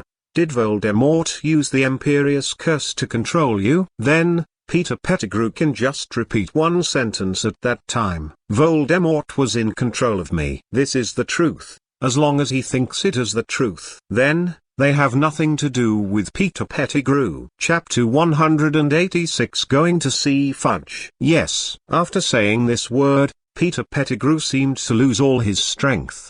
The whole person fell limply to the ground. But Snape laughed, smiled and recovered, reached the expressionless state before. He used a Clumency on himself. I completely suppressed my emotions in the deepest part of my brain, and put a few locks on it. Legiliancy. He waved his wand, pointing at Peter Pettigrew's head. But unlike Veritaserum, Snape's Legilimency encountered extremely strong resistance when it invaded Peter Pettigrew's brain. In the end, his Legilimency failed. He is extremely familiar with that kind of confrontation, that kind of strong resistance. Voldemort must have put a lock on Peter Pettigrew's brain, just to prevent Peter Pettigrew from being exposed when he was performing the most critical tasks. In addition, Peter Pettigrew must have learned Occlumency himself. Now, the lock and Peter Pettigrew's Occlumency have become their problems. The testimony obtained by Veritaserum alone is not enough. At least, Dumbledore thought so. He also wanted to know what Peter Pettigrew had done before, the Death Eaters he had contact with, and Voldemort's orders to him. So, let's take him back to Hogwarts first. Our minister is coming soon. Calculating the time, it is estimated that Fudge will soon be teleported to Hogwarts with flu powder and those auras. By the way, we can't forget to ask Fudge to remove those Dementors. A bunch of Dementors surrounded Hogwarts. People who didn't know it thought it was Azkaban. Peter Pettigrew was floated in midair by Professor Snape using the Richard Taschen charm, and they followed them to Hogwarts. The footsteps of several people were very fast, and they were not far from Hogwarts. It was only a short period of time before everyone arrived at the gate of Hogwarts. Filch was standing there waiting for their arrival. The moment he saw Dumbledore, a smile brighter than a blooming flower instantly appeared on Filch's face. Professor Dumbledore, Minister of Magic, Fudge is waiting for you in your office. I see, Argus. Dumbledore was kinder to other people. Later, I will ask you to close the school gate to prevent some students from sneaking out at night. Don't worry, Professor, all of this is on me. I will never let any student step out of Hogwarts. Filch patted his chest and assured him very confidently, what he likes most is to send those students who violated the school rules at night to use chamber pots and put them in confinement. Now that he has the permission from Dumbledore, he can't wait to catch those students who wandered at night right away, then happily send them to clean the chamber pot. Hearing Filch's confident words, Harry couldn't help but take another look at him. That originally gloomy face smiled strangely at this moment. Harry rarely saw Filch laugh. Most of the time he saw Filch had a gloomy expression. Different from Professor Snape's gloomy expression, Filch's expression was more like catching a thief. They are thieves, and he is the one who catches the thief. Harry has already experienced this.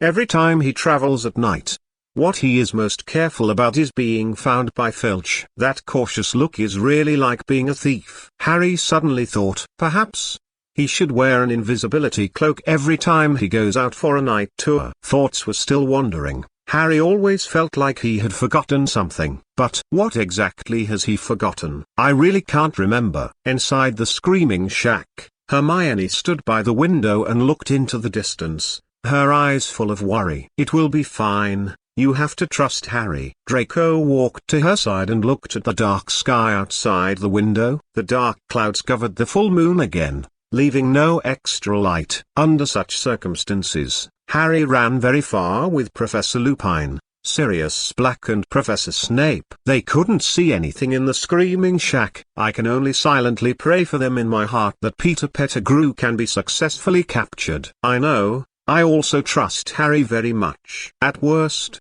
There are Professor Lupin, Professor Snape, and Sirius. Hermione subconsciously looked back at Draco. Under the dark night, Draco's eyes were bright, and the inside was clear. But you still seem very nervous, Miss Granger. Don't you think I'm a mudblood? Mr. Malfoy, why do you have to hide yourself like this? I apologize for the insult I once gave you, Miss Granger. Words like mudblood shouldn't be talked about, let alone appear. Draco was serious and earnest, and he no longer had the frivolity of the past. Compared to before, Draco is more trustworthy now. Bloodline is worthless compared to wisdom. Hermione turned around and looked at Draco seriously for the first time. It's like meeting this person for the first time. You've changed so much, I can't even tell whether what you're telling is the truth or a lie. Or maybe it's just an excuse you use to confuse others. Hermione spoke.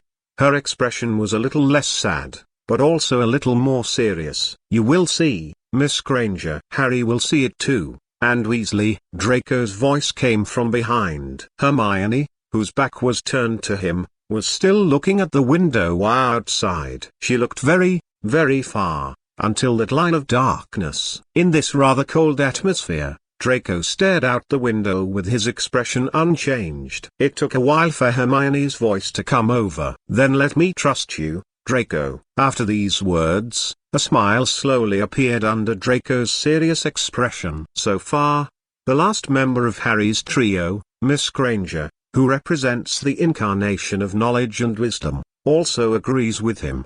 Today was really a tortuous day, but the result was not bad. If Hermione didn't agree with Draco, then Mr. Malfoy should be the last one to speak out, not Draco. It is precisely because of this that Draco laughed when he noticed the change in address. Draco, who was in a good mood, turned his eyes away and dealt with Hermione. Now it's time to see what that Weasley was doing. He turned around and found that Ron was still sitting where he was, looking up at the ceiling, muttering to himself with absent-minded eyes. Draco walked over and squatted down. Ron continued to stare at the ceiling as if he hadn't seen him. Perhaps in his opinion, the ceiling of the Screaming Shack is prettier than Draco's face. It was only when he got closer that Draco heard what Ron was saying. Chapter 187: Fudge's Arrival and Conversation. How so? How could my mouse, Scabbers, be Peter Pettigrew? 12 years. He has been in my house for 12 years. I used to hug him to sleep. How could this be? I not only hugged him to sleep,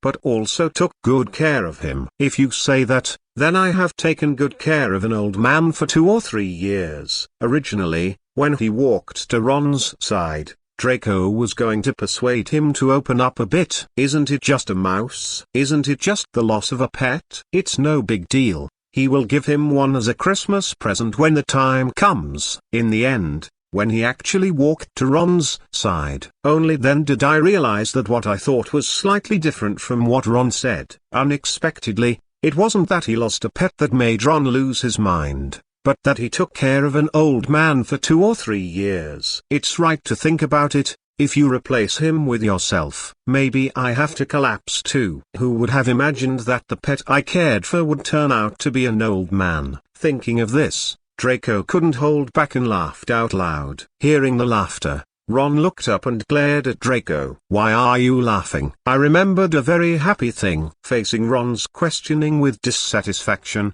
Draco gradually calmed down after being subconsciously flustered when he was discovered the first time. Looking at the calm Draco, a trace of suspicion flashed in Ron's eyes. He always felt that Draco's smile just now seemed to be malicious. It's like targeting him. Really? Then you remembered something happy. My dog has given birth. Speaking of things that he didn't know, Draco's expression didn't change. There was not even the slightest bit of blushing and rapid heartbeat. Isn't it just to deceive someone? It's not the first time I've done this. Ron looked at Draco, and the two stared at each other for several seconds. Draco didn't react at all. His face was very calm. Only then did Ron gradually dispel his doubts about him. Seeing that Ron's face had returned to normal, Draco was secretly relieved. It's so dangerous, He almost revealed his secrets. Just now he was just a little bit unable to hold back the plainness on his face. Now when I saw Ron, all I could think about was how he was sleeping with the mouse in his arms.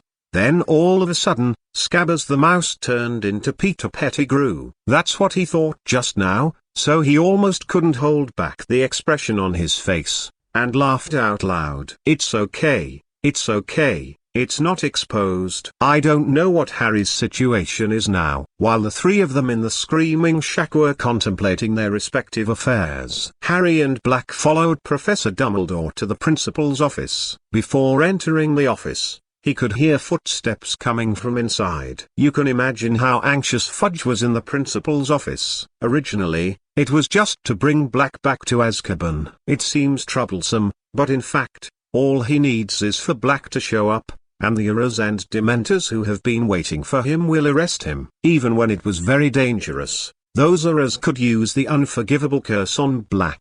This is the authority issued by the Minister of Magic. But he never expected that he suddenly received a letter from Dumbledore tonight. At first, the letter only stated that they had found Black.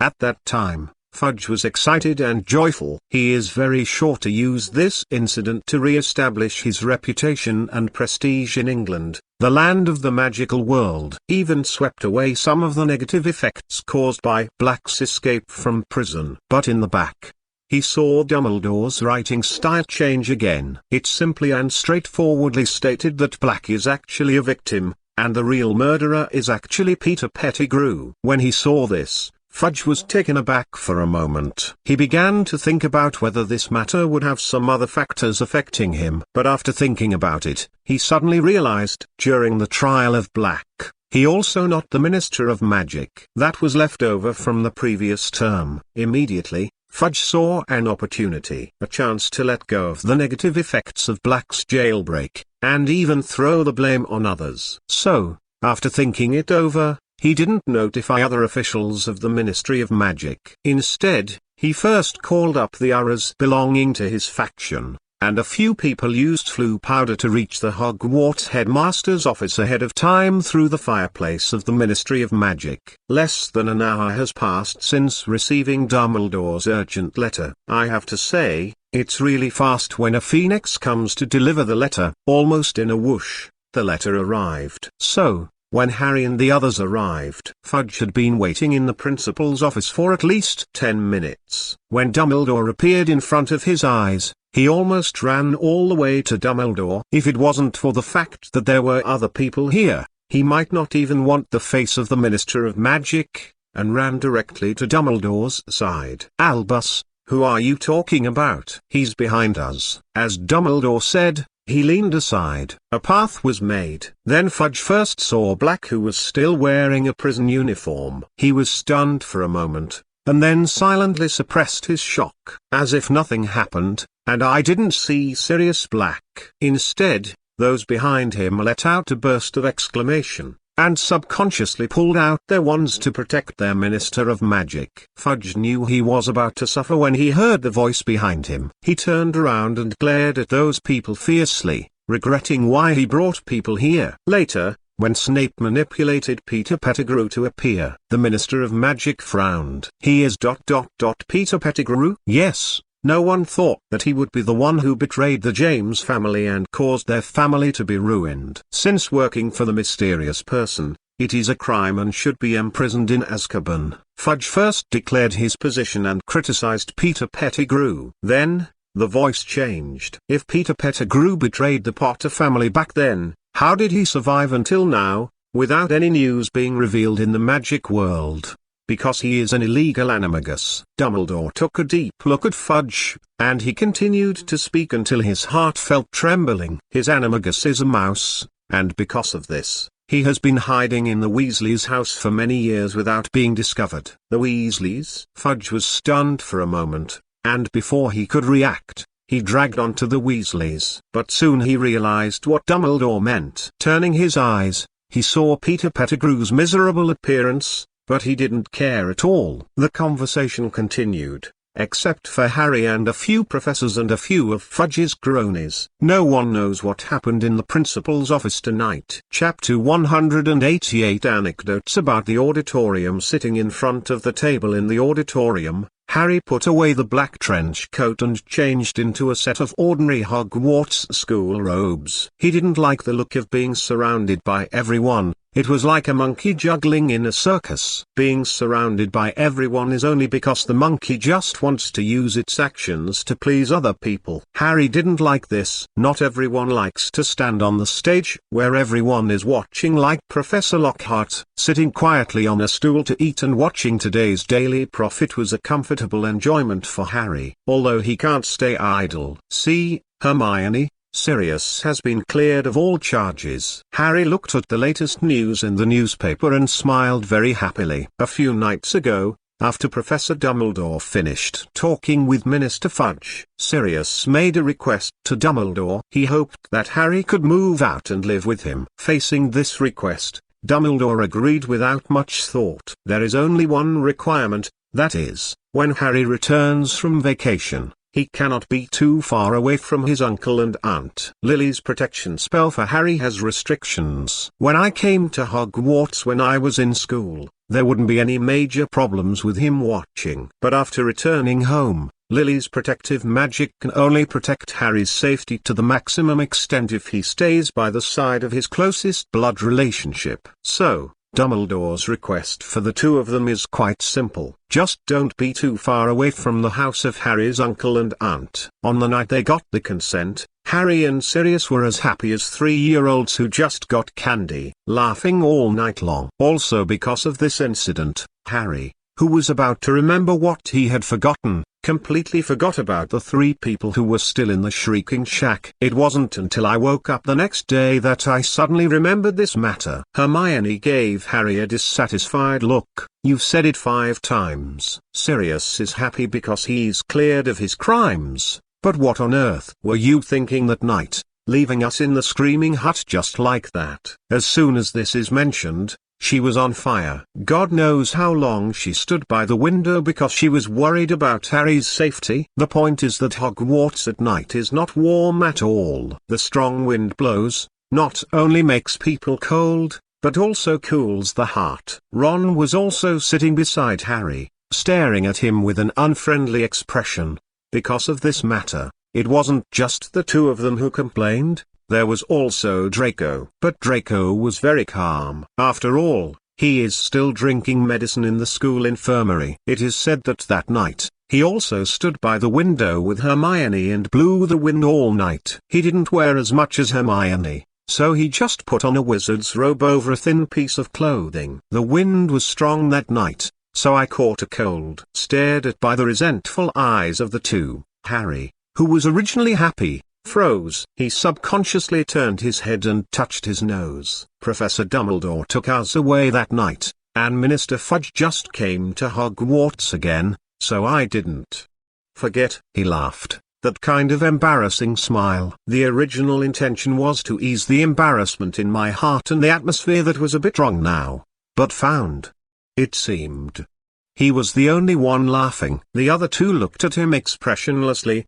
as if they were watching a fool's performance. This made Harry even more embarrassed now. Snort. With a cold snort, Hermione rolled her eyes at him. Then you will move to live with Sirius at that time? Yes, that's right. Sirius and Professor Lupin are going to negotiate with my uncle and aunt, and then buy a house next to them. After Hermione took the initiative to change the topic, Harry breathed a sigh of relief. A smile appeared on his face again. Be as bright as you want. He wanted to leave that house even in his dreams, and even though he still lives next to them as a neighbor, he left after all.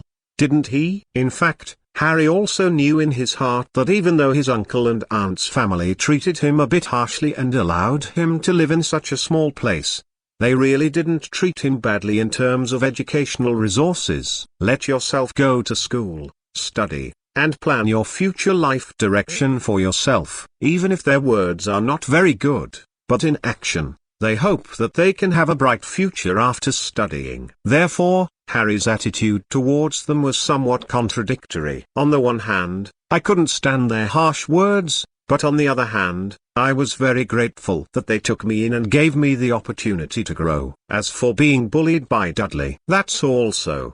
Sooner or later he will return it. Dudley is Dudley, and uncle and aunt are uncle and aunt, and Harry is very clear about this. At that time, teasing Dudley a little bit can be regarded as repaying him for his care over the years. I heard that Professor Snape will go with you too? Hermione hesitated for a moment. Seeing Harry smiling so happily, she asked the question that seemed to be a rumor but did exist. Hearing these words, Harry's smile disappeared and his face collapsed. I don't know what he was thinking, but he proposed to Professor Dumbledore to come with us to negotiate with my uncle's family. Harry stretched out his hands to cover his face, whining continuously. I suspect that he wants to sabotage the negotiations between Sirius and my uncle's family. I seriously doubt it. Even if he knew that Snape wouldn't hurt him, he could still do it if he felt sick. On this matter, Harry held a negative view. Maybe they want to sabotage it, Ron interjected, giving Harry a wishful look. What Professor Snape looks like, he knows everything. Although he smiled at Harry from time to time a few days ago, his character is just like that. In other words, seeing Snape smiling at him in those few days, the Harrys were almost terrified. I am deeply afraid that someday there will be some magical medicine in the food and drink I am eating. Then the next day, he was arrested by Professor Snape in one name or another, put into confinement, deducted college points, etc. But the most important thing is not only did he not do anything, he even added 5 points to him for the first time. Do you know what that concept is? Until now, Harry still can't forget all kinds of strange phenomena taught by Snape during that period of time. He still can't figure it out. A good Professor Snape, a professor who never forgets to talk about Gryffindor's shortcomings and abuse all day long. How did it become that weird appearance? Chapter 189. The trial of Peter Pettigrew is at a stalemate. Recently, a major event happened in the magic world. Minister of Magic Fudge and Hogwarts Headmaster Dumbledore join forces with the Wizengamot to reopen a trial. The object of trial is not Sirius Black. He is a victim instead. The subject of the trial was Peter Pettigrew, a hero who had disappeared for 12 years, won the Merlin Medal, and died in the battle with the Death Eaters and Voldemort. For a moment, the entire magic world was in an uproar. On this day, Harry was also brought by Professor Dumbledore to the Wizengamot court to watch the trial of Peter Pettigrew in front of the world. This time, Sirius Black also came here, wearing a grey suit, hair draped wantonly on her shoulders, a pair of eyes. He was in good spirits, without the fatigue and fierceness of the previous period of time. Many people were stunned when they saw him. They were wizards who hadn't read the Daily Prophet. The first time they saw Black, they asked the Auror next to him to grab him. In this regard, those Aurors and Sirius Black are no strangers to it. Instead, some of his former friends who read the Daily Prophet, knew what happened, and misunderstood Black, stepped forward to talk to him. Those were some Gryffindor-born wizards who were part of the fight against Voldemort and the Death Eaters. I shouldn't scold you for those words. It's okay, it's all over, Charles. But I still can't forgive myself, you know. How happy I was to hear you weren't a Death Eater. It's all over, I'm back now, haven't I? Sirius Black comforted the man with red eyes standing beside him. It's not that he doesn't have friends. It's just that those friends severed ties with him when they learned that he was a traitor and a Death Eater, and sent a lot of yelling letters to Azkaban to abuse him. It's good now. It's good enough now. I feel very sorry for you. It's okay. It's been so long, and I'm still the same person I used to be. Black laughed and made a joke to liven up the atmosphere between them. Since you've come out, have you thought about what to do next? I'm still thinking, maybe I will become an adventurer and travel around the world. Or Black looked at Harry, who was sitting beside Dumbledore, laughed, and continued. Or go to the Mole world and play as a private detective. Private detective? His friend gave him a surprised look, but then he seemed to have thought of something and laughed along with him. That's right, Your personality is like this, maybe that's also quite suitable for you. Private detective. Ha ha ha ha ha ha ha.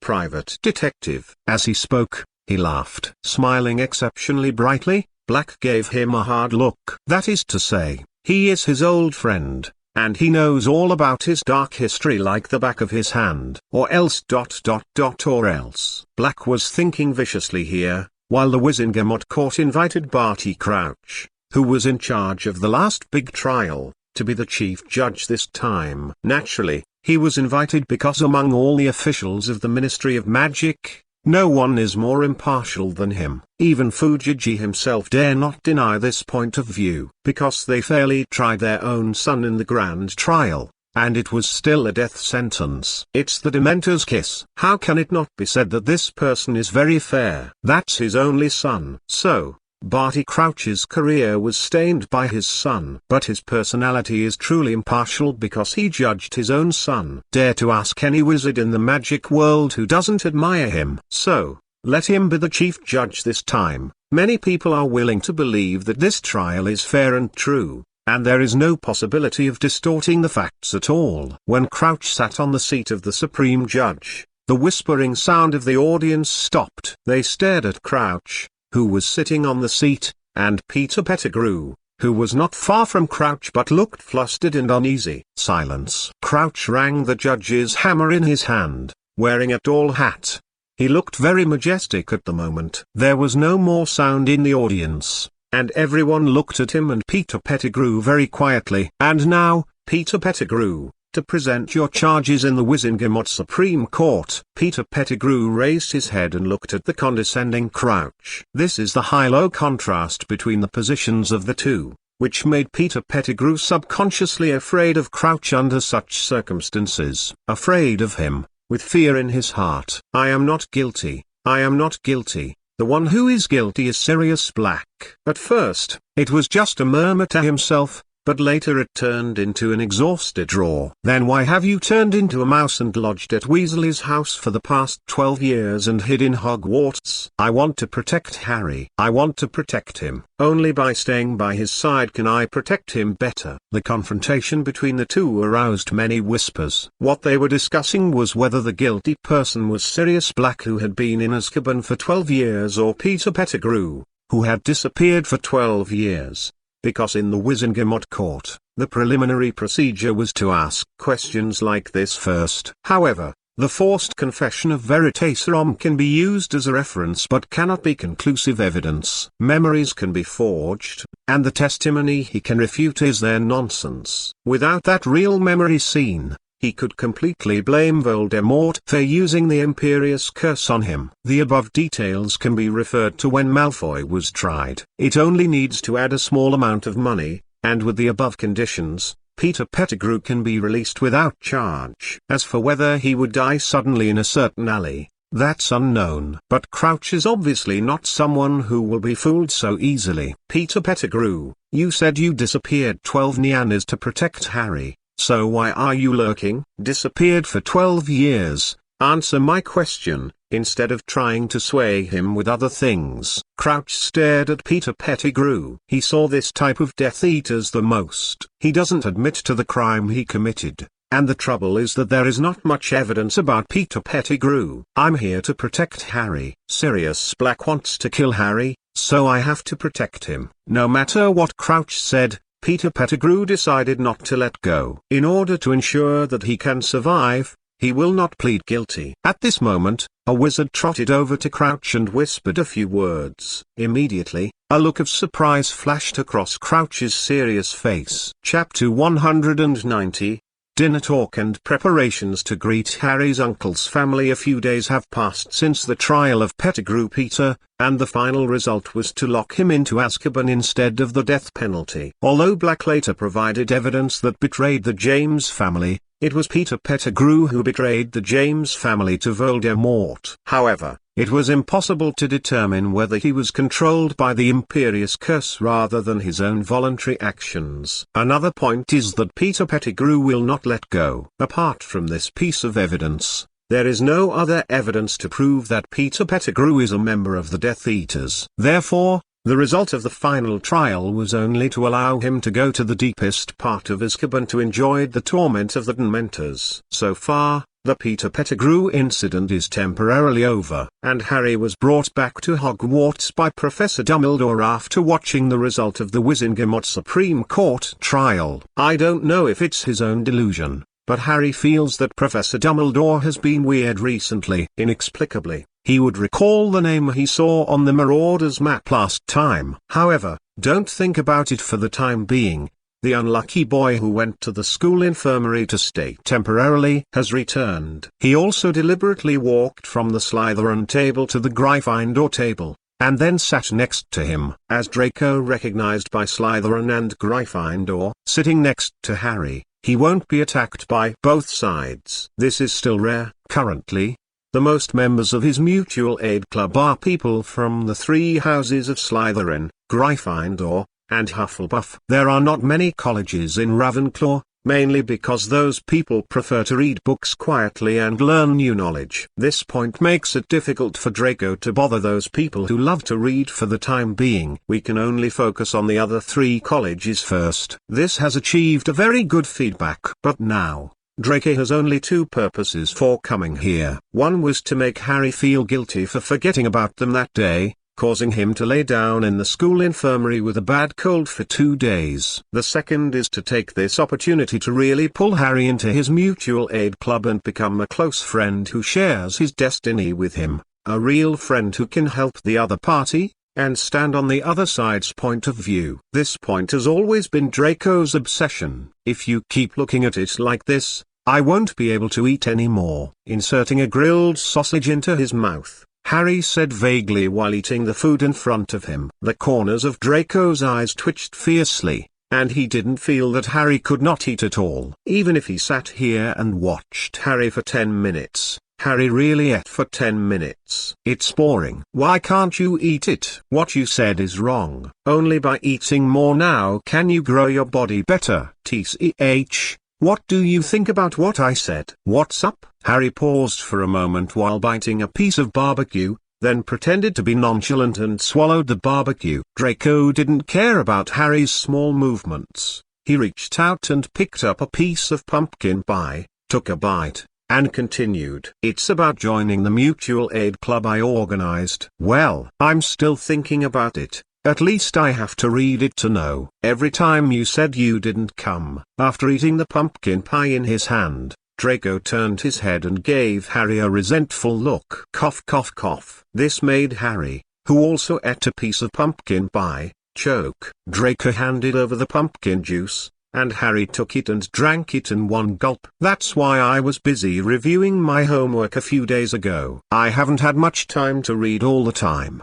Don't think I don't know that you have always copied Hermione's homework. How can you read any books? Have you read any books? Cough cough cough. Harry picked up the napkin and wiped his mouth, then turned to look at Draco and said righteously, "You're wrong now. Am I the kind of person who doesn't like to study? I read a lot. When you can't see me, I study hard in the lounge." Hermione and Ron on the side laughed on the spot when they heard what Harry said, and Draco gave Harry a supercilious look. Let Harry guess what he wants to express. After hesitating for a few seconds, Harry said very seriously, "Didn't your mutual aid society have a meeting today, right? What's the matter? You won't want to find another excuse for not coming, will you?" Draco reacted very quickly. He immediately turned his head and looked at Harry suspiciously. Lee has a guilty conscience. It's just that I don't have time to go. Don't worry, I will come this time no matter what.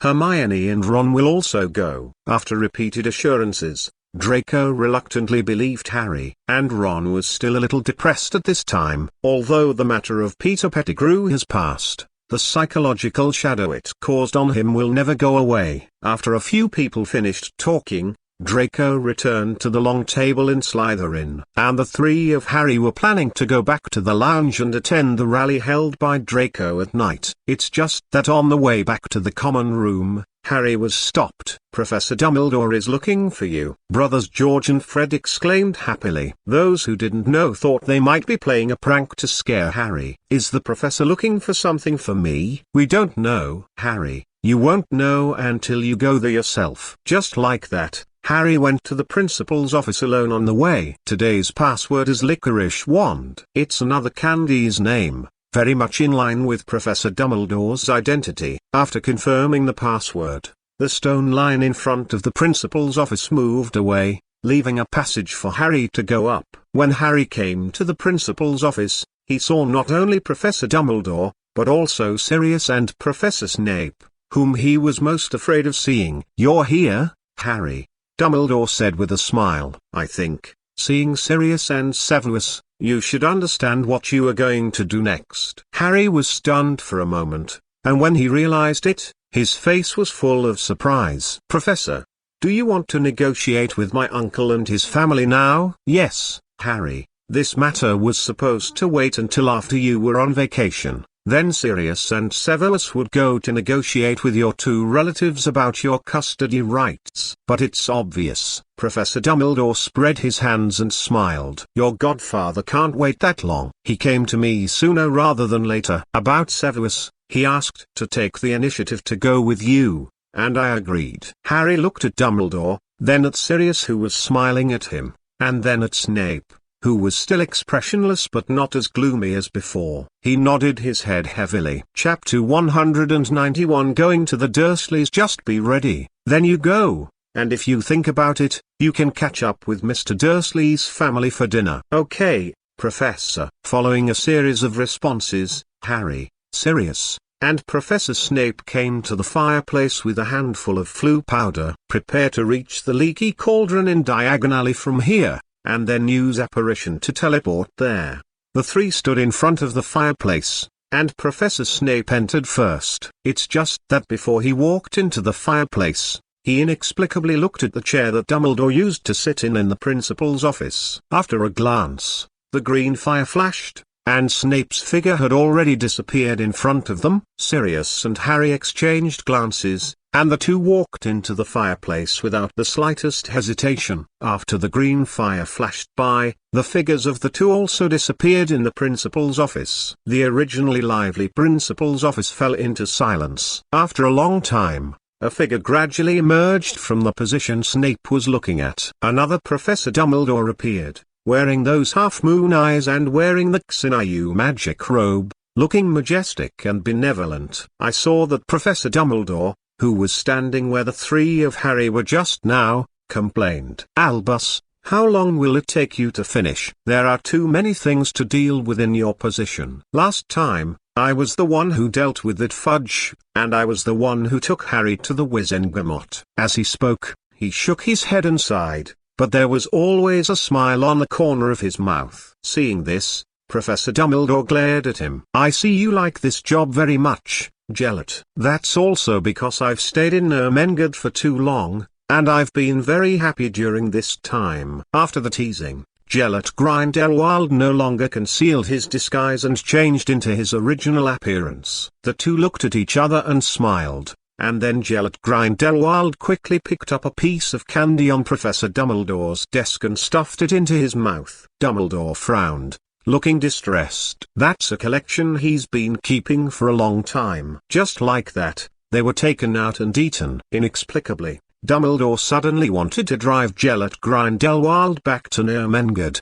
Don't let him continue to harm his collection. If he was allowed to stay any longer, maybe he would find and eat all the candy he had been hiding all along. Gellert Grindelwald looked satisfied. Sure enough, only eating his treasured candies in front of Albus would bring him so much happiness and satisfaction. Leaving aside what happened in the principal's office, Harry, Sirius, and Snape had already been teleported to the leaky cauldron through the fireplace. Next, they will apparat here to the uncle's house where Harry has been staying temporarily. "Are you ready?" The three of them suddenly appeared at the leaky cauldron, not a small movement. This made Snape frown slightly, as if he was not used to it. "I am ready." Sirius held out his arm, motioning for Harry to grab his arm. Seeing this, Snape just snorted coldly, remained silent, and immediately waved his wand to launch apparition. Looking at Professor Snape, who left first,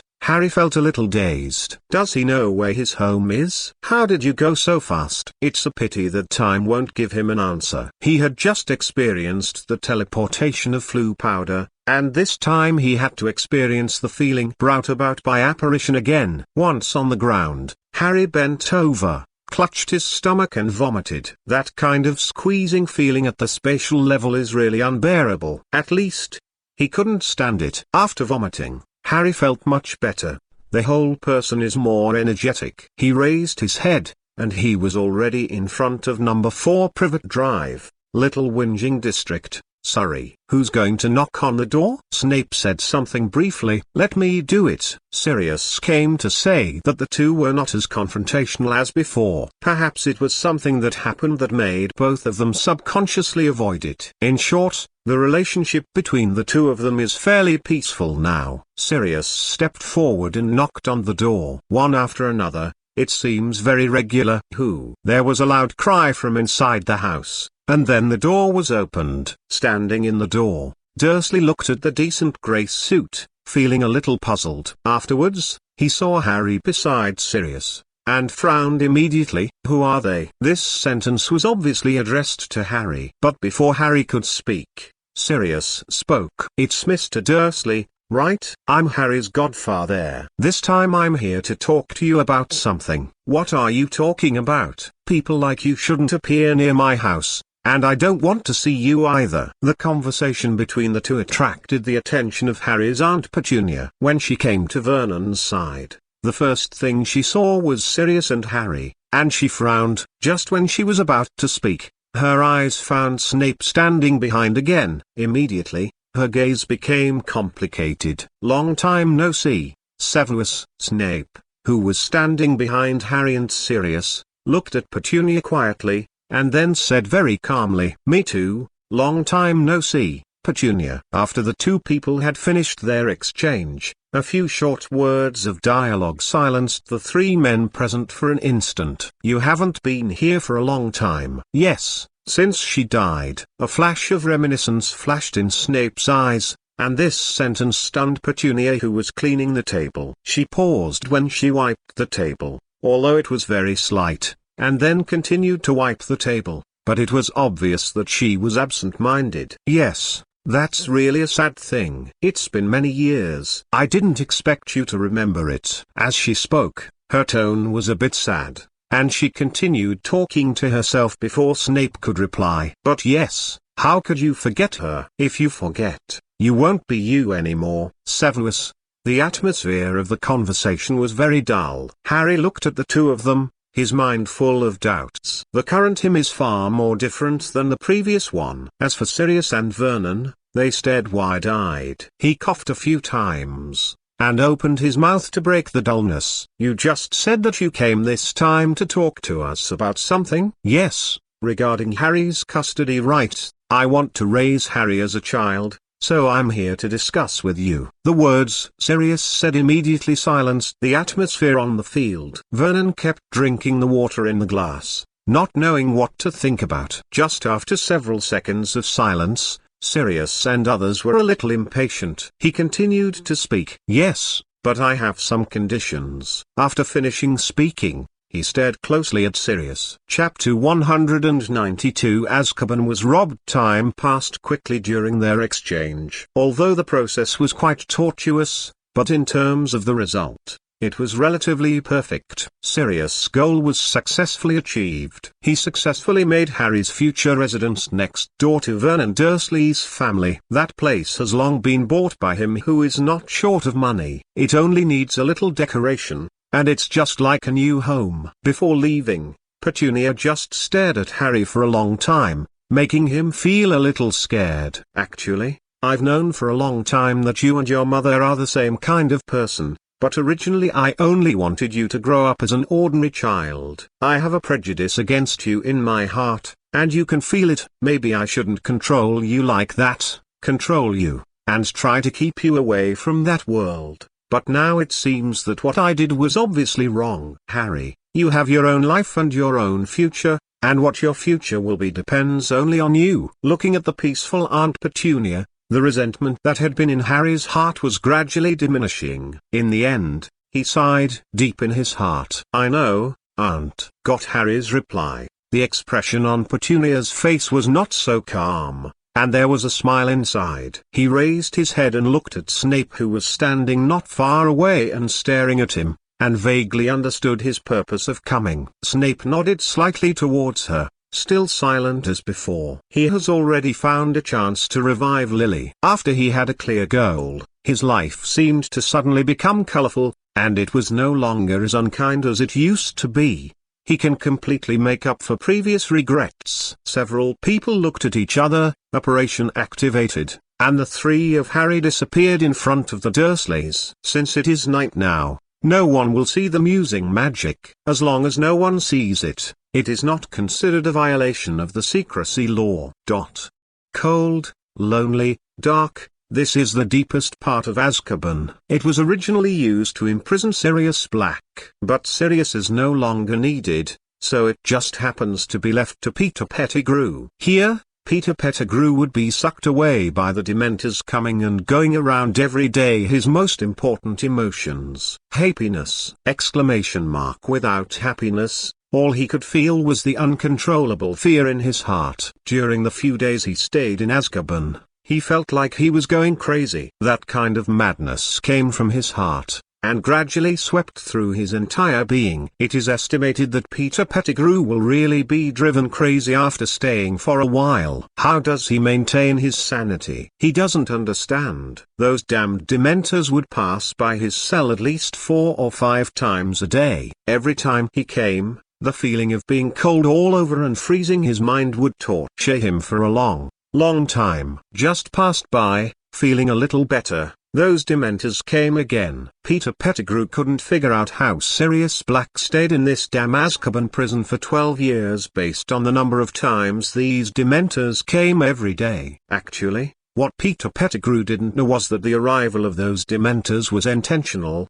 They were ordered, and those Auras guarding Azkaban were full of malice towards Peter Pettigrew, a traitor. Naturally, he also hoped that he could experience the happiness brought by the Dementors more. Otherwise, how could he be worthy of Sirius Black's 12 years in Azkaban? Compared with other people, Pettigrew's suffering is often several times that of others, come 4 or 5 times in the morning and 2 or 3 times in the evening. Look, how wonderful this arrangement is. Ha ha ha ha ha ha ha, Peter Pettigrew, you have today too. Quite a few Death Eater prisoners living nearby would laugh at him every day. They looked crazy, and it was not difficult to see that they had gone crazy long ago. They were tortured to the point of madness by the Dementors, but they still firmly believed their Lord Dark Lord Voldemort will rule the wizarding world again, and will come to rescue them from this ghostly place. That time is not far away, and they just need to wait patiently. After enduring 12 years of torture, I no longer care about a day or two. But Peter Pettigrew is different. After entering Azkaban,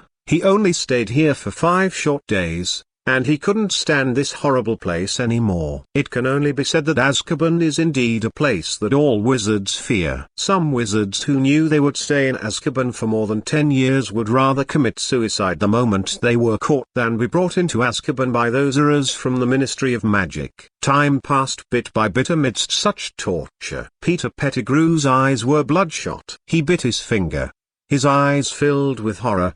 The time now is very close to the arrival of the next Dementor. He had already crouched in a corner and curled up his body, trying to find some warmth from his body. But he obviously failed. He could feel the bone-piercing cold from the surrounding walls and the stone slabs on the ground, and he could also feel the icy cold caused by the constant fear from deep inside his heart. In this place where there is no hope but only fear and desolation, I can't feel the slightest bit of happiness and warmth at all. He's going crazy. If you continue to stay here, anyone can come to save me. Just when he was muttering to himself, his expression was in a trance. A few figures walked in, and there was no scene of the Dementor coming as he had imagined. Peter Pettigrew, someone is here to see you. The impatient, even disgusted tone made him raise his head subconsciously. The first thing that came into view was a slightly tall, white-haired figure. From the wrinkles on her face and the loose skin,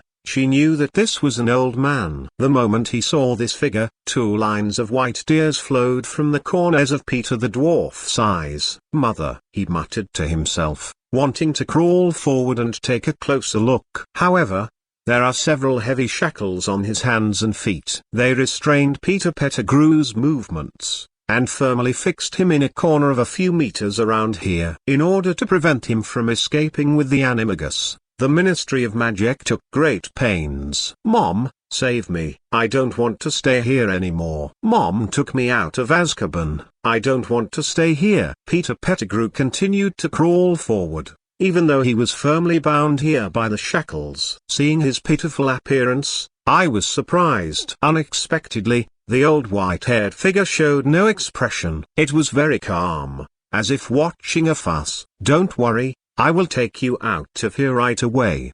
The white-haired figure turned his head, looked at the arrows and strikers from the Ministry of Magic, and suddenly smiled strangely. Just when they felt bad and were about to use their magic wands to restrain the actions of the person in front of them, a figure suddenly appeared in Azkaban, accompanied by several small spells. The arrow and striker guarded by the Ministry of Magic instantly passed out on the ground.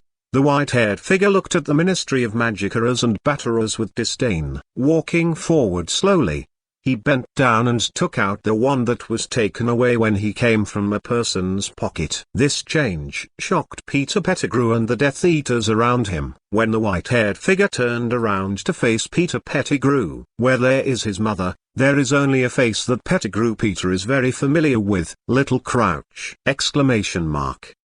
Chapter 193 Draco's position. What happened in Azkaban has not been known yet, but it will be discovered by others soon. Presumably, the expression on Fudge's face will be very exciting by then. This year is destined to be a busy time for him. Previously, Sirius Black escaped from prison, and later an unknown wizard raided Azkaban, taking away many heinous Death Eaters. I'm afraid the Ministry of Magic will be busy for a while. It is estimated that Fudge will cover up this matter as much as possible, and find an opportunity to get rid of this matter as soon as possible. However, what happens to the Ministry of Magic has nothing to do with Hogwarts. Now, the students in the entire Hogwarts are more concerned about their upcoming exams. The annual exam is destined to be a very worrying thing for all students. And tonight, Harry, Ron, and Hermione were invited to attend the rally held by Draco. Harry also felt a little ashamed in his heart when he failed to come here a few times because of various things. At 9 o'clock in the evening,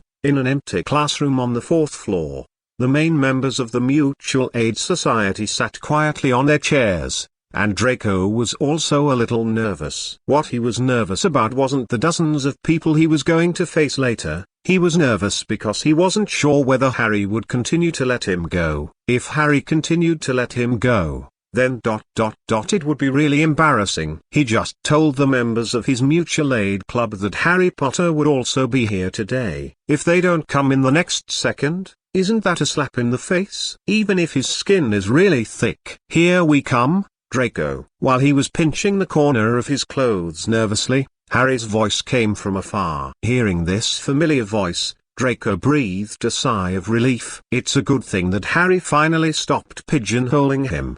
He walked to the door first, and the first thing he saw were a few people standing at the door. Among them Harry was leaning against the wall with a smile on his face. When seeing Draco, Harry raised his hand very happily. The big stone in his heart fell to the ground, and Draco was also in a very good mood. "I'll just wait for you, follow me in." Draco greeted Harry, Ron glanced at Harry, and followed behind him, while Hermione looked at Draco silently. This meeting tonight can understand what Draco is thinking in his heart. It is estimated that many people are very curious about why I asked you to come earlier. After entering the classroom, Draco shouted excitedly. With his wand resting on his throat, his voice was magically amplified enough to fill the entire classroom. Many people looked at Draco with very clear eyes. They trusted him not because of the prominent family background behind him, but because of what he said and the bright future he built. It was because of that that they trusted him and chose him. "You are all very welcome," Harry, Hermione and Ron. Draco stood in the middle of the stage, stretched out a hand and made an inviting gesture in the direction of Harry and the three of them. Harry, Ron, and Hermione sat in the seats prepared for the three of them following the direction Draco's hand was in. I asked you to come here early with me just to welcome our new partners. I think you should be familiar with the three of them. Of course, sir. Some people shouted that in the Daily Prophet this time, Harry and Black occupy the most prominent positions on the cover. Of course, beside the two of them are Professor Dumbledore and Fudge, the current British Minister of Magic. The four of them were on the same cover, and Harry's bright smile left a deep impression on them. Now, the heat hasn't dropped yet. They are naturally very familiar with Harry's face, coupled with Harry's identity, the halo on his head. It's even hard for people to forget him. If you want to talk about who is the most famous person in the entire wizarding world, it must be Harry Potter. This point is indisputable. There are too many halos on this boy's head. Mr. Harry Potter, the Savior, Miss Hermione Granger, the Encyclopedia of Gryffindor, and Ron Weasley, the Warrior. Draco said happily. You know how long he thought about this name for Ron. How many nights have I thought about? Crossed out. Draco wiped the non-existent sweat from his brow. Their arrival of the three of them is very welcome. This time, they will participate in our big construction plan like you. Draco paused for a moment. He knew that the three of Harry still didn't understand the situation. Some things, he has to start from the beginning. But Draco didn't intend to do this. He had his own ideas. He was going to start speaking from other aspects and use his ideas to infect the three of Harry. We haven't finished talking last time. This time we just take this opportunity to finish. We said last time that if we want to break the discrimination against non-pure blood families, the first thing we need to do is to break their sense of superiority as pure blood. Where does the sense of superiority come from? Naturally, it is the resources their family has in the magic world, and this prejudice and discrimination is driven from top to bottom. The older the family, after so many years, they have resources and wealth that ordinary people don't have, and even many people can't get it in their lifetime, and this also brings them a superiority. The more Draco said, his expression became more and more serious. But Harry and Hermione, who knew a little bit about it, became serious. They think they are superior to others and look down on everyone except their level. This is actually the beginning of bloodline theory, and they are born noble. Draco was still chattering, while Hermione in the audience fell into deep thought after hearing these words. She found that Draco's position in speaking these words was completely different from his position. They are two completely opposite extremes. This couldn't help but make her feel a little strange when she heard it for the first time. What kind of stimulation did Draco receive to make such a big change? He even supports the theoretical viewpoints that oppose his own origin. This is not normal. But I have to say that Hermione is finally relieved at this moment, knowing that Draco is not cultivating extremists like Death Eaters. If so, I am afraid that if Draco holds a rally tonight, an anonymous report letter will be received in the principal's office the next day. It is estimated that the Ministry of Magic will also receive an anonymous report letter. Hermione, she is absolutely capable of doing this kind of thing. She is not a weak woman, she is a strong woman in Gryffindor. The current Draco temporarily made Hermione lose her previous thoughts. And Draco also noticed Hermione's contemplation at this time, and his attention turned to Harry, who was listening very seriously. This wave is full of energy. Chapter 194 Lockhart visits. Everything has come to an end for the time being. The once-a-year final exam that students are most worried about is coming, and the 5th grade is most worried about whether they can pass the OWL exam in the future. Whether to be a wizard who treats others in the hospital, or to be an hero who has to go through various battles in the Ministry of Magic, or to be an adventurer who travels around the world. No matter what it is, no matter what they want to do, they first have to face the upcoming exam. At this point in time, Professor Dumbledore also began to reduce his outing time and handed over all matters in Hogwarts to Gellert Grindelwald. Originally, he still had the possibility to go out, But now he doesn't. No matter how worried he was, Grindelwald was still calm.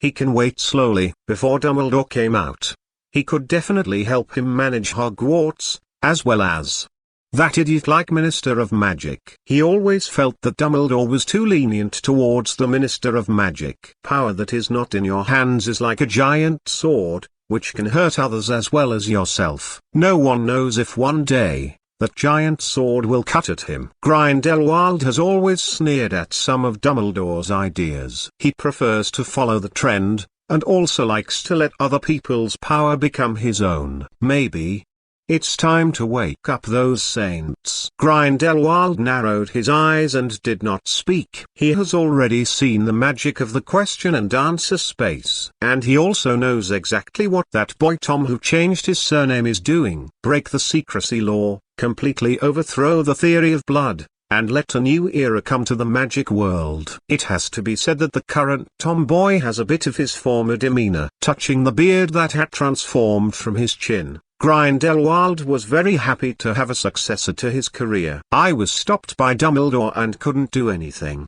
but there are some things that people will do later. And Albus probably saw something, so he helped that kid along the way. But Grindelwald silently picked up a letter in his hand. This is the letter sent by the owl just now, and there is a signature at the bottom of the letter as Gilderoy Lockhart. The letter he sent briefly said a few things, and that he was about to visit him here, and handed him a letter for the person behind him. Grindelwald also knows a little about Lockhart. He was originally a figurehead, but after experiencing a live broadcast in the Q and A space, his combat ability directly equaled that of the Elite Era. I don't know how other abilities are, but in terms of fighting awareness, fighting skills, and fighting ability, Lockhart's current level is still acceptable. And in the letter he mentioned that he came to Hogwarts to deliver the letter for the person behind him.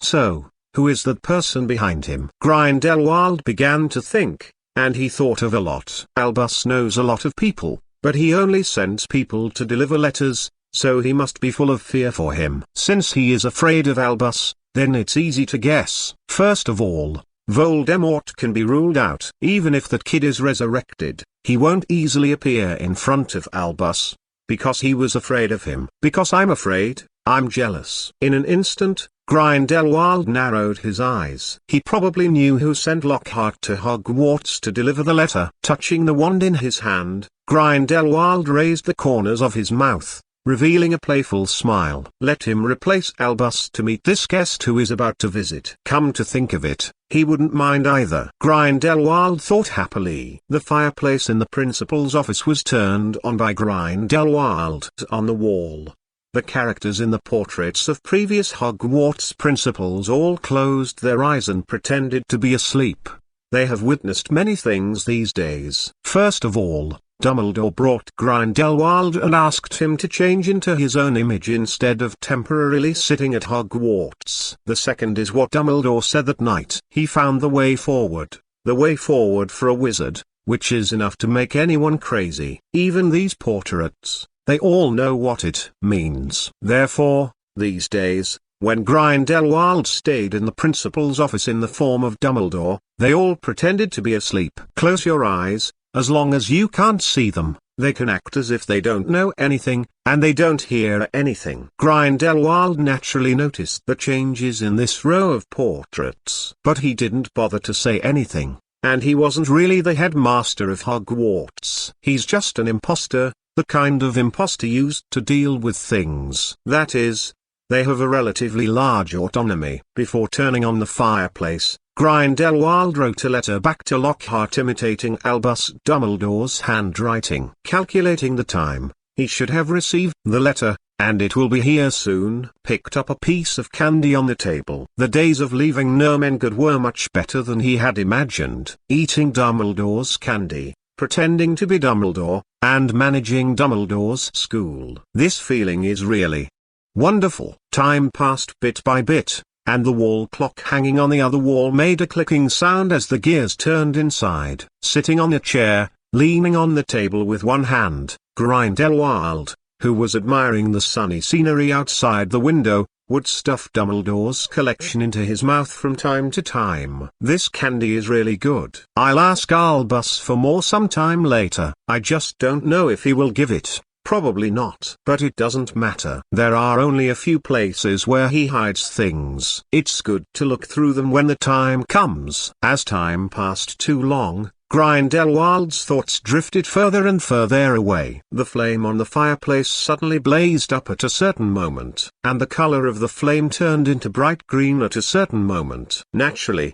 this change could not be hidden from Grindelwald, who had been paying attention to the fireplace. The burning of the flame reached its peak at a certain moment, but then gradually weakened, the bright green color faded, and it returned to its original color. And in front of the fireplace stood a man who kept dusting his body. "You are late, Gilderoy." Grindelwald tried to imitate the tone in which Albus spoke. "I'm sorry, Professor. When I received your letter, I was busy with some things. When I saw your letter, I hurried over with flu powder." When speaking, Lockhart would always show his white-toothed smile very skillfully. "You told me in your letter earlier that someone entrusted you to deliver a letter to me." "Yes, Professor. That man hopes that I can personally deliver this letter to you." Chapter 195. Karkaroff, you seem to be afraid of me. Karkaroff, you seem to be very afraid of me. No. No, sir. Igor Karkaroff raised his head subconsciously, then lowered it hastily. His body couldn't stop shaking, especially when facing the person standing in front of him. The kind of instinctive fear made him dare not even go beyond the slightest step, whether it's behavior or communication. Karkaroff didn't dare to make any big moves, fearing that the person opposite would suddenly turn around and cast Avada Kedavra on him. "Just because I betrayed countless Death Eaters, and because I betrayed the man in front of me, I can enjoy this kind of top treatment." So, he was afraid, and the fear in his heart led to his body trembling all the time. "But I see that you seem to be very afraid of me." Tom turned around, holding the wand in one hand, and resting the fingers of the other hand on the tip of the wand, watching the principal of Durmstrang School kneeling in front of him. As for the reason, Tom probably guessed it too. Probably Karkaroff mistook himself for Voldemort, thinking that he was here to settle accounts with him. This has to be said, very interesting and very dramatic. Originally he was worried that the principal of Durmstrang College, which was the most difficult to change, turned out to be the one who was the easiest to deal with.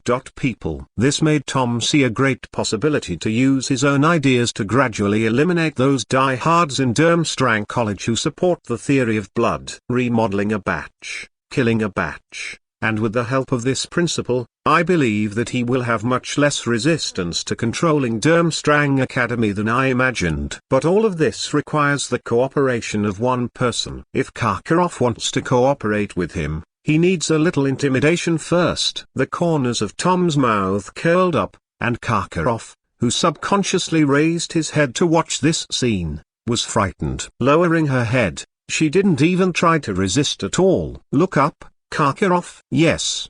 Yes, Lord Dark Lord." He was trembling as he spoke, mustering up great courage to raise his head and look at the young man in white robe in front of him. Karkaroff never expected that the man who was making trouble in Germany would be that man. God knows how angry he was when he was blocked by this man in front of him, and how scared he was when he saw this man's face. If I had known earlier that he was the one making trouble in the German magic world, he would have to run away no matter what. He ran far away, to Africa, to America, to a place he couldn't find. "It's fine to go anywhere, just don't stay here." Karkaroff could already imagine his own ending. He betrayed the person in front of him and betrayed countless Death Eaters. "I'm afraid that in the next second, that brilliant green light will hit her body and take her life away." But unexpectedly, there was no green light hitting his body. All he saw was a charming smile from this man. "Karkaroff." He heard him say his name. "I need you to do me a favor. I can settle those Death Eaters you betrayed, but I need to see your sincerity. The gentle one is different from the cold one in the past. Speak the gentlest words in the calmest tone. And the content of the words is not just a meaning." When Karkaroff heard that his pupils had dilated, he seemed a little unbelievable. At this moment, The fear left by Voldemort gradually dissipated, and he took a good look at the man in front of him. This man didn't have Voldemort's sometimes crazy and sometimes quiet temperament. He didn't have Voldemort's kind of undisguised malice towards everyone in his heart, and he didn't have any actions that trampled on the dignity of others. The person in front of him seemed to be the same as Voldemort, so he insisted on telling him how he felt about him. That should be more like Albus Dumbledore at Hogwarts. But it is more majesty than Dumbledore, looking at his eyes that neither happy nor sad. Even though Karkaroff knew that the return of Voldemort he guessed might be very different from what he had imagined. But he still didn't dare to stand up and look directly at him. So what if you guessed right? Can't you change anything? He has seen this man and Voldemort. Even if this man is different from Voldemort, the connection between the two may be deeper than he imagined. So, does he dare to move? Really dare not? He still wants to live a few more years. I will always be your servant. Karkaroff's eyes flickered, and he thought for a few seconds, until he saw the impatience in the eyes of the man in front of him. Then he lowered his head to the lowest point in fear, and firmly pressed it to the ground, after guessing that the man in front of him might not be his master, Voldemort. Karkaroff thought a little bit about it. But the action had just begun, and it ended with Tom's frown. He was afraid. Karkaroff, who had already been scared out of his wits, was afraid. When facing those hypocritical politicians, he can test them without hesitation. But facing someone suspected to be Voldemort, it's not a test. It's letting him be buried in advance, and he doesn't even have time to buy a grave. Remember what you said, Karkaroff. Tom took a few steps forward, walking slowly in front of him step by step. He timed every step very well, neither too slow nor too abrupt. He walked straight up to Karkaroff. Karkaroff, who lowered his head, looked at the pair of shoes that appeared in his sight, and lowered his head even lower. He was not a courageous person at all. Don't even think about betraying me. If you betray me, there will be no room for you in this world. Don't doubt what I said, Karkaroff. Although I'm not him, there is one thing the two of us are very clear about, and that is to kill all those who betray us. The last 4 words were read word by Tom, watching Karkaroff. The voice was cold, and the eyes seemed to contain knives straight through Karkaroff's heart. Don't worry, Master, I will absolutely never betray you. Hearing this, Tom just laughed and didn't take this sentence seriously. What he was thinking about was what kind of benefits he could get from Karkaroff, how he could strengthen his power, and attract more brothers and sisters to join him. This is what he wants to do the most right now. As for what Karkaroff thinks in his heart, that has little to do with him. Whether she will betray him or not, I don't think so. It is not easy to spend all this energy to create the current situation. Looking at kneeling with Karkaroff in front of him, Tom knew clearly in his heart that he would wait for the day when Voldemort returned. The man kneeling in front of him will cling to him desperately. Chapter 196, The Triangle Pendant Sent by Lockhart for my own life. This is enough. No one in the world wants to live forever. Except for a few Dumbledores,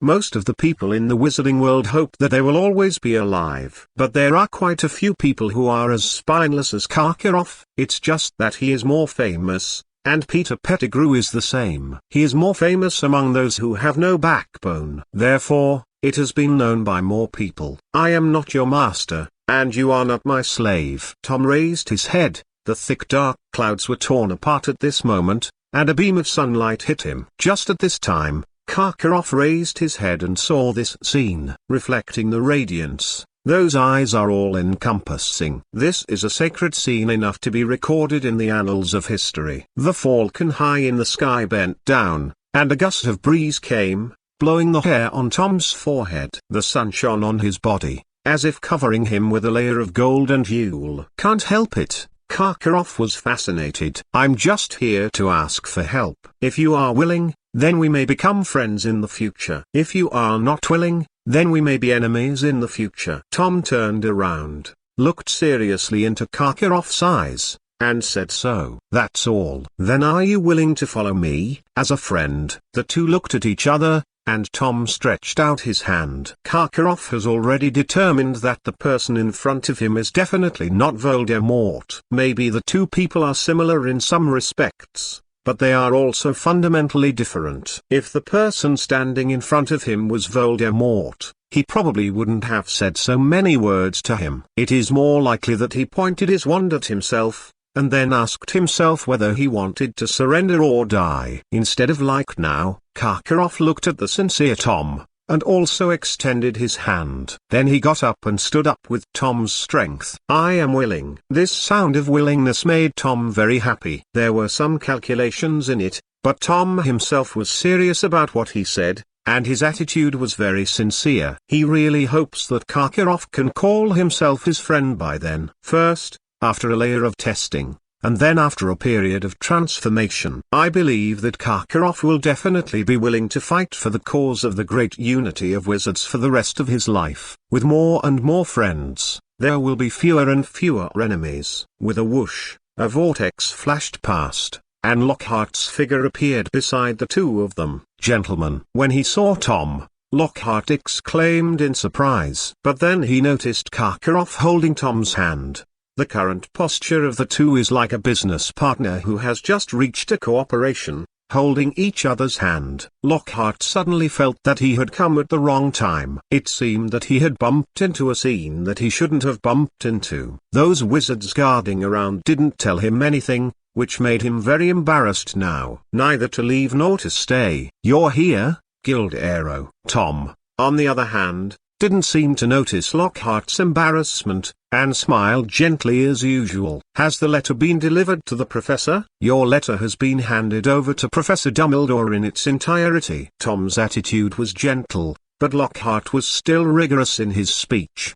"He has a serious attitude, not exaggerated. This is rare, and it is hard to imagine that this person will be the great adventurer Lockhart." "Then what did the professor say?" After knowing that Professor Dumbledore had accepted his letter, Tom looked excited. I don't know if it was his own illusion, but Lockhart always felt that he seemed to see Tom's eyes shining. Cough cough cough. Maybe I misread it. Taking a closer look, Mr. Gunter's eyes didn't shine at all. "Professor, let me give this to you." Lockhart stepped forward, took out a pendant from his magic robe and put it on Tom's hand.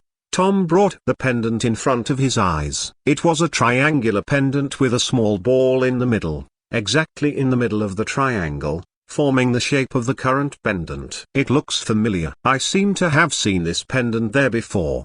Tom frowned. He was sure he must have seen something similar somewhere, but I couldn't remember it for a while. Looking at the triangular pendant, Karkaroff seemed to think of something, and his pupils shrank suddenly. He stepped forward quickly, and Tom was awakened by his movement, and looked at him suspiciously. "I seem to have seen this somewhere. Are you also familiar with this pendant?" Tom didn't answer the question. "Yes, I remember it very deeply. In Durmstrang, I saw this pendant in Durmstrang." "But that's a sign, not a pendant of this type." "Oh, what kind of sign?" Tom asked curiously. He is more interested in Durmstrang School now. Originally, he planned to break through from within the enemy, and improve the concept of blood lineage in the most important educational cause of the magic world. This must require him to go to Durmstrang himself school trip. Originally thought that there would be various dangers along the way. It's just that, later on, he learned about a very interesting thing that Durmstrang's current headmaster,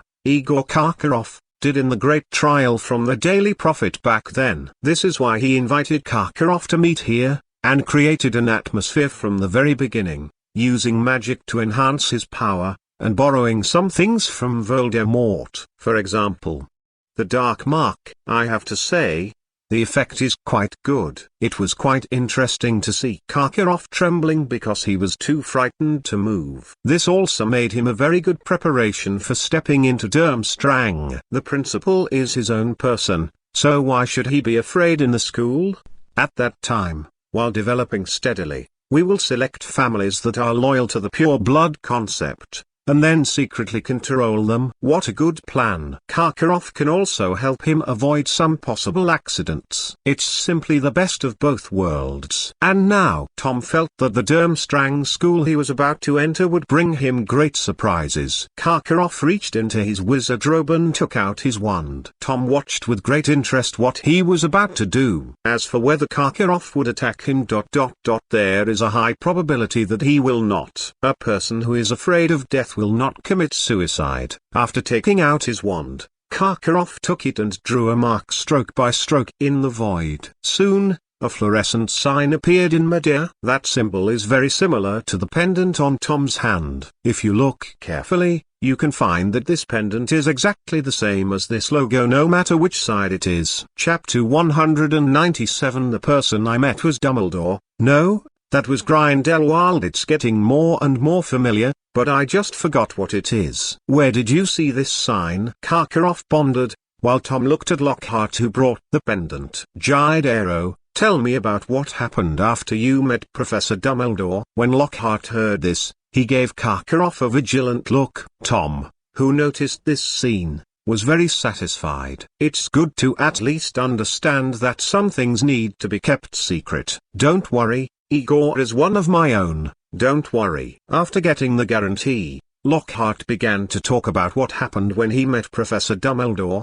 The time went back to 10 hours ago. In the principal's office, Grindelwald smiled and looked at Lockhart, who had just arrived. Then who is that person? Voldemort? Not quite like that. Fudge. Unlikely. It should be Tom who asked you to come. For the first time, Lockhart felt that he would be so nervous standing in front of Professor Dumbledore. This was also the first time he recalled that the wizard in front of him was the man standing at the top of the magic world. There are very few people who can stand shoulder to shoulder with him. What's more, during this period of time in the German magic world, he had a relatively intuitive feeling of the reputation Dumbledore possessed, and he himself was very curious about what Professor Dumbledore experienced during the year he left Hogwarts. Personally, he feels like a majestic Tom, making him intimidating. Yes, Professor. Facing Professor Dumbledore like this, Lockhart didn't dare to hide anything. So I went to Germany at the invitation of a friend, and met Tom Gunter, who took root in that land. He was taken to his base for a friendly exchange. In the end, Lockhart promised Tom Gaunt that he would hand over the letter written by Tom to Professor Dumbledore in its entirety. After speaking, Lockhart was dry-mouthed. But does he dare to say anything? No, he really didn't dare. Instead of daring, he stood upright at this moment, waiting for Dumbledore's response. Grindelwald, pretending to be Dumbledore, was silent for a moment, then tore open the envelope in front of Lockhart. After reading the lines of text, Grindelwald put down the letter and was a little thoughtful. The content of the letter is very simple, but according to Albus's character, it is very likely to ignore it. But Grindelwald smiled slyly. He is not Albus. It just so happened that he was very interested in what boy Tom was doing in the German magic world. Then, do you want to do something? Grindelwald picked up the letter,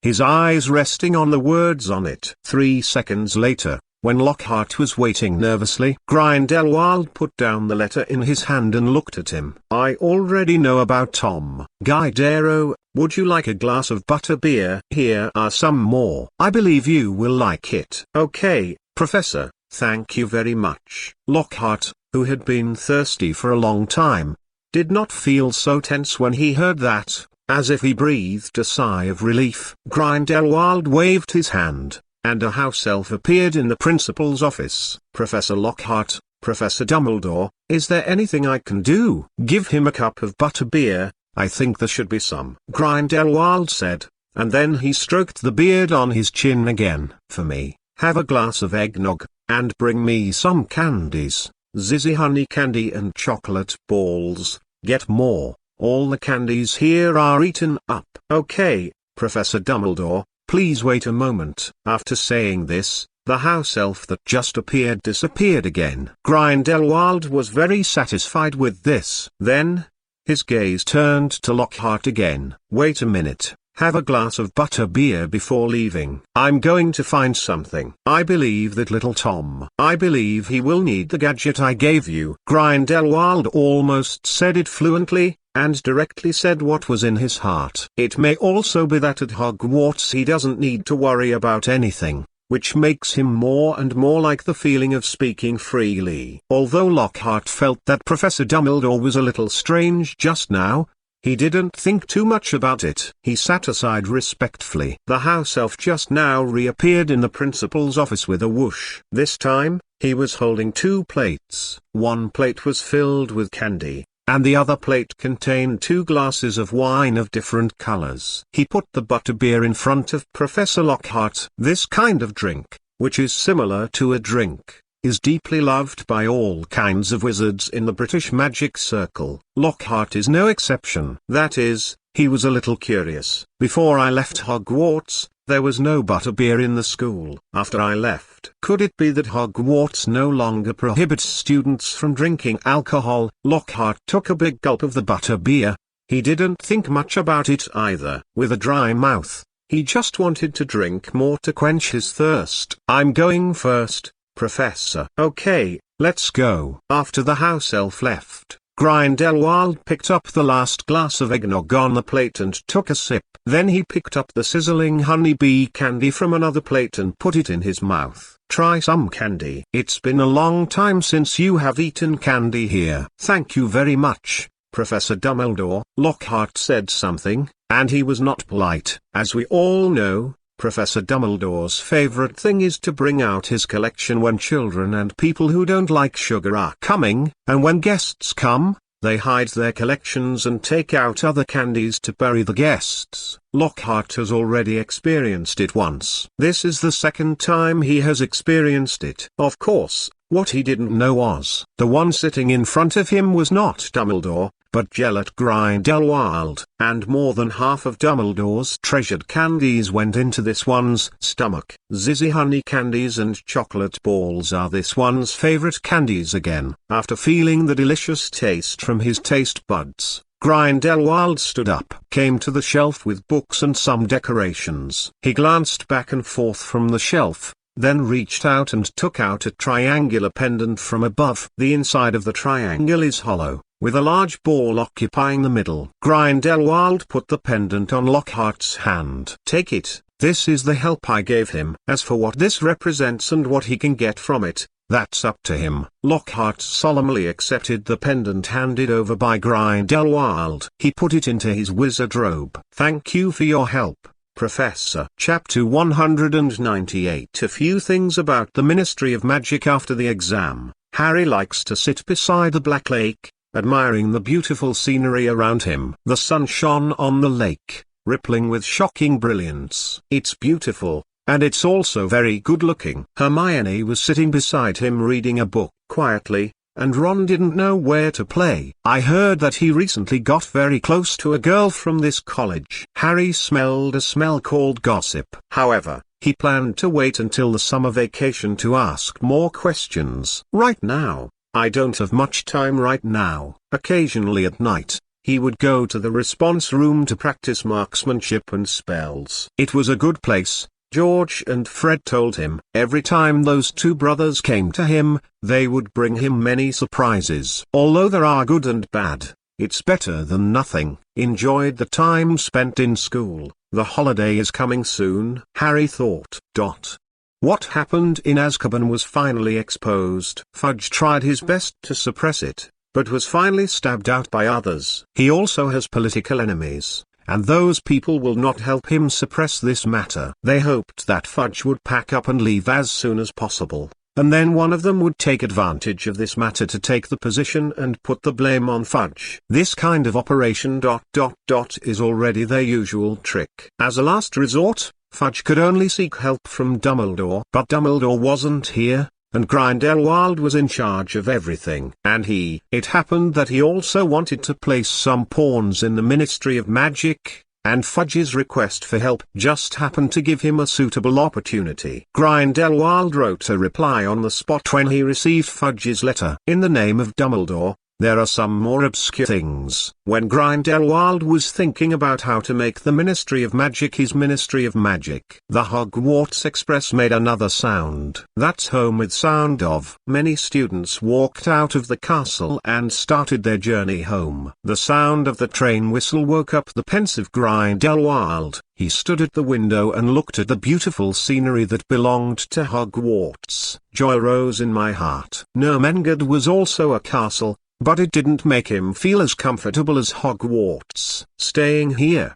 he can feel the relaxation of his body and mind. There are only a group of children here, a group of very interesting children. Grindelwald fell in love with this kind of life, perhaps because he was getting older. Before he knew it, he and Albus were over 100 years old. In the Mole world, he is considered an extremely old man. Time flies so fast. Grindelwald thought to himself, Harry, you must remember to write to me more during the summer vacation. And you, Ron, you too, write to me more. Hermione stood beside Harry, first pointed to Harry and said something very seriously, then shifted her gaze to Ron. After both of them nodded in response, Hermione turned her head in satisfaction. I heard that the fact that Professor Lupin is a werewolf has been exposed. It happened yesterday. At the beginning, those parents still complained to Professor Dumbledore, and even the board members couldn't sit still. Harry thought about what he saw yesterday. Then Draco's father stood up and wanted to drive Professor Lupin away,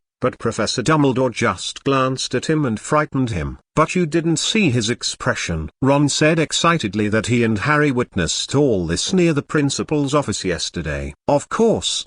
He touched his nose, recalling what happened later. Draco came later, and I don't know what he said to his father, so his father left with a depressed face. Then what happened to Professor Lupin? Hermione looked at Ron curiously, wanting to get more news from him. She was still reading in the library yesterday, and did not go to the principal's office with Harry to meet Professor Dumbledore. I heard that Professor Lupin went to the Ministry of Magic to register for Animagus. When he said this, Ron had a strange expression. If they guessed right, Professor Lupin's werewolf form could also be considered an animagus. However, what should the animagus he turned into be called? Giant werewolf?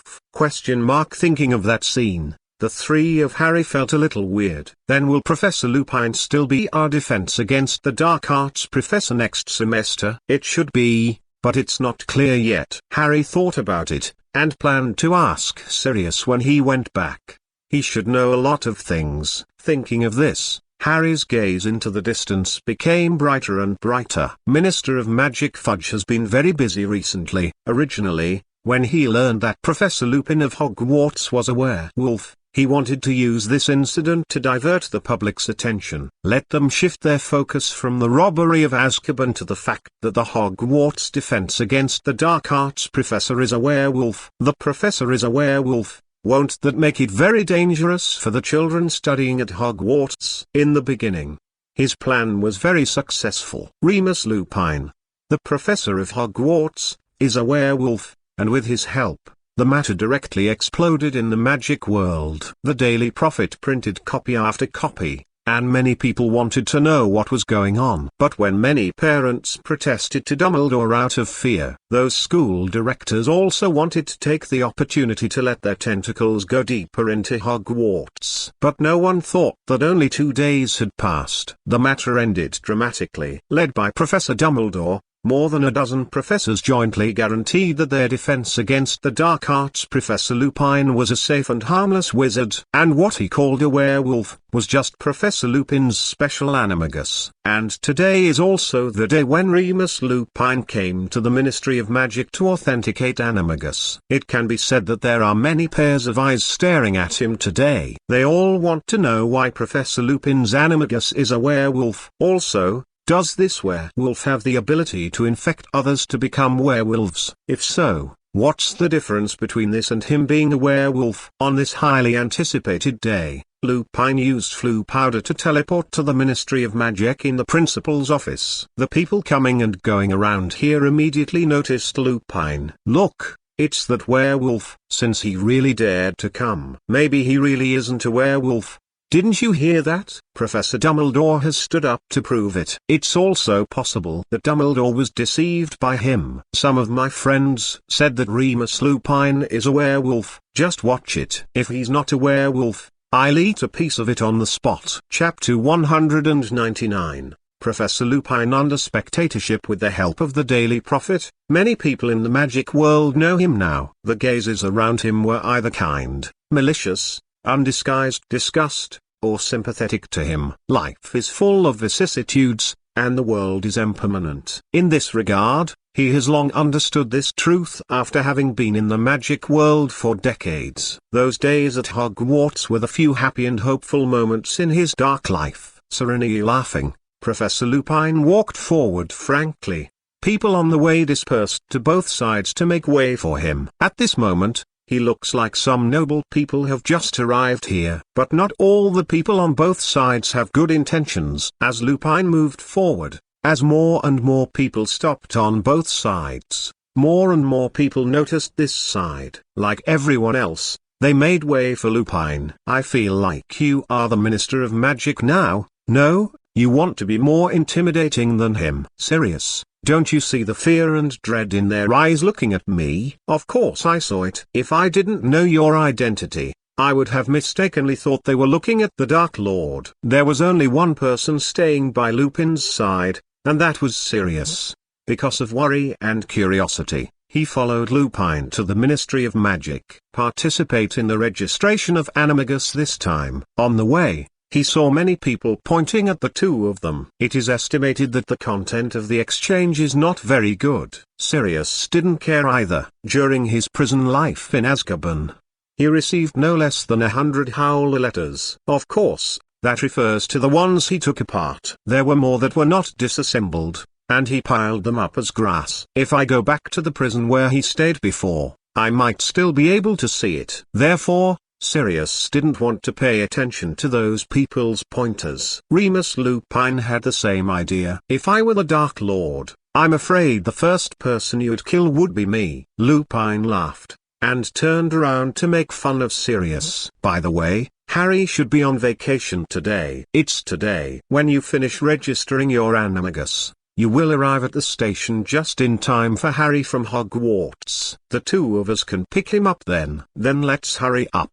Today is the first day to enjoy the attention of so many people. Yeah, is not it? The two talked and laughed, and walked into the Ministry of Magic despite the crowd watching and pointing. When entering the elevator on the side, the people inside immediately noticed Sirius Black and Remus Lupin. Suddenly let out an exclamation. My God! Whether it was Sirius or Remus Lupin, the two of them made the headlines of the Daily Prophet, and their fame spread throughout the British magical world. This is extremely rare for anyone, and the three people in the elevator didn't seem to think that they could see the two of them. Due to some kind of deterrence, none of the three dared to speak to Sirius and Remus Lupin. Abuse of magic office, thank you. Remus Lupin said something to one of the three.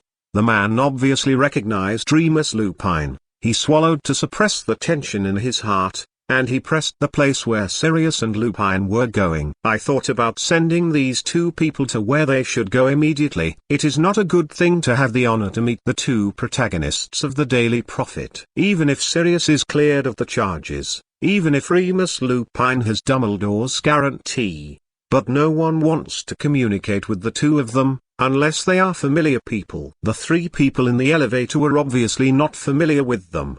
The atmosphere was a little stiff, and there was no way around it. With a bang, the elevator moved down, left, down, and right, and finally stopped steadily at the place they were going to. You two, the destination is here. The man respectfully opened the elevator door for the two of them, wishing they would leave immediately. After Sirius and Lupin got out of the elevator, the person behind him closed the elevator door as quickly as possible, and then the elevator moved and disappeared in front of the two of them. Black and Lupin looked at each other, and they both saw helpless smiles in each other's eyes. I didn't expect that one day, my reputation would be rotten on the street. Really, I didn't expect it. After detouring several roads, The two came to the Office of the Abuse of Magic. Department Director Mafalda Hopkirk has been waiting for them for a long time. Also here is the editor of the Daily Prophet, Barnabas Scuffy. Because of Lupin's special circumstances, he came here in person to observe his animagus. Accompanying him was Horace Slughorn,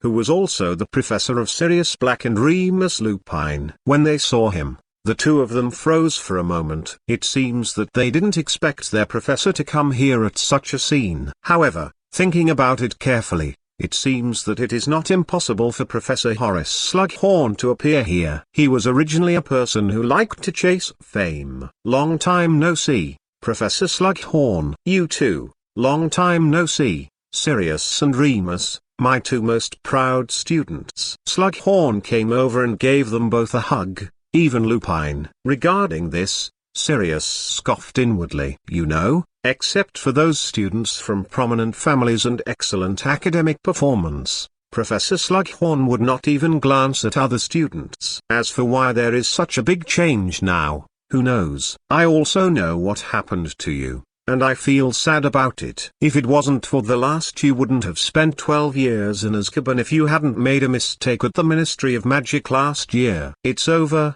Professor Slughorn. As long as Peter Pettigrew can get his own trial, then I'm content. Mafalda Hopkirk, who was standing next to her, really had nothing to do with these two eccentricities. The previous Ministry of Magic was fine, and the responsibility rests with the minister. But this year Fudge is still a bit unlucky. He just raised his prestige to the highest level, and is going to find an opportunity to suppress Dumbledore's reputation. At least he can give himself the authority to refute when Dumbledore makes suggestions. As a result, all these messes happen now. First, Sirius Black escaped from prison. Although it was later proved that he was not a criminal, he was imprisoned by them for 12 years. This is an extremely serious dereliction of duty. However, the Ministry of Magic later brought Pettigrew Peter back to Azkaban.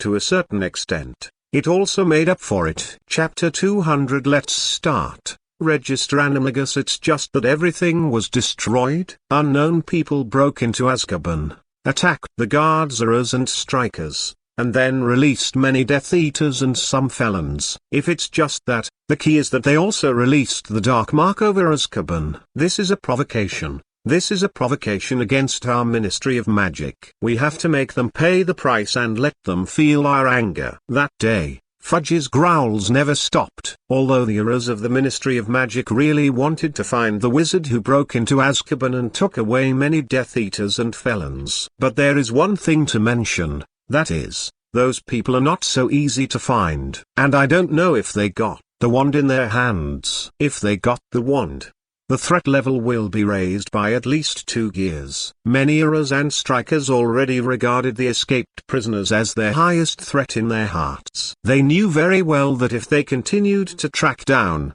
once they found the traces of those prisoners, a fierce battle might follow. It is also very possible to lose your life. Those Death Eaters don't have this or that restriction, they don't compromise their means. And they don't talk about witchcraft. Using the unforgivable curse is as simple as eating and drinking, and they still need authorization from the Ministry of Magic before they can use the unforgivable curse. If they accidentally use it, what awaits them is a trial from behind. This feeling of restraint makes every hero uncomfortable. Everyone feels aggrieved under such circumstances. Minister Fudge of the Ministry of Magic finally did a very correct thing. He authorized all the heroes of the Ministry of Magic to use the unforgivable curse first when facing the counterattacks of those Death Eaters, prisoners and fugitives. Not only people in other departments of the Ministry of Magic headquarters can see Fudge's decisiveness and determination, but other people can also feel the change of the Minister of Magic who used to like to settle down and finish his career peacefully. Especially those pure-blood families who supported Voldemort in the past are on pins and needles.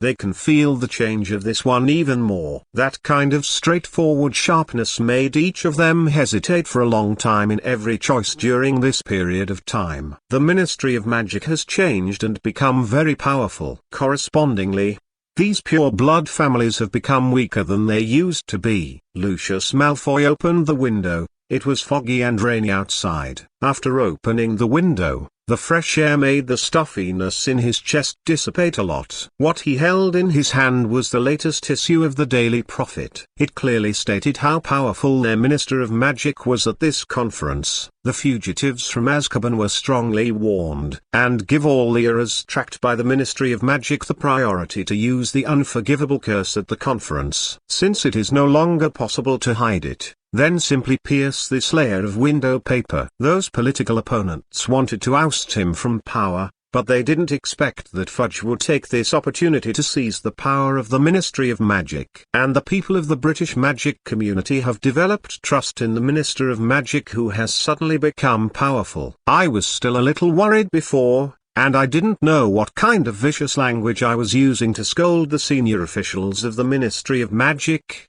And the minister's people had completed a psychological change the moment Fudge showed his strength. Such strength also gave them a lot of peace of mind. No matter what happens, he is the only person they can rely on besides Professor Dumbledore. Fudge's performance exceeded everyone's expectations.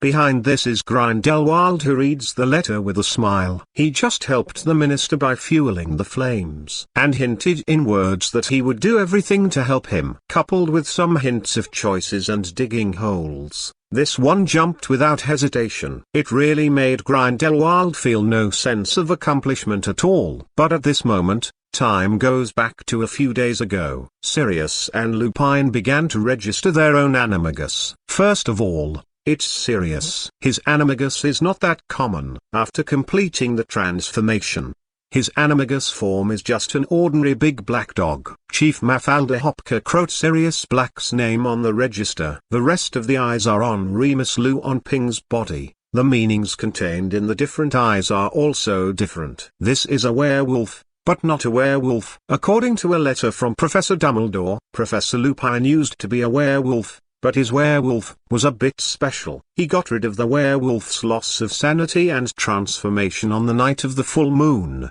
as well as the most feared and disgusting infectious ability of werewolves. Without these, Remus Lupin's werewolf form became his most special animagus form. Now is the moment for them to witness their fate. Is Professor Lupin really a special werewolf? This has too many meanings. If Remus Lupin's werewolf really became an animagus form, then Horace Slughorn would ask Lupin for some blood for research. Strive to research a potion that can completely cure the werewolf blood problem. Once the potion is researched, first of all he will gain great prestige, and then he will give hope to all werewolf groups. As long as you take the potion, you can turn the werewolf form into your own special animagus form. Still the kind of werewolf who got rid of the disadvantages. This will drive all werewolves crazy. Let's start. Mafalda Hopkirk looked at Lupin and said seriously, "It's time to witness the dawn of the werewolves." Nodding towards him, Lupin began to change his werewolf form in front of several people. The silver white hair,